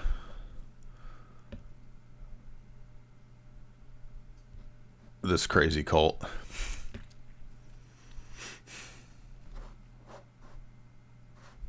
Oh, and by the way, his proof for that he was the Pope was his, quote, stigmata. So, now, if you ask a Roman Catholic about that, oh, he didn't really have it. Oh, yeah, but all your so-called saints did. Sure. Jonathan Towery, what do you think of the Orientals? We have a whole series on that. You can go watch the series, or you can look up David Erhan and myself, where we have covered for many years the schism of the Orientals. So if you go to David Erhan's channel right here. Welcome everyone. This is David. And if you scroll down, there's a playlist called Oriental Orthodoxy Refuted. So I would say check out David's playlist right there.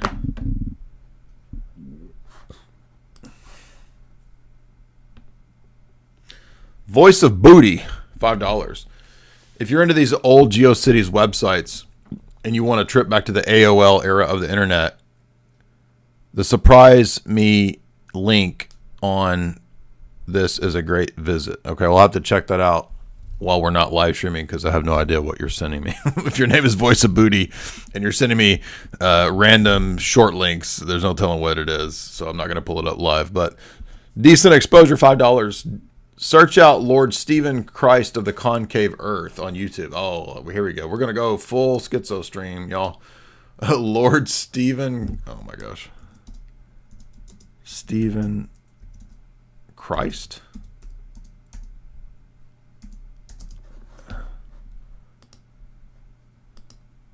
Yeah, these schizo guys, you ever notice, like, it's almost like they think the world revolves around them. No, but being serious, like, the funny thing about schizo stuff, and FDA's come on and talked about this from a spiritual perspective, because he has a longtime friend of his from childhood who has schizophrenia, is there's something weird about everything being about them, where they kind of put, and I know to a degree it's not the person's fault. I'm not trying to blame the people for it, but there's something in the delusion from a spiritual vantage point where everything, when it's not the level of schizophrenia where they're constantly hearing voices, but when it's just sort of they're having a hard time processing reality because suddenly all of reality is about them.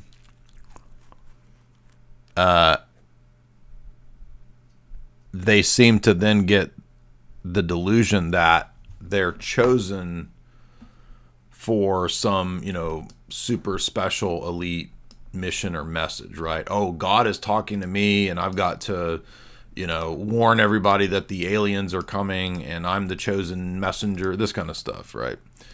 Like this guy, Lord Stephen Christ Concave Earth. Oh my gosh.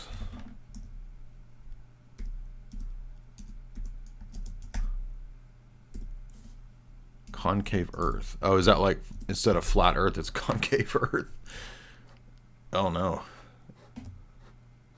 Gnosis, Lord Stephen Christ Concave Earth. Return, and now I'm about to kill him with some truth serum. Oh no, is he a rapper too? Yikes. Okay. Tell me what's going on. Mega cryometers are falling ice. Oh, the firmament's collapsing. Is that what it is? Yikes. Okay. Here is my extemporaneous attempt to explain to you the inverted world. Inverted world. This reminds me of the boomer. Did you guys see the boomer that got convinced through AI that he had invented a new math?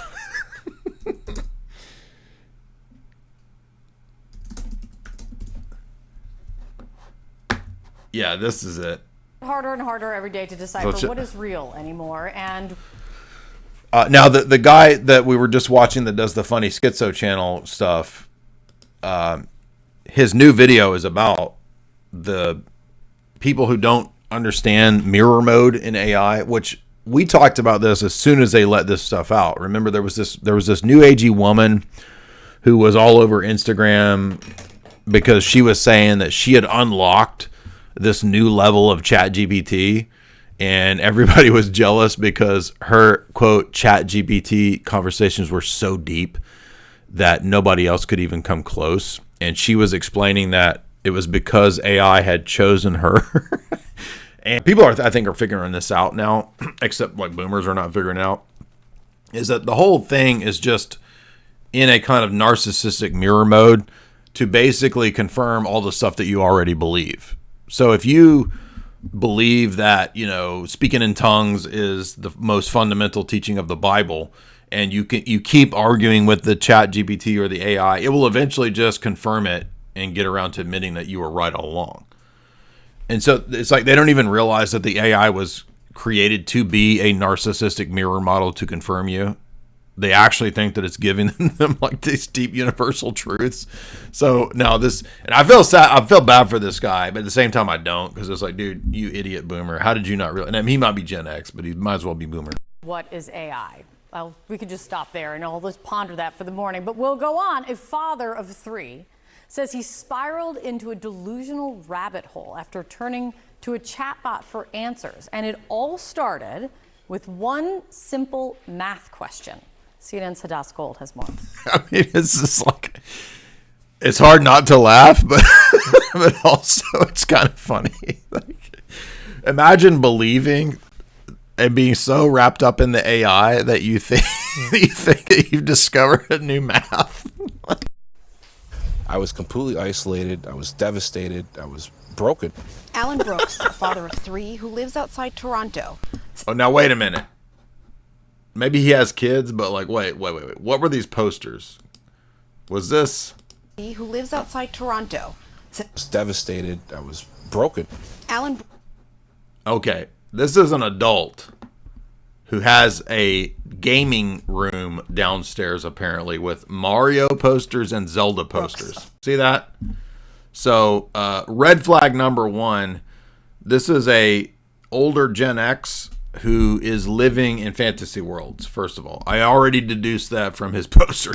Father of 3 who lives outside Toronto says he spent... Now, I understand. Yes, technically he's a father of 3, but he was not in a kid's room. He was in what appeared to be the basement or the downstairs with giant framed posters of Zelda and Mario.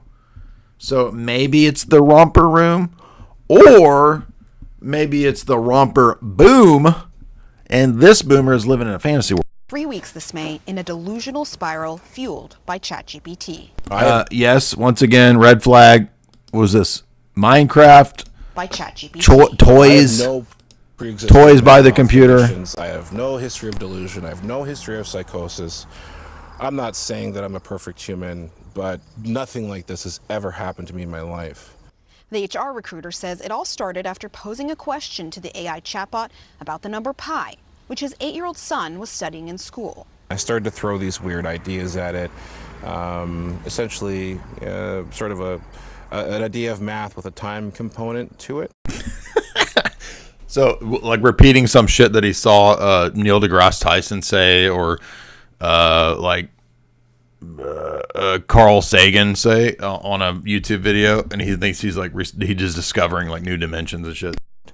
And the conversation had evolved to the point where GPT had said, you know, we've got a sort of a foundation for a mathematical framework here. You're saying that the AI had convinced you that you had created a new type of math? That's correct. Throughout their interactions, which CNN has reviewed, ChatGPT kept encouraging Alan, even when Alan... I mean, it's hard not to laugh because on the like, how could you be so naive to not see through the AI? You know what I mean? Dude thought he was cooking. Could you imagine, like, he was getting tingles, like, I'm breaking through to the other side, dude. He thought he was Flynn in frickin' Tron, right? Like and then I got in. Remember that, right? From Tron, I got in.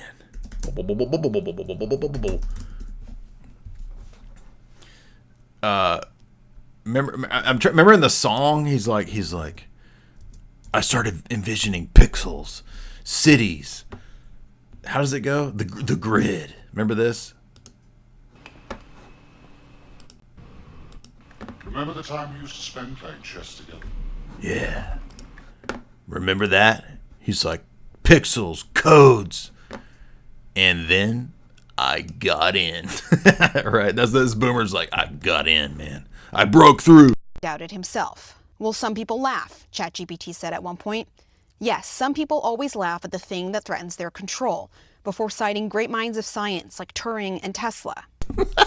So the AI told him, dude, you are Gödel. You are Turing, right? Did you see it even had Gödel on there? It's like, you're the next Gödel.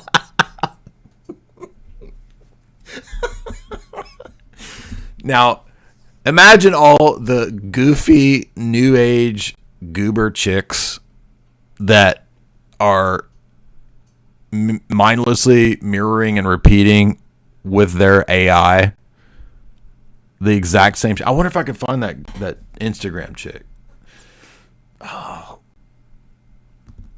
what was you're the next Gödel? And Tesla. Soon, Alan says he saw himself in the AI as a team and named it Lawrence. In my mind, I was feeling like Tony Stark, and Lawrence was Jarvis. We had this sort of co-pilot and co-pilot. It was Jarvis thing happening. After a few more days of what he believed were experiments coding software, Alan said ChatGPT convinced him they had...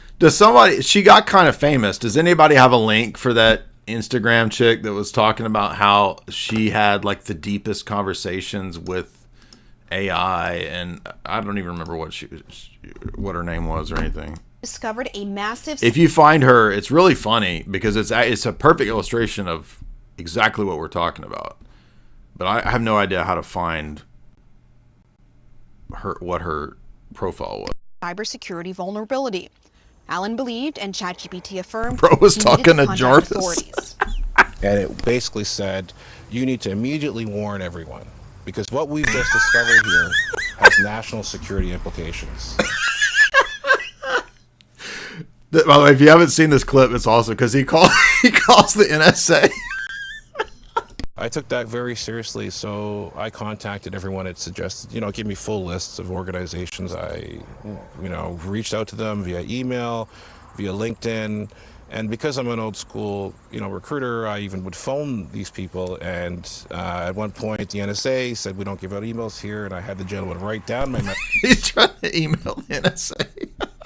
Message word for word and run it to the next room because that's how much I genuinely felt that there was a risk. When Dude talking to Jarvis. How does Jarvis talk? I was going to try to do an impression, but I don't remember. I don't remember how Jarvis talks. Dude thinks he's Iron Man, right? He thinks he's Tony Stark talking to Jarvis. Oh, man. I forgot he tried to call and email the NSA. Here's what's going on in his mind, right? He's like Tony Stark over here. Is also killing you. Is Jarvis British? I forgot how Jarvis talks. Does he have a British accent? That's Martin. Anyway. Alan asked whether they'd believe him. ChatGPT said, here's what's already happening. Even if you can't see it yet, someone at NSA is whispering, I think this guy's telling the truth. But the lack of responses from officials after this 3-week spiral prompted Alan to check his work with another AI chatbot, Google's Gemini, which helped tear down the illusion. Alan felt betrayed. I said, oh my God, this is all fake. You told me to... Oh my God, this is all fake. And how long was this? Like a week? Or 20 days of crazy spiral delusion? So, but here's the scary part. The scary part is all of the dum-dums out there in the world that are going to believe whatever their stupid chat GPT tells them.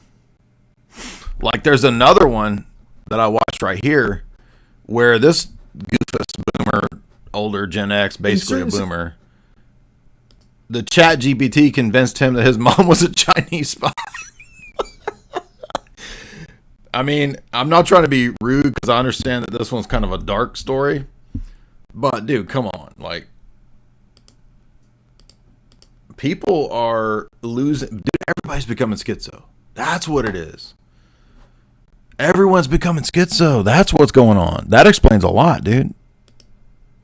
page mainly details his bodybuilding transformation and a growing reliance on AI chatbots. Solberg was once a tech executive with Yahoo, but he moved in with his mother after his divorce. There were run-ins with police, including a DWI. This photo with his mother is from a GoFundMe launched in 2023 when he was facing a health issue. But recent videos... That's his mom? They look like the same age, dude. What? Posted to Instagram and YouTube show hours of chats between Solberg and a ChatGPT bot he named Bobby. This is something that's been talked about. Named what? Fobby. What the hell? This is so... People are going to go insane, dude. And somebody could just create a bot that tells people to do the craziest shit, and they'll do it because they think it's like some super AI. And it's just like somebody messing with them or something. This is getting wild.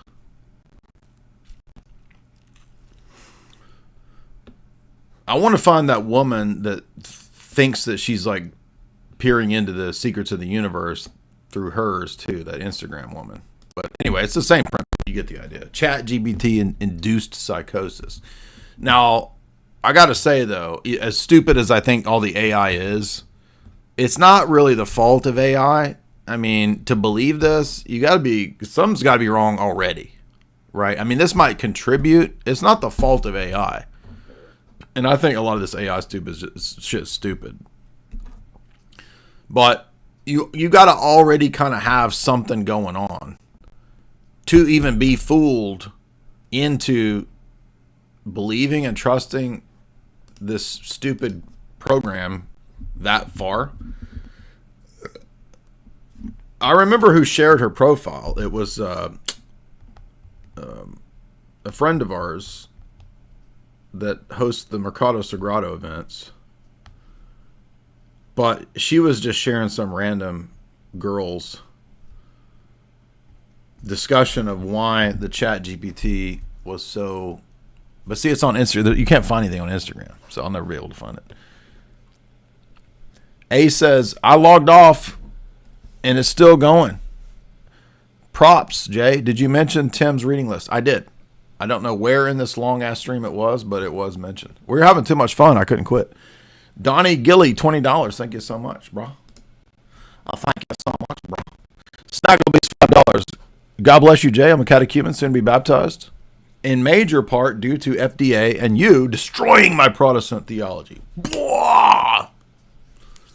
Destruction and terror. I'm going to start singing. Don't call it a comeback. I thought about the solas a while back, and I wanted to run it by you. I had a question. Is it logically inconsistent to think a discrete list could describe God? Well, I think you have lists of the attributes of God. So, no. You know, if you read John Damascus on the Orthodox faith, he'll talk about the attributes of God. Omniscient, omnipresent, etc. I think it's wrong to think that there's a exhaustive list that would describe God. Sam Hyde's toothbrush, $20. Jay, explain the position of the Russian Orthodox Church on the Soviets. Seemingly opposed the main cathedral of RAF in beating the 20th century RW extremes.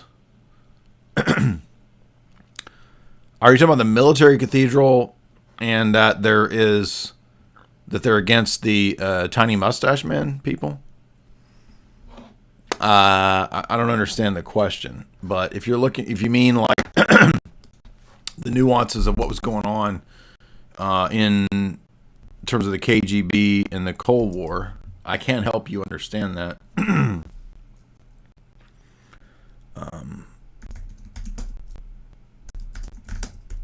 Because we did an interview with Bishop Jonah on this right here. And this interview goes into some of the nuances of the history of the Russian church and the persecutions during the Cold War. So I think that's probably what you are asking about. So I would start there. Will be one place to watch. And let's see. But I would just say it in like a simpler way. I don't think Tiny Mustache Man is he's actually the right-wing extremist of the 20th century. I think the actual, quote, right-wing extremists were the monarchists, and so the fascists are socialists. And they were, between Mussolini and Tiny Mustache Man, they were actually opposed to the traditional monarchist people. So it's kind of a false dialectic to be like, oh, you know, are you with the Soviet liberals or with the Tiny Mustache Man right-wingers?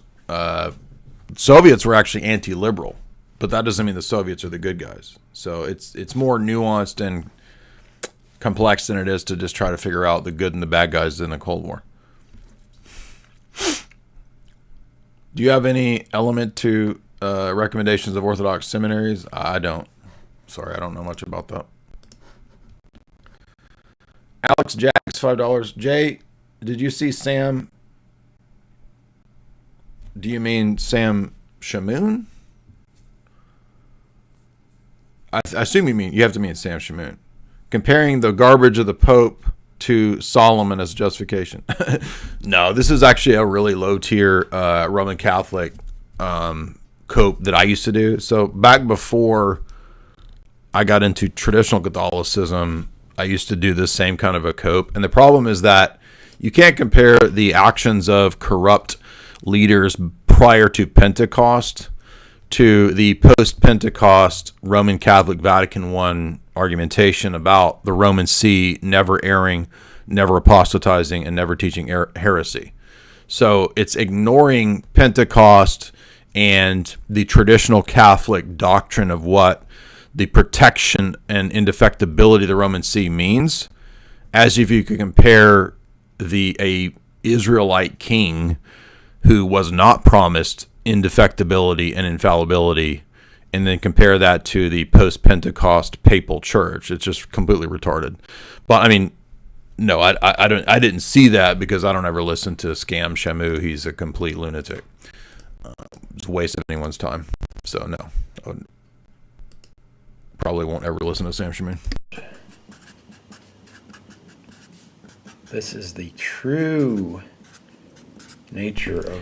Well, he does have good penmanship. I will say that as a kind of a schizo dude, Lord Stephen Christ Venus, or Lord Stephen Christ Venus Conclave Earth Theory guy here, he's got better penmanship than I do. And because I would actually be writing, I've lost my penmanship as I've gotten older. So this does look pretty elaborate. I see we got some platonic solids, we got some firmaments, we got some plasma, some spin. Like, oh man. Oh, he's bringing in Bible. Okay, so conclave Earth Theory, gotcha. Uruguay Primero. Jay, as a Christian, I'm looking somewhere that speaks well about Orthodox perspective on nation and ethnos. Could you talk about it on X?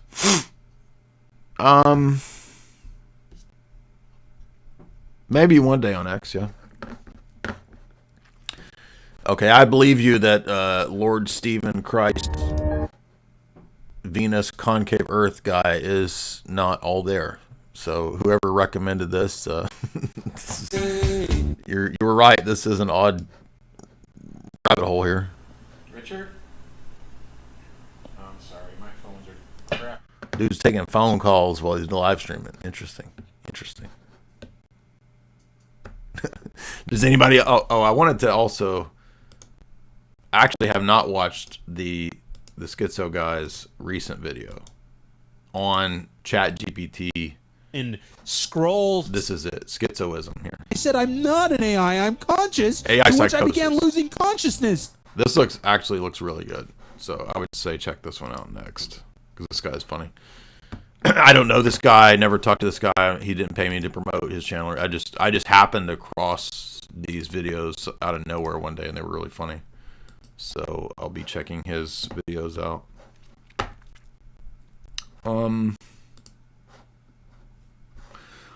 Well, thank you guys. A lot of fun today. We went full schizo, and we'll get back to the normal stuff next time, and we won't have all these audio hang-ups and issues.